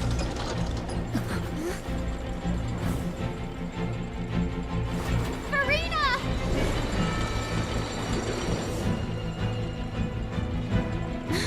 No, I still need answers.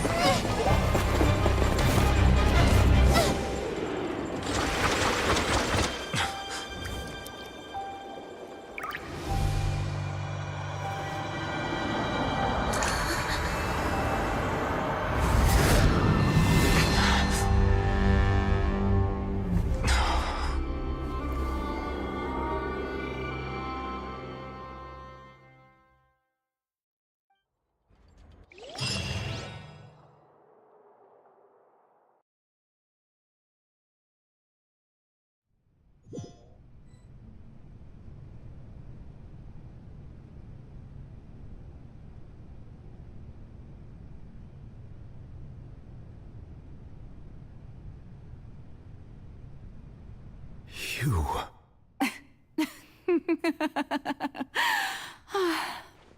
Sorry. That shocked expression on your face is just too amusing. I couldn't help myself. You are not Farina. Who are you? The sweet sound of bewilderment. Marvelous. A sure sign that my attempt to deceive everyone was a resounding success. But to answer your question, I am Focalor. You know, the god. Focalor? Why did you deceive us? Oh, that wasn't my goal, of course. Goodness, no. But I had to fool everyone else too, if I was to stand any chance of deceiving the heavenly principles. Deceiving the heavenly principles? It's all because of that pernicious prophecy. Dreadful, wasn't it? Everyone doomed to dissolve. Fontaine condemned to be flooded. One was not amused. In fact, one was positively bemused when that problem was thrust upon me by my dearest predecessor. That's the former Hydro Archon Egeria, for the uninitiated. It hardly gets more disastrous than a preordained national catastrophe, now does it? She knew full well that the prophecy would surely come to pass, and as one of the seven, she also knew full well that one defies the heavenly principles at one's peril. So yes, as you have no doubt surmised, it was a rather impossible situation that I found myself in. I spent a terribly long time mulling it over, alone on the ocean floor. And I was almost growing barnacles by the time I finally realized there was only one possible solution to this confounding conundrum. I had to outwit the heavenly principles, allow the prophecy to be fulfilled, ostensibly at least, while saving everyone at the same time. I'm a genius, I know. I can only assume that's why Egeria chose me as her successor. Although, looking back now, it was hardly the inheritance one dreams of. Between the task of saving the nation, the quotidian duties of the Hydro Archon, and not to mention the original sin of creating a new race of humans, I dare say she left me quite a colossal mess to clean up. But one can only play the hand one is dealt. I did not choose this, any more than I chose to be one of her Oceanid familiars. So you were also once one of the Oceanids, transformed into a human by Egeria's hand.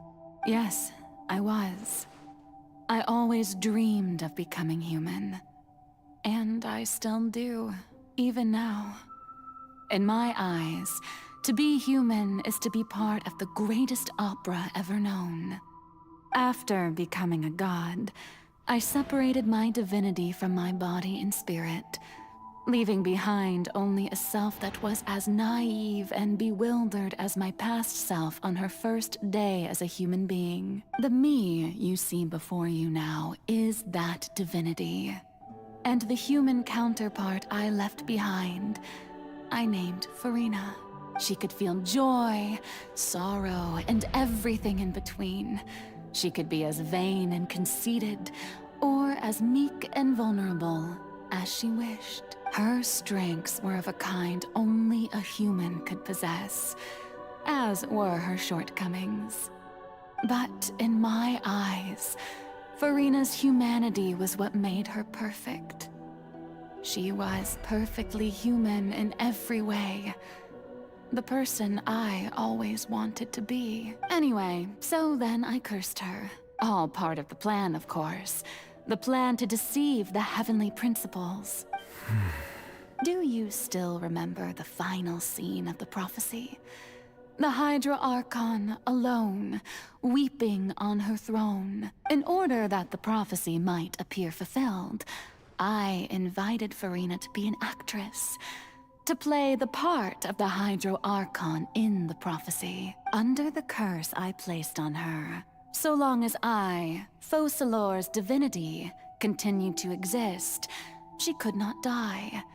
But nor was she free to live her life in the pursuit of happiness. Instead, she was forced to take the stage in the opera house, to embrace the role of leading lady, to forever play the part of the god from the prophecy, all to create a deceitful appearance of that prophecy coming to pass. I suppose now you probably understand why your court is called the Opera Epiclese. But Farina is only human, isn't she? Even though she has had a long life, her mind is no stronger than that of any other ordinary human being. I cannot begin to fathom what she has had to endure. It must have been torture for her. It has indeed. And although she is, in a sense, me in human form, I most definitely owe her an apology for it.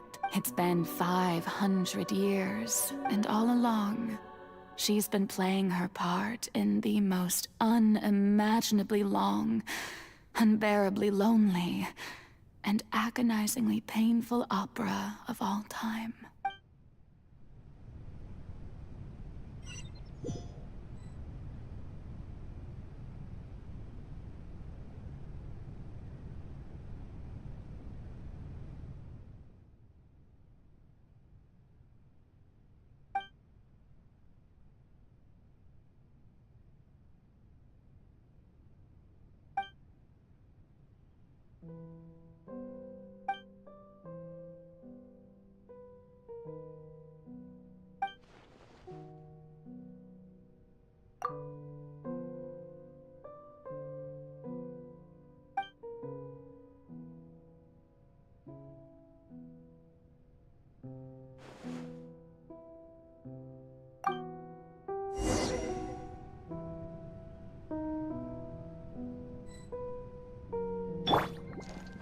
Time to act.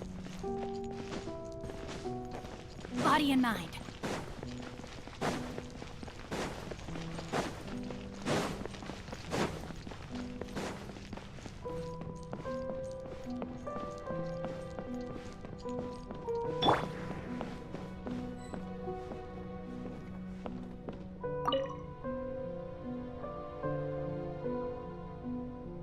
Oh? Who permitted you to come onto the stage? Now, I understand your admiration for my august self, but I must ask you to keep to the rules. All right. It is not my intent to reprimand you. There is no need to state your name. Just be off with you. Do not distract me from my performance. Oh, do not jest. Can you not feel it? I am Focalor. The eyes of countless Fontainians are upon me. I must, at all times, display the utmost elegance and nobility.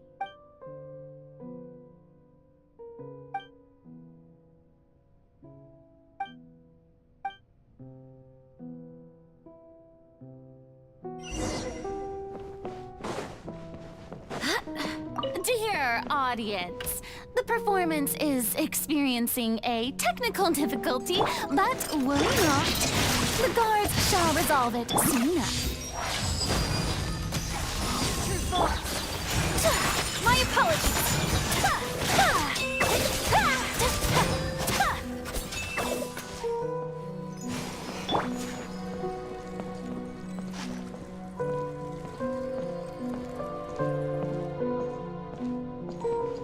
Hey, what gives? The audience is still watching me, you know. Guards? Wait, where are the guards? Guards! Yeah! Yeah! Ha! Ha! Ha! Ha!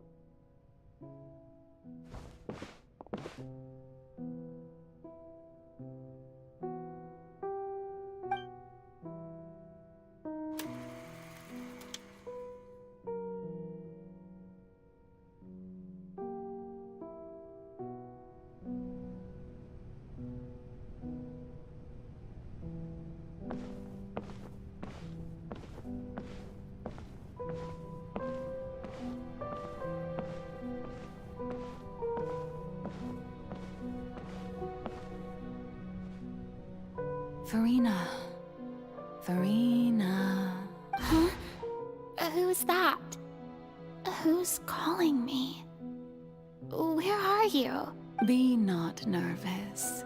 Be not afraid. I am before you. Wait a moment. You're near me? How can this be? Mirror you, huh? You know what? That's not bad.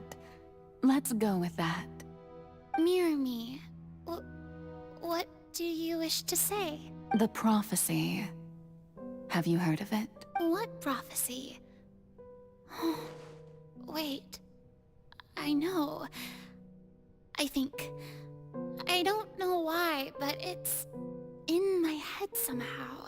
The people will all be dissolved into the waters, and only the Hydro Archon will remain, weeping on her throne. Only then will the sins of the people of Fontaine be washed away. Oh, very good.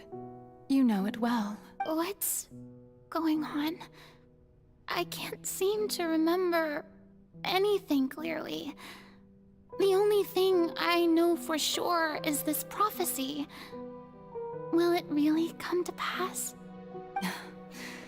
Yes, it will.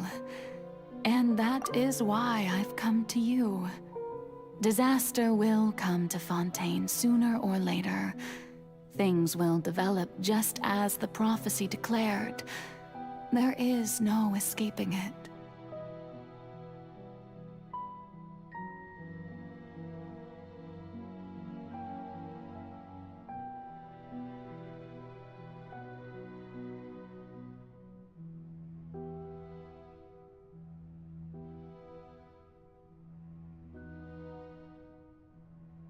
But doesn't that mean everyone will die? I'm a Fontainian just like them. Will I dissolve too? Oh, don't worry. Magical meetings exist in this world precisely to give people a chance to turn things around. It is the reason why you met me today. I will tell you how to save everyone, but you may have to suffer somewhat. Oh, so there's still hope after all.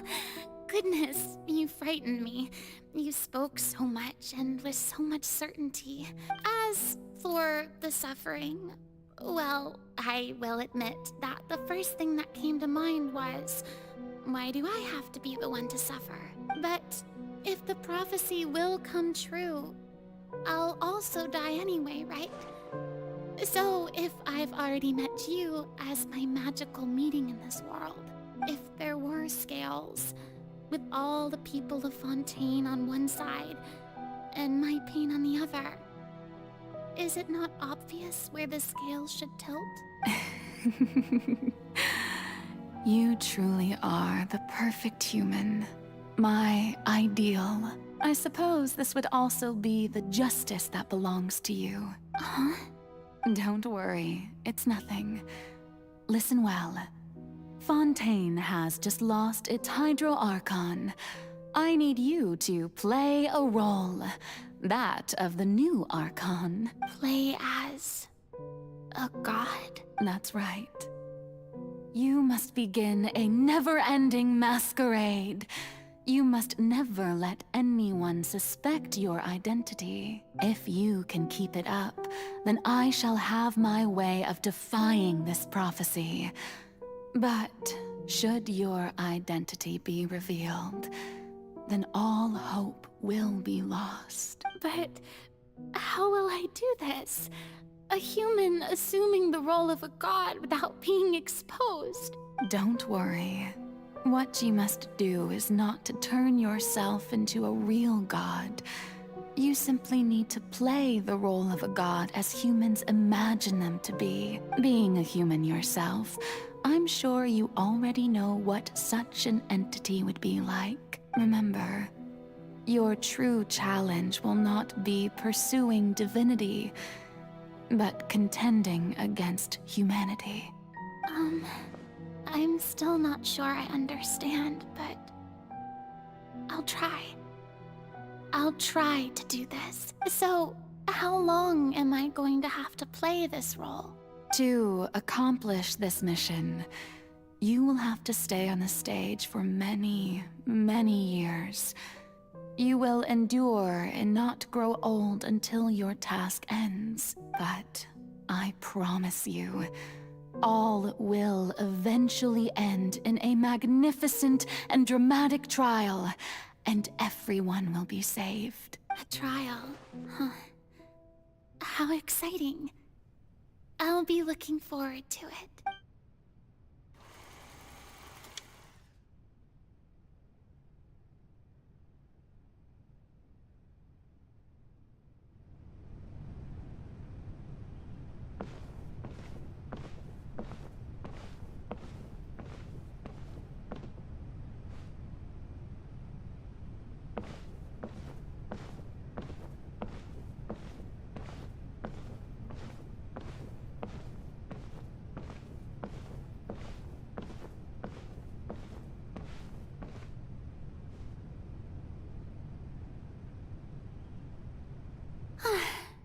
The Maison Cardinalise has announced my accession, but this is my first time facing the people. What should I say to most appear like a god? To be honest, I still don't know. Perhaps I should first try to act natural. Ladies and gentlemen, good evening, and welcome to the Opera Epiclese. I'm sure you've all heard about how I have taken on the role of Hydro Archon. Indeed, I am Verena de Fontaine, your new Archon. In truth, I know little about becoming a nation's new god, but it will be my honor to guide you all. As the god Focalor, the god of justice, I shall do all within my power to lead you into an age of fairness and justice. Once again, thank you all for coming. If you should have any questions or suggestions, please send them to the Maison Cardinalise.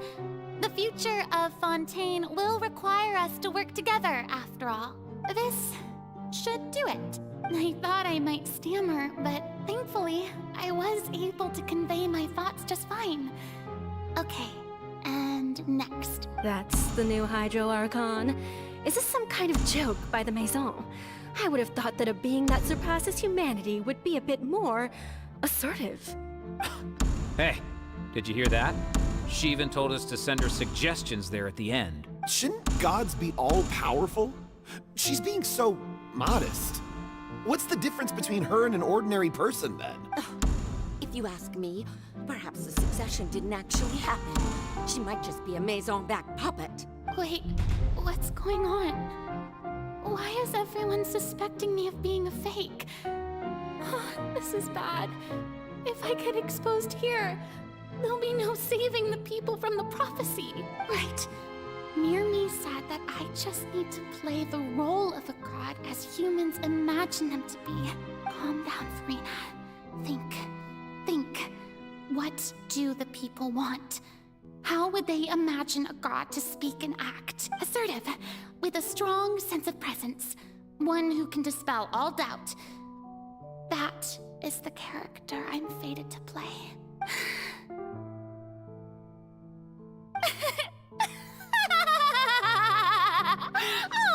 Oh, very good, my people. Only ones such as you are deserving of my rule. Now, I was wondering if some weak puppet were to one day come onto the stage and claim ownership of this opera house, would the children of Fontaine follow them? Well, it seems that you would all see right through them. Having passed my test, you are qualified to witness wondrous trials alongside my august self, here in this opera house. You may consider my previous act a door gift of sorts. I thought it was a debut that suited the atmosphere. Now then, let us be reintroduced. Ah, so that was just a performance.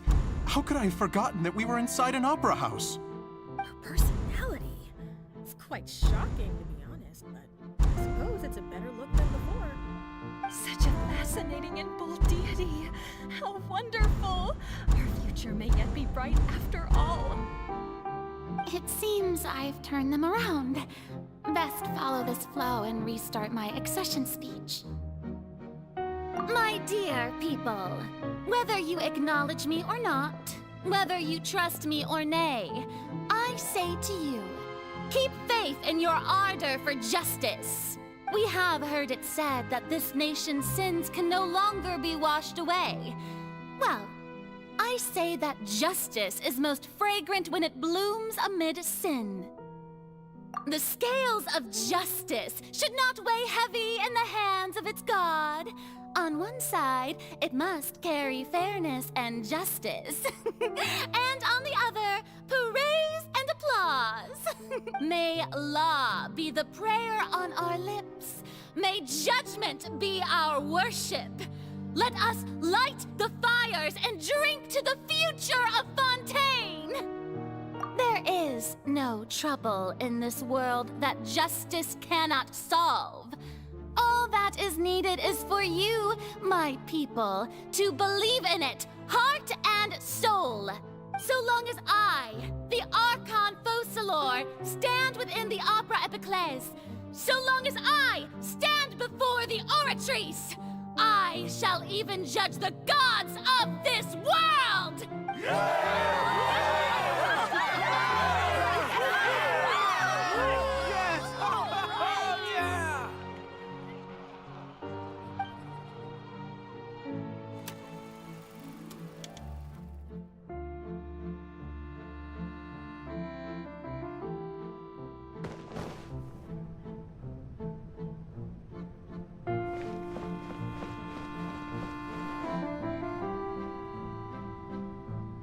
Lady Farina, here are today's case reports, as well as a summary of the follow-up for your perusal.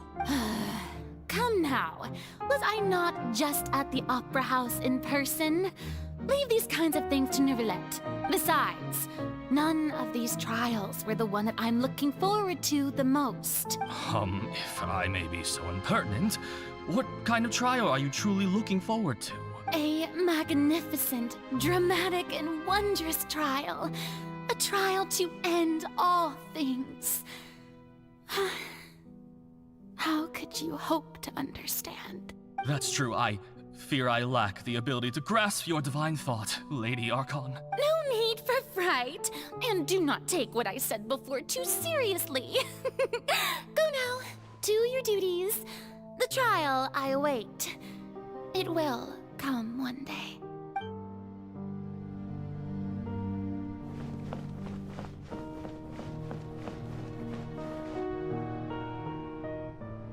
Lady Farina, I don't know what to say. Thank you for agreeing to see me. No need to thank me. Or rather, thank your own sense of perseverance instead. Long have you stood in line to meet me, have you not?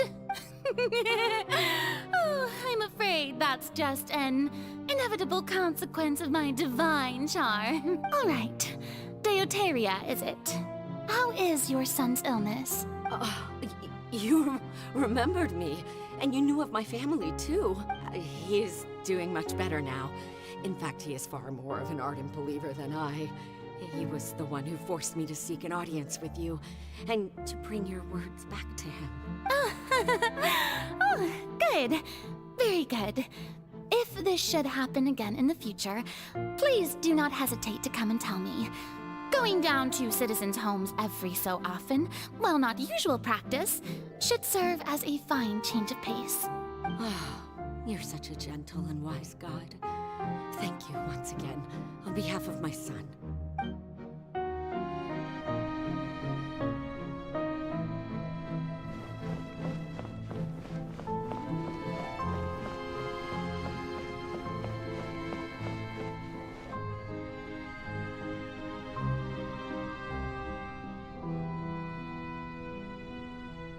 Lady Farina, here are the latest hydrological reports.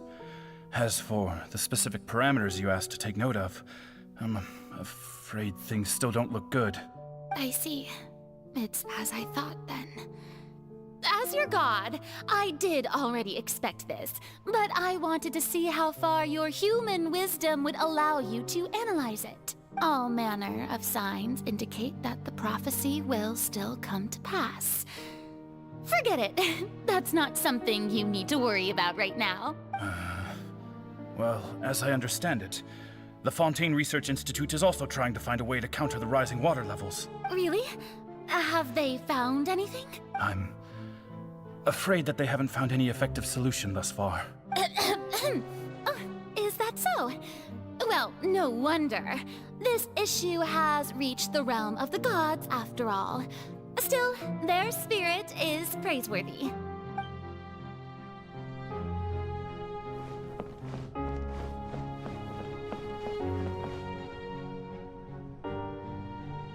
The day is finally over. I haven't had a moment to breathe this whole time, but it's good to see that everything's getting on track. There are no longer any voices of suspicion. Maybe this is fine. I just need to keep going, and everyone will be saved. All right, Farina, don't think too hard about this. You need rest. Tomorrow's a new day.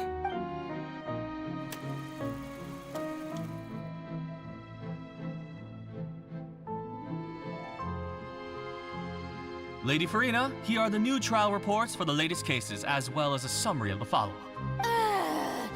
There'll be no need for that. I've seen them already. There's no need to go back over scenes I've witnessed in person before. Lady Farina, I've waited so long for this chance to see you in this manner. Indeed, my dear, loyal citizen. This joyous moment is an honor for us both. Lady Farina, we're detecting significant hydrological anomalies near Poisson. Understood. Keep monitoring. Keep me informed should anything come up at the Institute. I don't think I let anything slip today. I must show the people that there is nothing to worry about. I just don't know when these days will end. I feel utterly exhausted. Best to rest early today, too.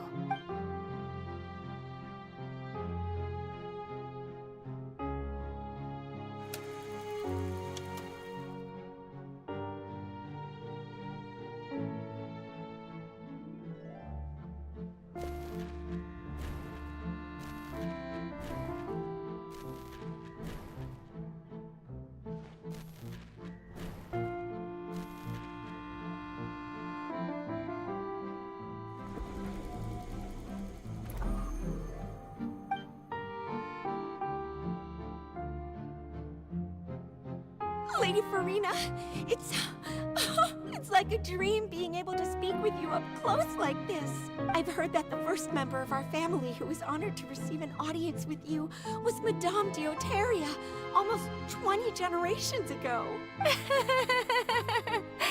And what a fine family yours is indeed. It brings me great joy to meet such a faithful believer.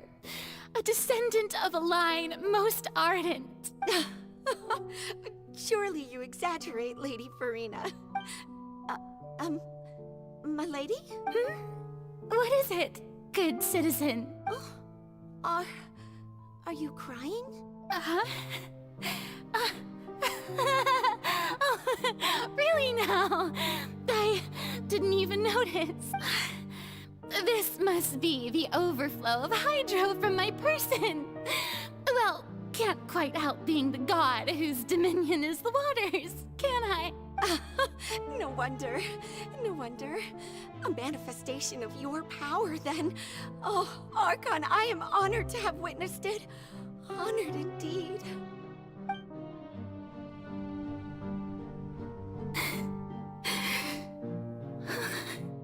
So interminable. So lonely. Just how much longer? Hundreds of years must have passed by now. Perhaps the show must go on for hundreds more. I never imagined that it would hurt so much. Have I reached my limit? No. Perhaps I reached it long ago.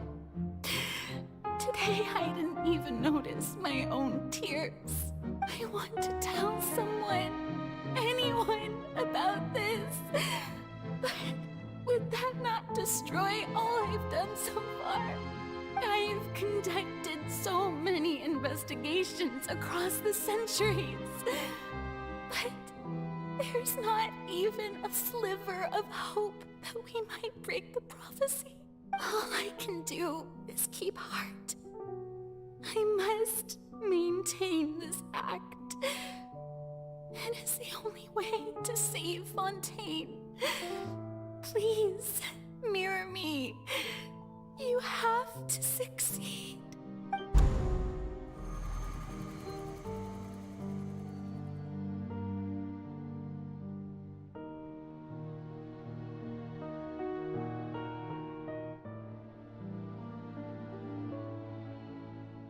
Farina, you don't have to shoulder this burden alone.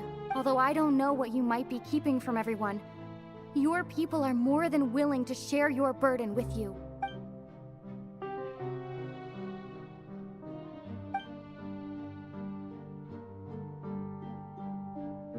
Share my burden. That's impossible. It was fated right from the start that this would be my duty alone. But even if your burden doesn't need to be shared, you can still choose to confide in someone. Just share it with me. I'm what you'd call a witness. A witness? Yes, I've heard that you came to Tevat from beyond the stars, yes. In other words, you never belonged here. And if Tevat is, in its entirety, a show on a stage, then you're just a spectator, aren't you? If that's the case... She's right. I could confide in her, couldn't I? But if things don't play out as expected, the people of Fontaine will be the ones to pay the price. No, Farina, you shouldn't be selfish. But what if it's really all right? Farina, you've worked so hard for so long. Surely it would be okay to put yourself first for once. Just this once. Is it such an outrageous thing to do anyway? To find someone in whom you can confide your frustrations and sorrows? Surely it could not hurt. If you let this opportunity slip through your fingers, it might never come by again. Think about it long and hard.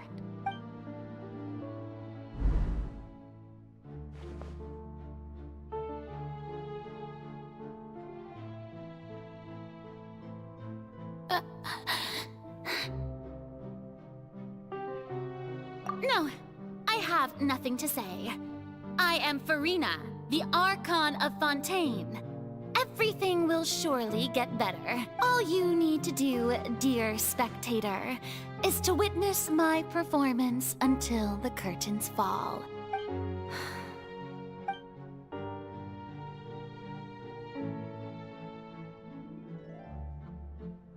Fine.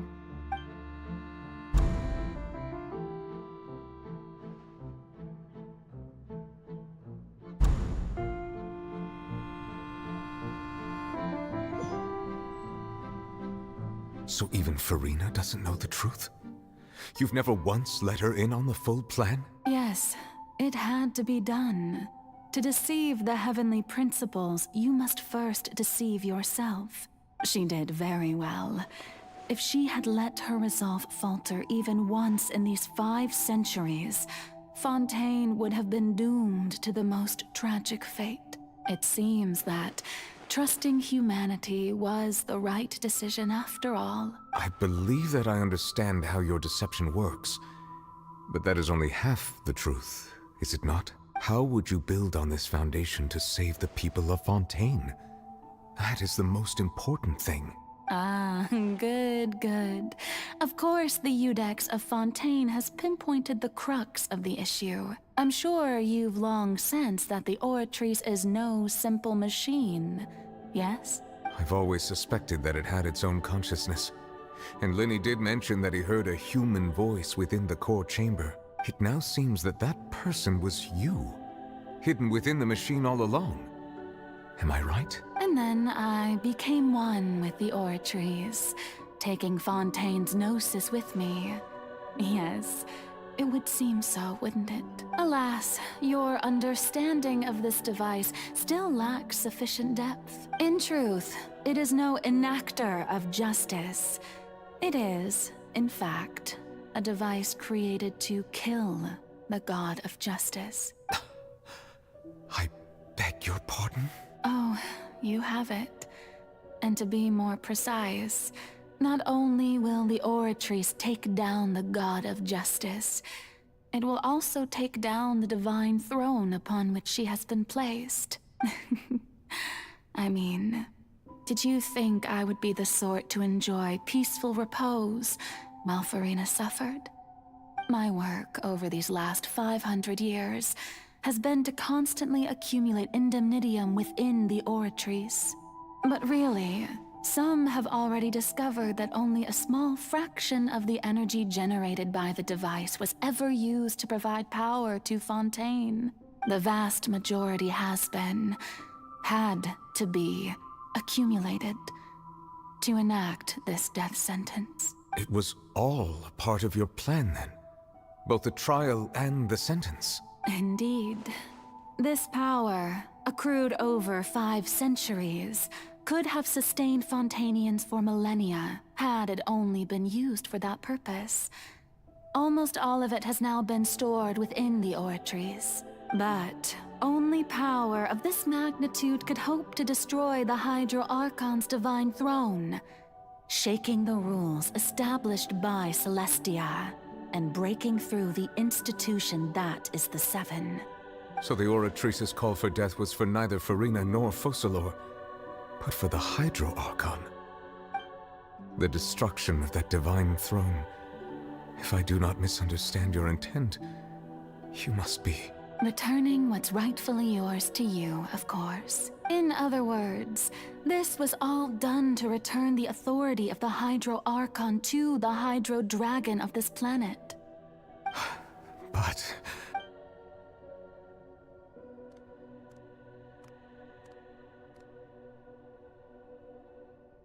Oh, what? Getting sad again, are we? The authority of the ancient dragons shall soon be yours once more, O Hydro Dragon Sovereign. And this is the face you make. all you've done throughout the years is just so you can sacrifice yourself at the very end. I've never quite seen it that way, you know. Even now, I'm quite pleased at how well my deception worked.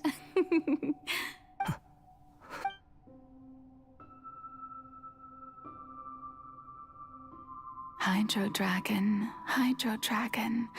don't cry. I must say, had it been within my rights, I would have loved to judge the heavenly principles themselves.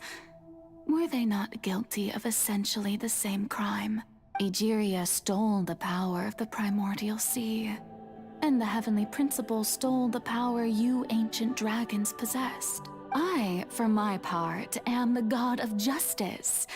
And is it not just that your original powers should be returned to you? Speaking of justice, I have always believed that justice lies in the process of pursuing human existence itself. So, if the theft of the primordial sea's might was Fontaine's original sin, then, leaving matters of procedural right and wrong aside, the descent of the Fontainians as humans and their right to exist in this world would be Fontaine's original justice. In other words, existence was Egeria's justice, and to me, justice is the continuation of that existence, defying the prophecy and ensuring that Fontaine's people shall live on.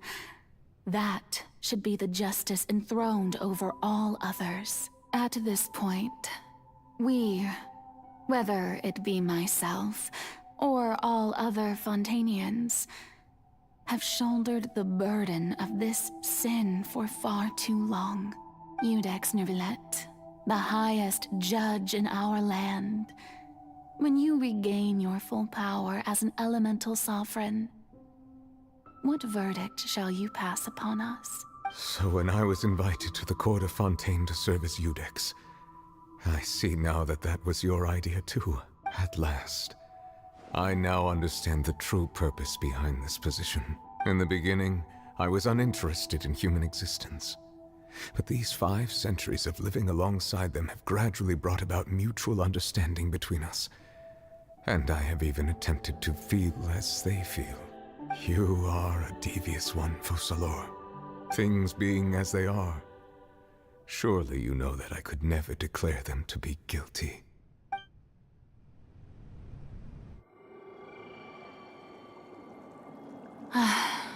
The hour of my execution is almost here. For the sinner, the curtain call has come. I know I may not sound it, but faced with death, I find myself a little afraid. Perhaps this is one thing both gods and humans have in common.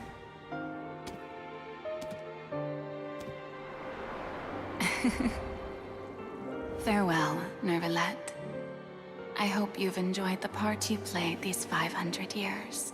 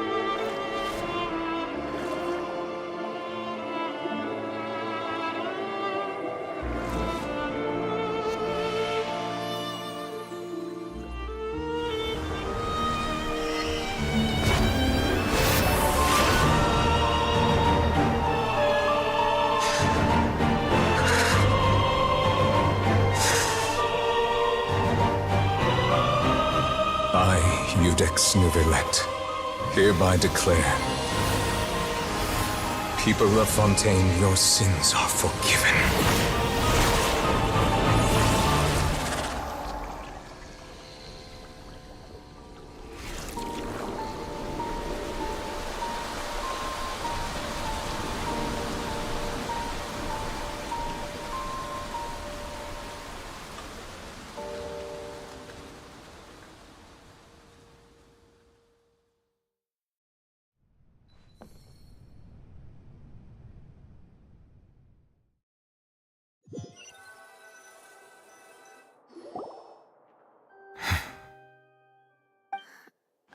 What just happened? Has the death sentence been carried out? Was that bright light some sort of misdirection? I have a feeling that something huge just happened. But since we're all still alive and haven't been dissolved, I assume whatever happened was good for us. It's time to end this. We must mete out punishment to that beast. Didn't you say just a moment ago that it can't be defeated? I have gained the strength sufficient to deal with it. Through certain means, I now have the ability to separate the power of the Primordial Sea from that creature. We should seize the opportunity to pursue our quarry. Traveler, now that the oratories can no longer function, I require an executor to help me mete out justice. The root of the calamities befalling Fontaine, the beast that enacts the prophecy. Its name is the all-devouring Narwhal. Come with me, traveler. The hour of execution has come.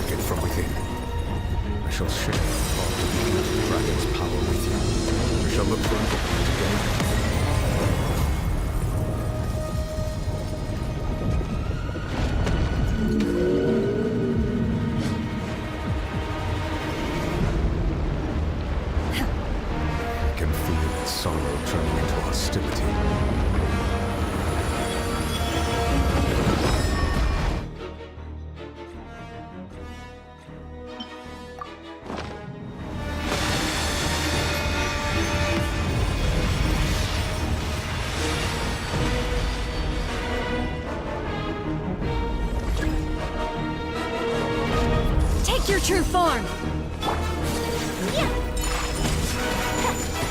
The all-devouring narwhal cannot resist its instinct to devour. Continue to trigger its hostility. Chance will present itself.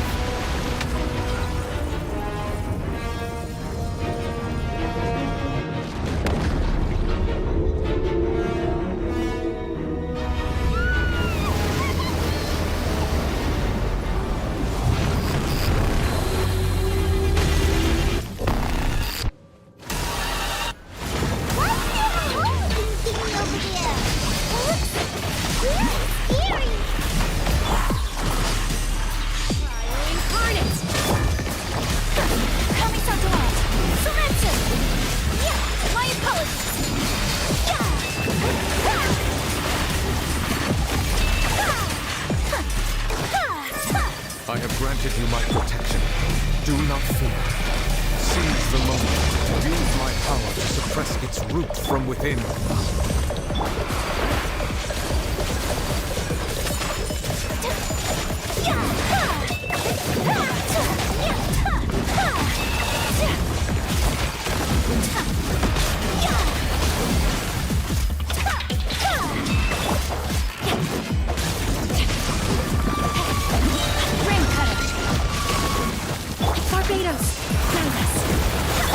My will embodied!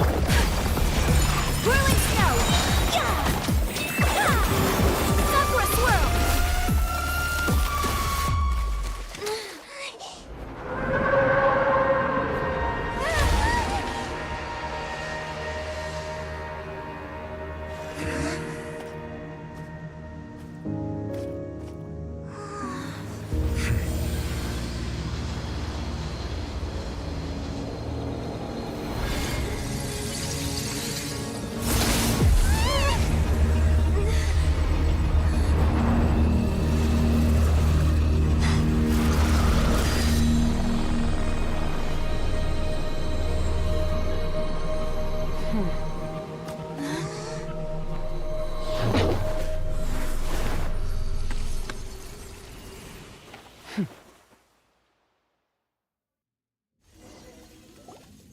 Thanks for helping with the cleanup.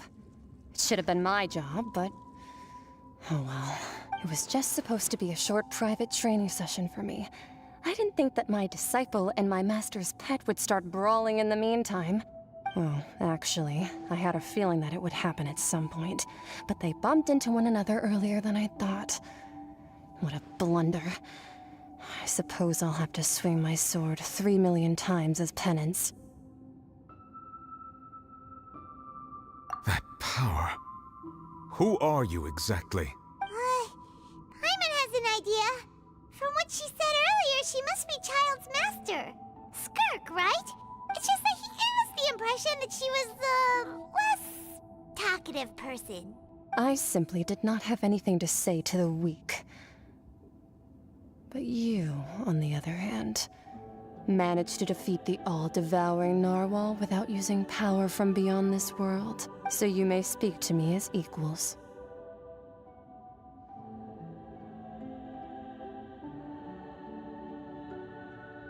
I have to agree. It's a strange use of a planet's primordial waters just to raise an all-devouring narwhal. That kind of power is wasted on it. It's not cooperative. It eats too much. And I have more important things to do with my time than pet sitting.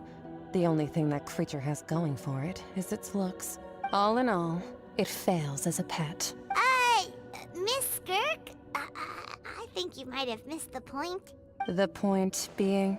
Well, being that this pet almost destroyed an entire nation. So what sort of person is your master? Well, Child's master's master. Wait, is that right? Oh, right. So you don't know him. Sorry, I assumed you did. His name is Sertologi. I am unfamiliar with that name. Huh. So Master isn't sufficiently famous. How should I describe him then? Have you heard of the name The Fowl? The Fowl? Still nothing? Well, how about the Visionary? Vetterfalnir then? Or Gold Rhine-daughter? Ooh, that one we've heard. Rhine-daughter's part of the Hexen Circle. She's Albedo's mom, right? Oh, so you do know that name. To be honest, I also heard all of those names and titles from my master. I don't actually know them either. But I suppose you understand now, yes? My master is likely a similar sort to Rhine-daughter. They are both pursuing some form of perfection. Wait, didn't you also mention a visionary person? Paimon didn't quite catch their name. Actually, never mind that. I believe it expedient to inform you that the all-devouring narwhal used up nearly all its strength fighting you. Such roiling hydro energies will prove difficult for the planet's deep seas to digest. As such, the Fontaine back on the surface has most likely been thrown into chaos. In other words, the prophecy that you've been fretting over should now be in full swing. What?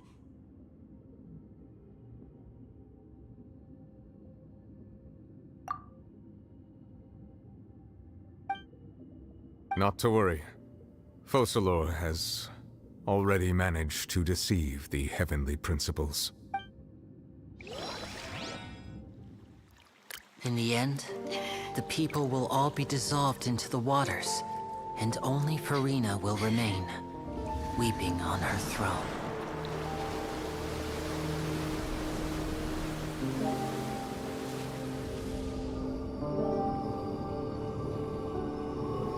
Only then will the sins of the people of Fontaine be washed away.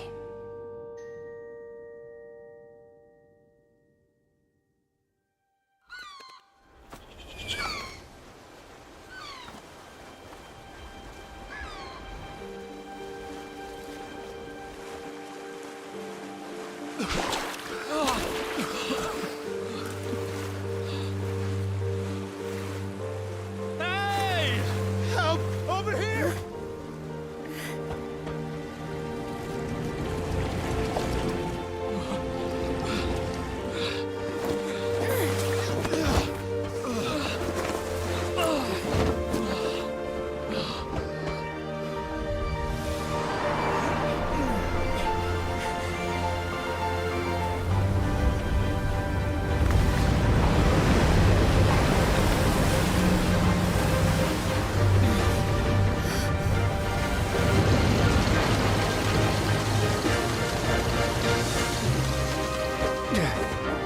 All hands, initiate emergency rescue!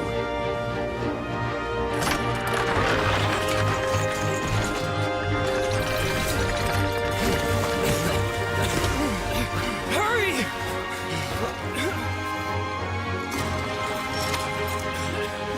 Hey, lend a hand!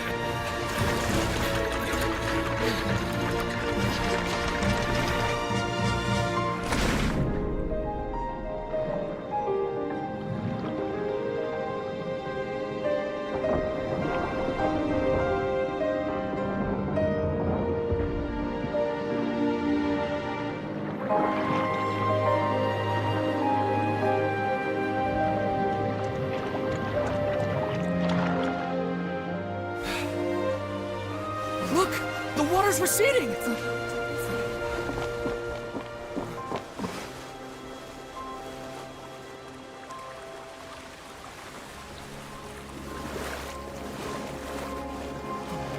It's a miracle! Water's receding. We didn't dissolve. The prophecy was wrong! The prophecy was wrong!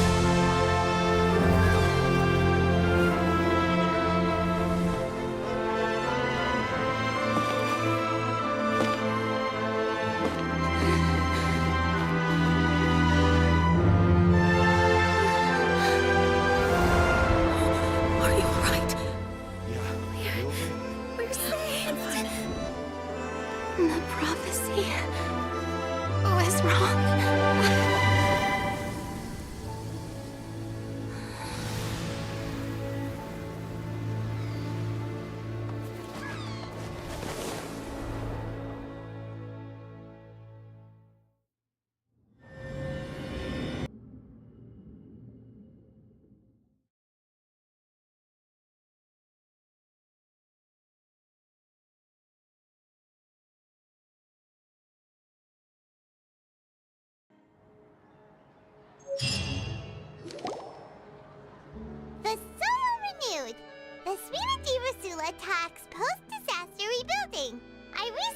visited Poisson to meet with Miss Navia, spokesperson of the Spina di Rosula, and we spoke about Poisson's present and future. Old soil can still give birth to new bloom, Miss Navia stated. Hope is like seeing a small cookie when you're starving late at night. You just need a little of it. Skyship Winglet, lunar brain of the Fontaine Research Institute. The various disputes that have arisen on account of Mr. Edwin have suddenly become a shield over the Institute, with Jurier turning out to be a once-overlooked hidden gem. People always call the first researcher mad, but few know what to call the second. And should that latter person achieve a miracle, they would find it all the harder to find a word with which to classify him and his team. Wow! Paimon barely recognizes the people in the reports. Are those really Jurier and Navia? They sound like real big shots.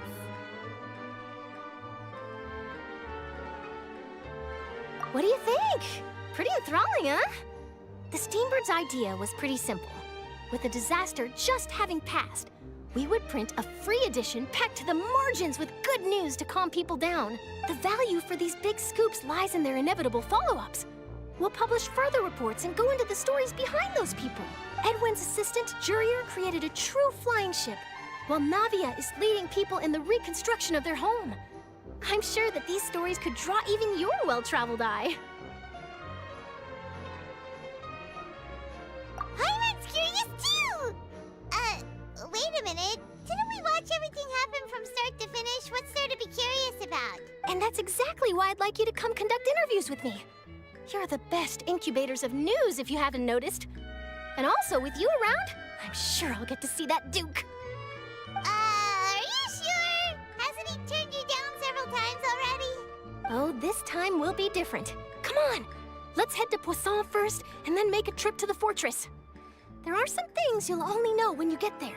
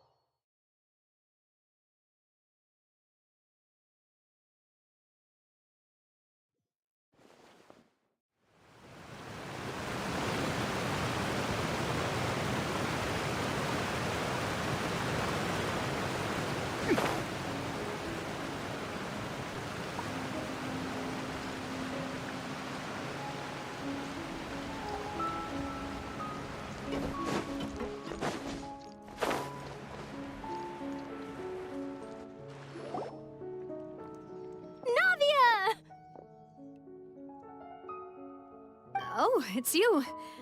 What brings you all here? Hey, we're just having a look around.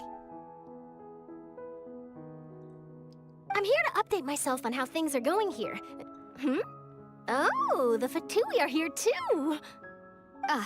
Let me introduce you. This is Mr. Garunt Snezhevich. He represented the Knave in sending us a large amount of supplies, and is helping with our work. Our residents are hard at work as well. Thanks to everyone, work is progressing nicely. We've lost a lot of people, but we're moving forward. That will have to be enough. Hello, Miss Charlotte. I'm a big fan of yours. I especially like that article you wrote last year about Fontaine's stray cats. But if you don't mind, could you not emphasize our role too much in your report? It's not charity we're doing here. We just happen to share the same interests as the Spina. I get where you're coming from. I'll keep it as simple as possible. Or would you be willing to feature as friendly neighbors? That would be fine. Thanks. Oh, you're back too. How are things? We finished laying down the construction materials. It'll be another hour before the workers are able to go over there. Huh? You're here too, Clorinde? Well, her reputation's greatly risen after that whole duel business with Miss Farina. So she's here in Poisson to wait out the heat. All right. She really came here to help me out. There's too much to consider in the reconstruction of Poisson. The Spina has need of more decision makers. And, well, I do already happen to be connected to Mr. Callis. Oh, wait just a moment. Do you mind me asking a few questions? You know, about how you felt before the duel, about what it was like facing down a god. There's lots of exciting material there, I bet. Forget it. I'm sure you can find a better theme than that, Miss Charlotte. I see you're the same as always. Couldn't you do me a favor, for Navia's sake? Well, if we're talking about doing things for my sake, you might as well just take a few more photos of me. Or of the Traveler. It's better than wasting time persuading Chlorand, at any rate. Of course I will. I'm not gonna let her off that easy. All right, then everyone who wants to be in the photo, gather up. And smile.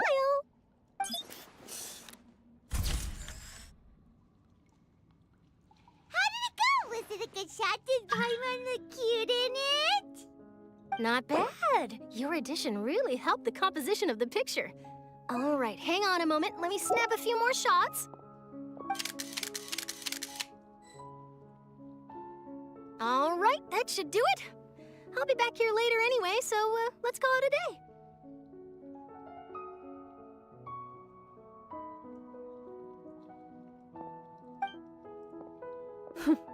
You're very quick. Speed is of the essence when it comes to the news, and freshness is the key. Also, not to brag, but I'm pretty good at building connections. Who knows? I might eventually get that interview with you after all, Miss Chlorand. Wow, you really do have that never say die spirit. I'm impressed. I'll hazard a guess that this is how you got that interview at the Fortress of Meripede. Whoa, you're well informed. Let me make a guess too. I asked Sijuin, who told Monsieur Nervillet, and he told you, right? That's a very complete information chain. In truth, all Monsieur Neuvillette asked me was, when did the fortress become so friendly towards the media? I told him that it was best not to speak too soon. There's no guarantee that Wriothesley will make a personal appearance. You're right. I've got to treasure every moment I have with them. In which case, I'll be making a move first. Stay safe now. And tell me if you hear anything interesting. I'll treat you to afternoon tea in exchange.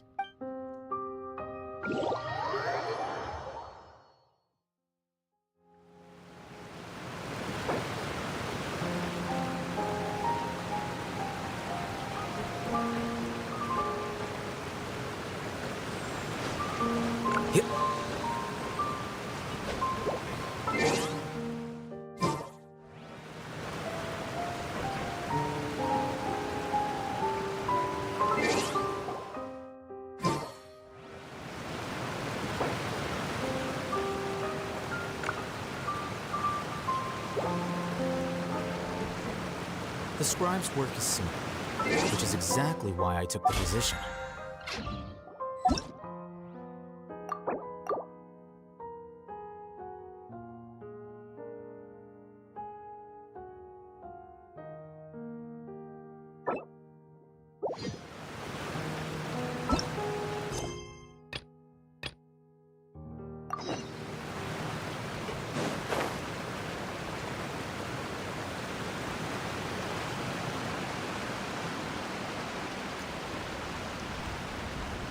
Body and mind, time to act.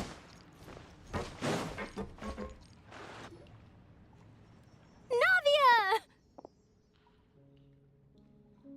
Oh, it's you. Hey, we're just having a look. I'm here to update myself.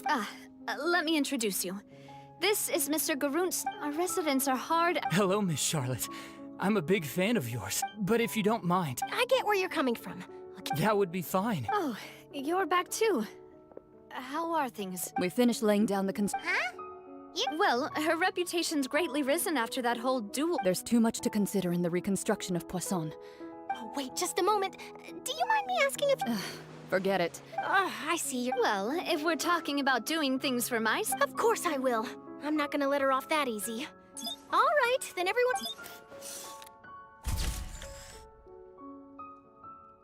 How did it go? Was it a good... Not bad. Your addition really helped the composition of the picture. All right, hang on a moment. Let me snap a few more shots. All right, that should do it. I'll be back here later anyway, so let's call it a day. You're very quick. Speed is of the essence when it comes to... Also, not to brag, but I'm pretty good at building connections. Wow. I'll hazard a guess that this is how you got that interview at the Fortress of Meripede. Whoa, you're well... That's a... In truth, I told him that it... You're right. Stay safe now.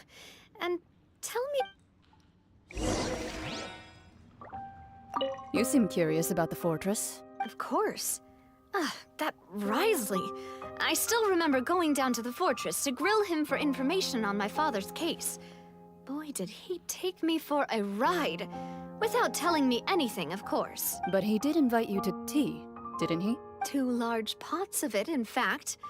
It was good tea, though. I have to agree. The tea there is very good. Speaking of that, would you like to have some today? I mean, you've got time, right? Well, I'd be partial to some shortbread. Wow, it's like we've got a menu or something. Sure. Good. What flavor of biscuits would you like, Mr. Snezhevich? Me? I'm fine with anything. But I would prefer chocolate, should you have it. All right. Leave it to me. I'll go over the newly arrived supplies with you later, Mr. Snezhevich. We should be able to finish the preparatory work today. That works great for me. Huh. Is it just me, or did you get a new lipstick? I did. It was a gift from Sijuin. Want to give it a try? I think the color would suit you, too.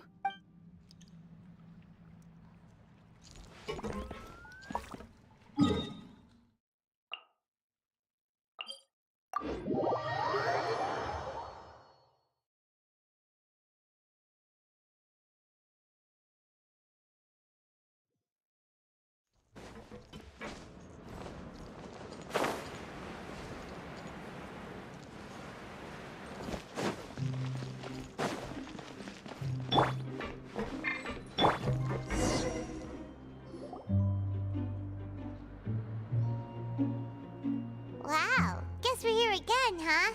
There's a real nostalgic feeling to this place. Looks like you've been missing us. Duke! Did you come all the way to the entrance to greet us? Of course. I'm here to welcome you and our dear Miss Charlotte, whom our good head nurse recommended to me. It's an honor to finally meet the much-rumored Duke. Thank you for consenting to my visit to the fortress, sir. No need to thank me. But that said, I shouldn't be the focus of your interview. I trust you recall our agreement? Of course, of course. All right then, this way.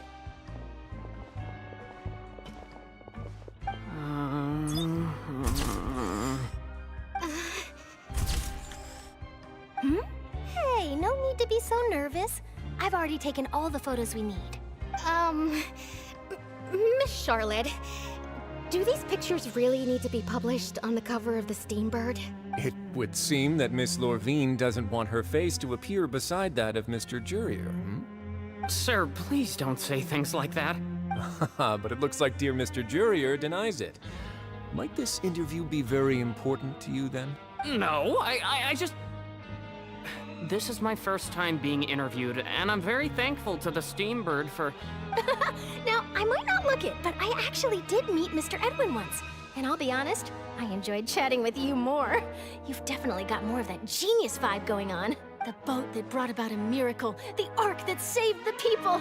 While you recreated a myth back there, like an emissary of legend. Still, if I might ask, where's that flying ship now? Huh! Looks like Charlotte's trying to get herself another exclusive scoop. I have to apologize, but that ship is presently in the bowels of our factory. I'm afraid it won't be easy for you to get a shot of it. Really? Well, then in that case, could I have an interview with you to make up for that loss? You already know my answer, I'm afraid. Best you interview our head nurse instead. Or perhaps you'd like to take another photo of this couple of researchers?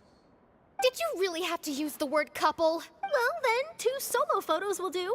Is my hair messed up? Please, someone help me have a look. Things sure are getting pretty lively here. We've seen this kind of thing before. Oh, seems like everyone's here. Would any of you like to try this new drink I came up with? Ah, Sijuin. Hey, Miss Charlotte. Why don't you, take some pretty photos of our head nurse? Sure. Come on, Miss Siegewayne, over this way. Let's find a brighter spot. Sure. Do I have to smile? So, how have things been at the fortress? Same old, as you can see. Fontaine's undergone some changes, but this place is still more or less the same. Other than that flying ship, it got a tad too much attention, I think. That's why I decided to let the interview go through. We should direct more public opinions toward the behind-the-scenes heroes. Am I right, Mr. Jurrier? Miss Lurvine? You're too kind, sir. I believe that you too should have your day in the sun. Not that you would want that, which is a pity. I'll just leave the spotlight to you two. I see. Lots of things happened that day, huh?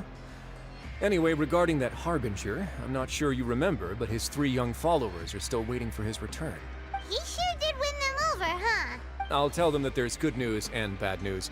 The good being that their boss seems fine, and the bad being that they must face extended sentences for abetting his escape. Oh, actually, what about you? Are things gonna change for you too? What change can there be? The fortress will keep chugging along, and so will my duties. As to what Miss Farina's departure will mean for the nation, and if our laws and governance will be transformed, we'll leave those to the folks in the overworld. Hey, everyone. The photo shoot's done. Good. In that case, let's call it a day here. Thanks for your cooperation. Come on, Traveler, let's go. Till next time, everyone. There'll be a next time? Maybe. Who knows? I might write a story about the underwater factory next time. Until then. All right. Last stop, the docks.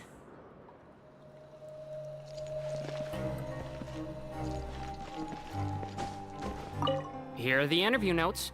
They mentioned that the flying ship may have many uses in the future, and the journalist asked me what I thought of them. Seriously, how would I know anything about that? Flight is just flight. Whether people want to use a flying ship to broadcast good news or organize weddings is none of my beeswax. A wedding?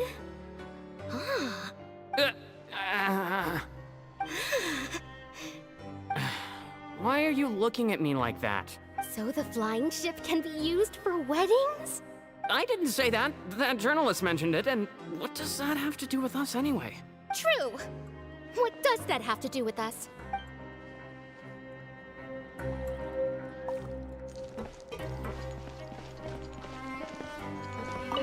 Oh, you know, I'd love to see you in one of Charlotte's photo shoots one day. Is that really necessary? Our line of work doesn't really require much photographing. It's precisely because we don't need the picture that they'll have value as keepsakes. You don't really look all that opposed to the idea, you know. Maybe I'm just happy that I managed to once again avoid the spotlight. I think this interview went well either way. Yes, you successfully kept prying eyes away by using Mr. Jurrier and Miss Lurvine as shields. Very good. You should be happy for them. They have a bright future ahead of them.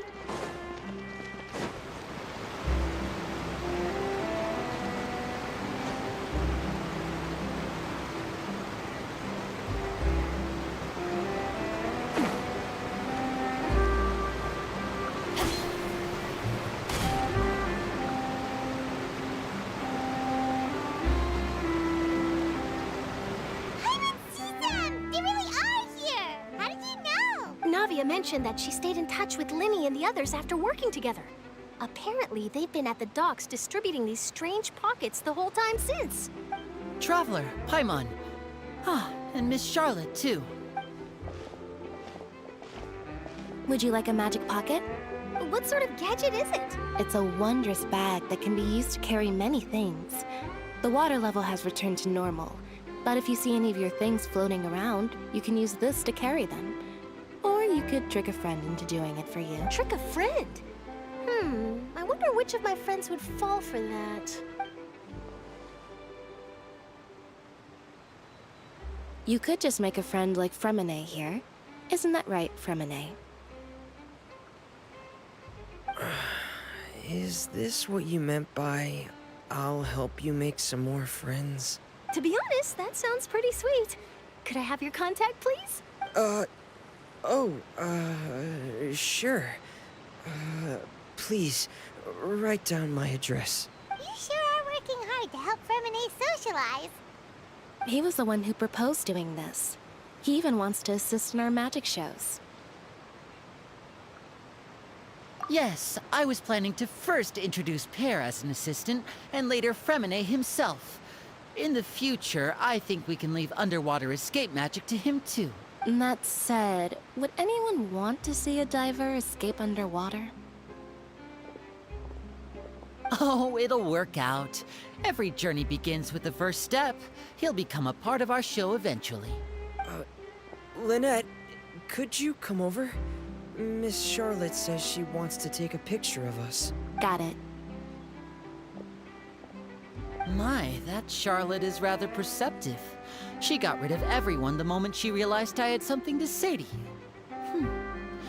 So, how have things been, Traveler? Father says that you did a great deal during the latest events. She's very grateful for your contributions to Fontaine. That's all right. We were more than happy to help. So, what's she doing now? Oh, I guess you haven't heard. Well, after Lady Farina left, Father and Monsieur Neuvillette opened negotiations, during which he gave Fontaine's gnosis to her as a diplomatic gift. A diplomatic gift? A gnosis? Yes, I was quite surprised at first myself. But when I thought it over, there were actually a number of things going for it. It could have been done as an apology for the incident with Lord Child, or as thanks for his help in tying the all-devouring narwhal down. Furthermore, Father did also lend significant aid to Fontaine and Poisson. Well, that's true, but this is a gnosis we're talking about. Doesn't this seem a bit irresponsible? I would agree, but I've also heard that it seems that Monsieur Neuvillette has had a significant change of heart regarding the matter. So there's some reason for this that only Neuvillette knows about? I suspect you'll have to ask him about that yourself. Ah, yes, speaking of which, I did see him strolling around the entrance to the Fortress of Meripede a while back. Isn't he real busy and stuff? Paimon didn't think he'd have the time for that. But back to the topic. The gnosis was given to the knave, right? What about Child? They say that he's returned to Snezhnaya to recover from his wounds.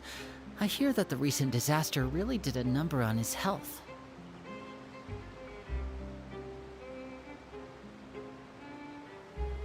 That's true. When you think about it, we've had loads of run-ins with the Fatui. To think we'd be allied with them this time. So shocked by such a simple switching of sides?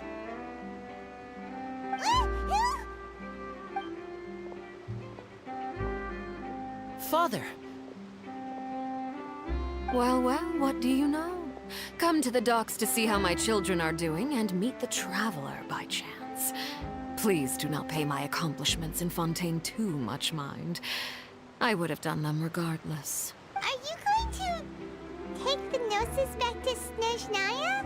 That is our duty as harbingers, yes. Don't be too preoccupied with sides. The goal of the Fatui concerns not a single place or person, but the entire world. With such a grand goal in mind, it is inevitable that we must wear many masks. Switching my masks is something I've always done. Well, that depends on many things. No one truly knows what the future holds. What good is honesty if you can't rely on it forever? As for you, I very much look forward to our next collaboration. Good things cannot be achieved alone, and you've proved yourselves to be great partners.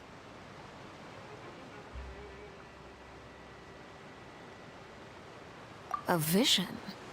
All right. I'll remember to return it. Thank you for keeping it safe for him this entire time. And that's a wrap for me. Huh? You're... Greetings, Miss Journalist.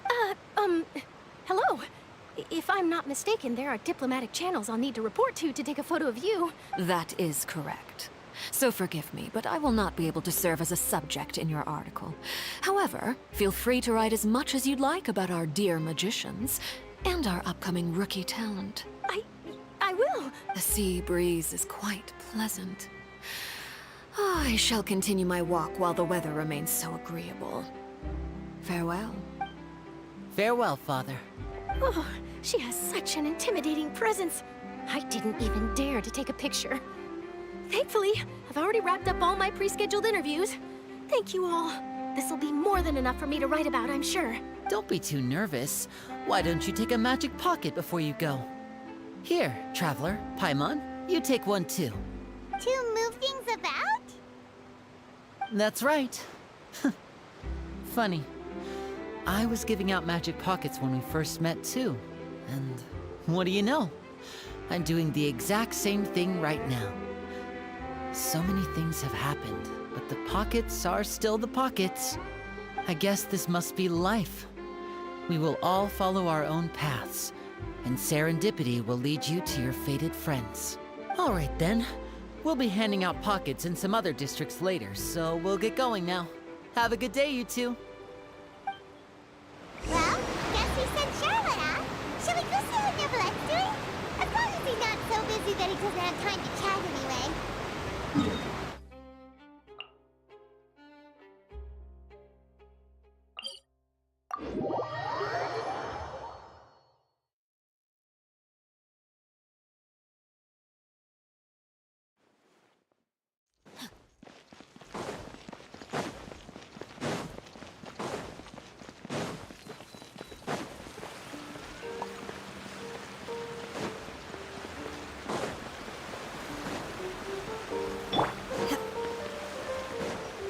Unleash!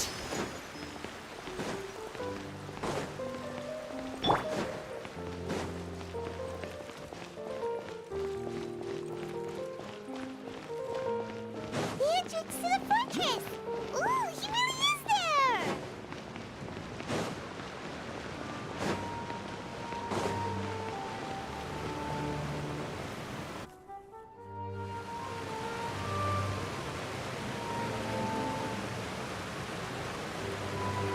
So, you really are here, Nicolette! Paimon didn't think you were going to have free time this hour of the day. Really? Oh, I suppose you must have met Mr. Linney. He took the time to greet me earlier when he passed this way. In any case, you came at a good time. I was just considering reaching out to you to set up a meeting, so I may explain some things that I haven't had the time to before. Aw, Paimon's glad that you remembered. Thank you for keeping us on your mind, what with you being busy and all. Alright, let's have it then. How was Fontaine actually saved? The whole business is still quite the mystery to us. It is strange how words can often leave a bitter taste in the mouth when it finally comes time to say them out loud.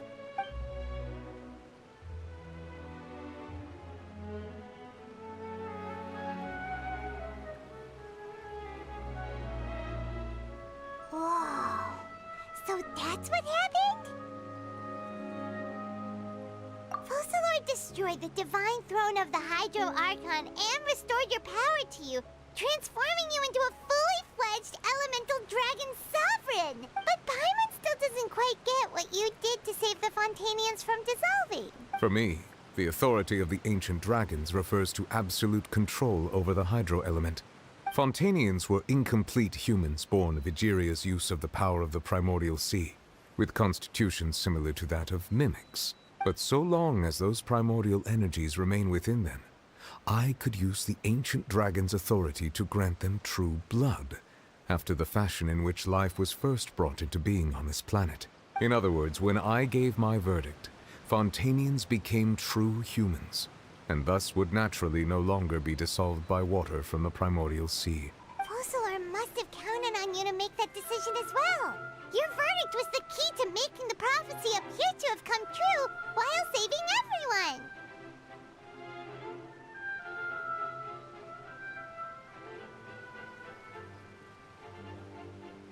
Yeah, and in a manner of speaking, Focalor finally managed to fulfill the original Hydro Archon's wish to turn Oceanids into real people too! It seems from your expressions that you still have more things you wish to ask. Ask away. I will tell you the truth as I know it.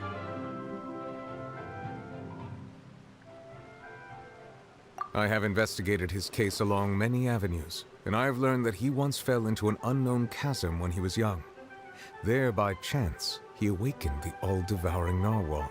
But whether it be by sentiment or reason, that should not have been enough to consider him the root cause of the disaster. At most, he would have had tangential liability. As for the judgment passed by the Oratrice during the trial, whether it was due to that liability by association or Focalor deliberately using him to buy time for us on the assumption that he would be able to hold the creature off, I cannot say. Guess Focalor had Fontanians in mind the whole time. In the end, it was thanks to her that they finally became real humans. Hang on a second. Paimon suddenly got another question. Back when Fontanians hadn't yet become real humans, were the children they had also transformed Oceanids? Life has always flowed like water. Do you recall how Fontanians would often come to the Fountain of Lucine to pray for children? Yeah! Lynette said the fountain is where all the waters in Fontaine converge. In truth, even those couples did not know that such prayers were no mere custom, but instead a form of ritual. Those Oceanids who were blessed within the spring water would later descend as new humans in the coming months. Paimon sorta gets it now. Either way, it seems like this ritual won't be of any further use, but it'll probably live on as a local custom. Ask away. I will tell you the truth as I know it. Yeah, about that. Risley said Farina has already left. What's that all about? Ah, Lady Farina. The people are only aware that her death sentence has not been carried out. She abdicated the post of Hydro Archon and left affairs related to that title to me, before leaving the Opera House. I related Focalor's words to her faithfully and completely. After hearing them, she seemed neither saddened nor comforted. She simply said that she was tired and needed to rest. Having said that, she then packed her things and moved out of the Opera House, not unlike how an ordinary person might. But she's still got a place to stay, right? You need not worry. I will make arrangements to ensure that she will not want for food, clothing, board, or travel. In truth, I am somewhat happy for her. The wear and tear on her spirit will, of course, take time to heal. But now that she no longer has to play the role of Focalor the Hydro Archon, she can finally lay down her burdens and lead a normal life. What about you then? What are your plans now that you've regained your full powers as the Hydro Dragon? After Focalor passed on, the Oratrice also ceased to function. This matter will directly affect our trials. After much careful consideration, I've decided to take over its role in our courts. From now on, I shall hear cases and pass verdicts by myself. Looks like you're still considering stuff from the perspective of the Udex, huh? As an elemental dragon, there are indeed many things that I must do. But this power and this duty, in a manner of speaking, you could say that both were granted to me. As such, before I attend to my other responsibilities, I must first and foremost continue to serve Fontaine as its highest judge. The duty of the Hydro Sovereign and the duty of the Udex shall coexist within my person. Additionally, the Hydro Archon's departure has brought about another problem, which is that the Opera House shall no longer produce indemnitium. That's true. That power was derived from the people's faith in the Hydro Archon, wasn't it? Wait, but the various mechs and machines in the city are all still okay. Where are they getting their energy from? As I am now, I have full command over New Musia, and it can serve as a complete substitute. Another reason why I cannot quite leave Fontaine immediately. Wow. This ancient dragon's authority stuff is really quite useful, huh? Ask away. I will tell you the truth as I know it. Oh, that's right! They say you've given it to the knave as a diplomatic gift or something! Leaving aside their intentionality, the two Fatui Harbingers have indeed done much for us during this crisis. Their sole remaining goal in Fontaine, at least at this point, would seem to be the Gnosis. The Oratrice has ceased to function. The Hydro Archon's divine throne is now no more. and I do not need the Gnosis's power.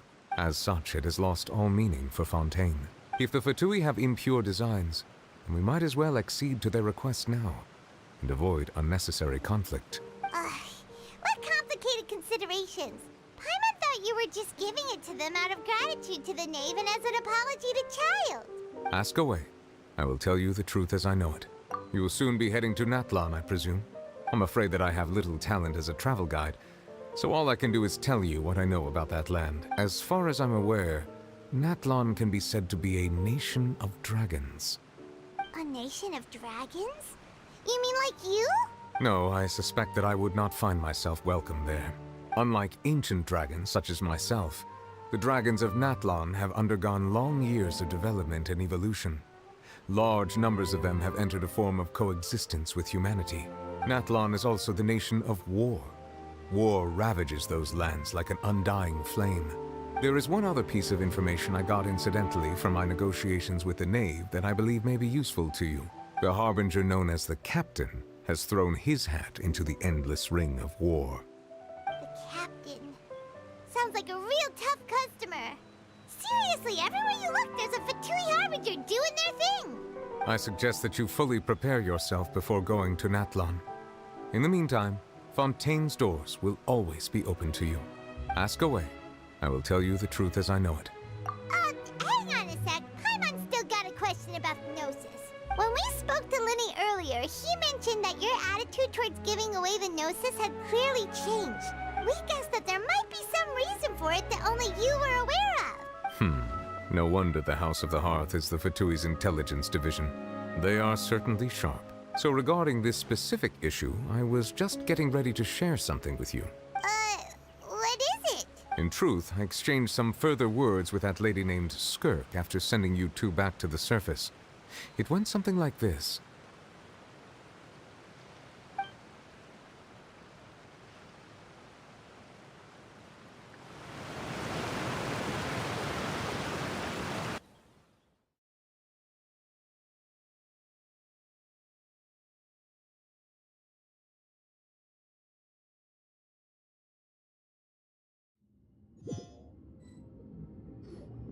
Well, we're going to head topside to see what's going on. You hurry over soon as well, all right, Nervalet? What next? The all-devouring narwhal isn't here, so I'm no longer getting any interference. I can finally catch the scent of your power.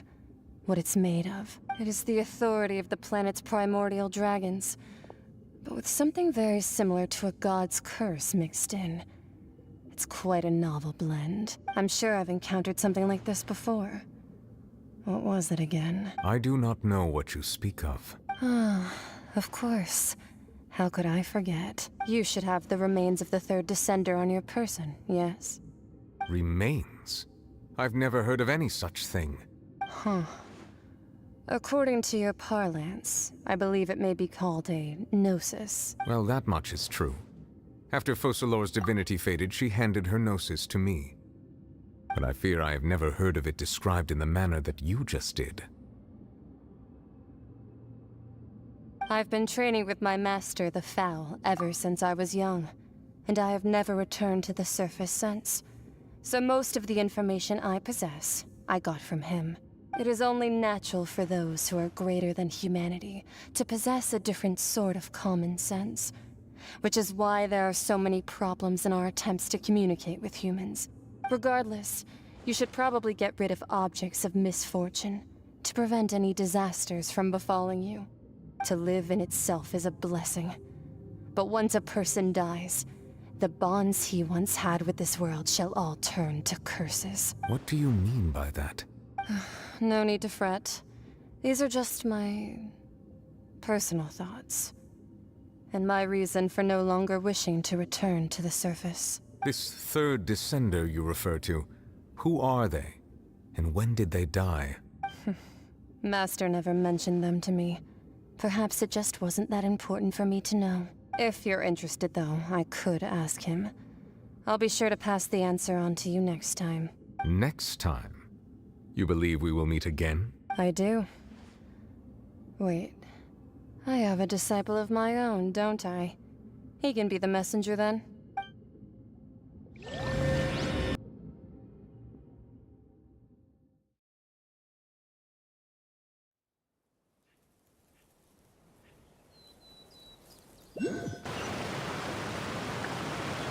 That's what she told me.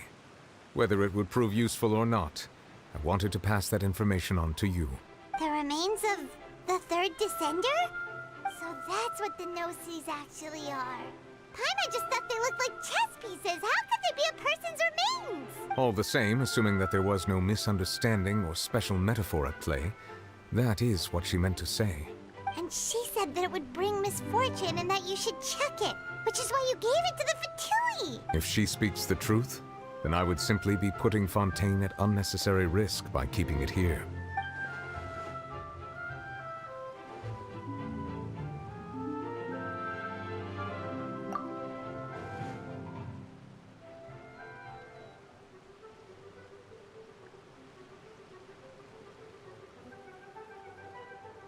I had guessed that you might already be familiar with this concept, but I did not expect you to be one of them. That means that the No-Seas, which are exceedingly element-compatible and can even enhance elemental abilities, do indeed come from the third Descender. I wonder, does your body also possess similar properties? Like being able to use elemental powers without a vision. That does sort of count as special compatibility, right? No, let's not think about this stuff right now. It just feels creepy, comparing the Traveler to the dead third Descender and all. That's what you say, but this topic still feels like bad luck. Once Child recovers, let's get some more answers out of him. Or go look for his master and get the answers that way. I too believe it unwise to make too many blind guesses when information is lacking. The same is true of being at court. All right. Whatever the case, it seems like the crisis here in Fontaine's over for now. Yes. All of Focalor's efforts were for this moment as well. But she sacrificed herself in the end as a god, and she suffered through all those years as a human. Was that really what she wanted? I suppose that would be the mystery of a god's will. I suspect not. But once in a while, I too would guess that if wishes were like the clouds in the sky, they will one day return to the earth as raindrops. Life flows like water, and rain is the final answer. The water levels may sometimes tilt one way or another, but the rain falls fairly upon all. And what, ultimately, is the difference between the rains that fall upon all of us?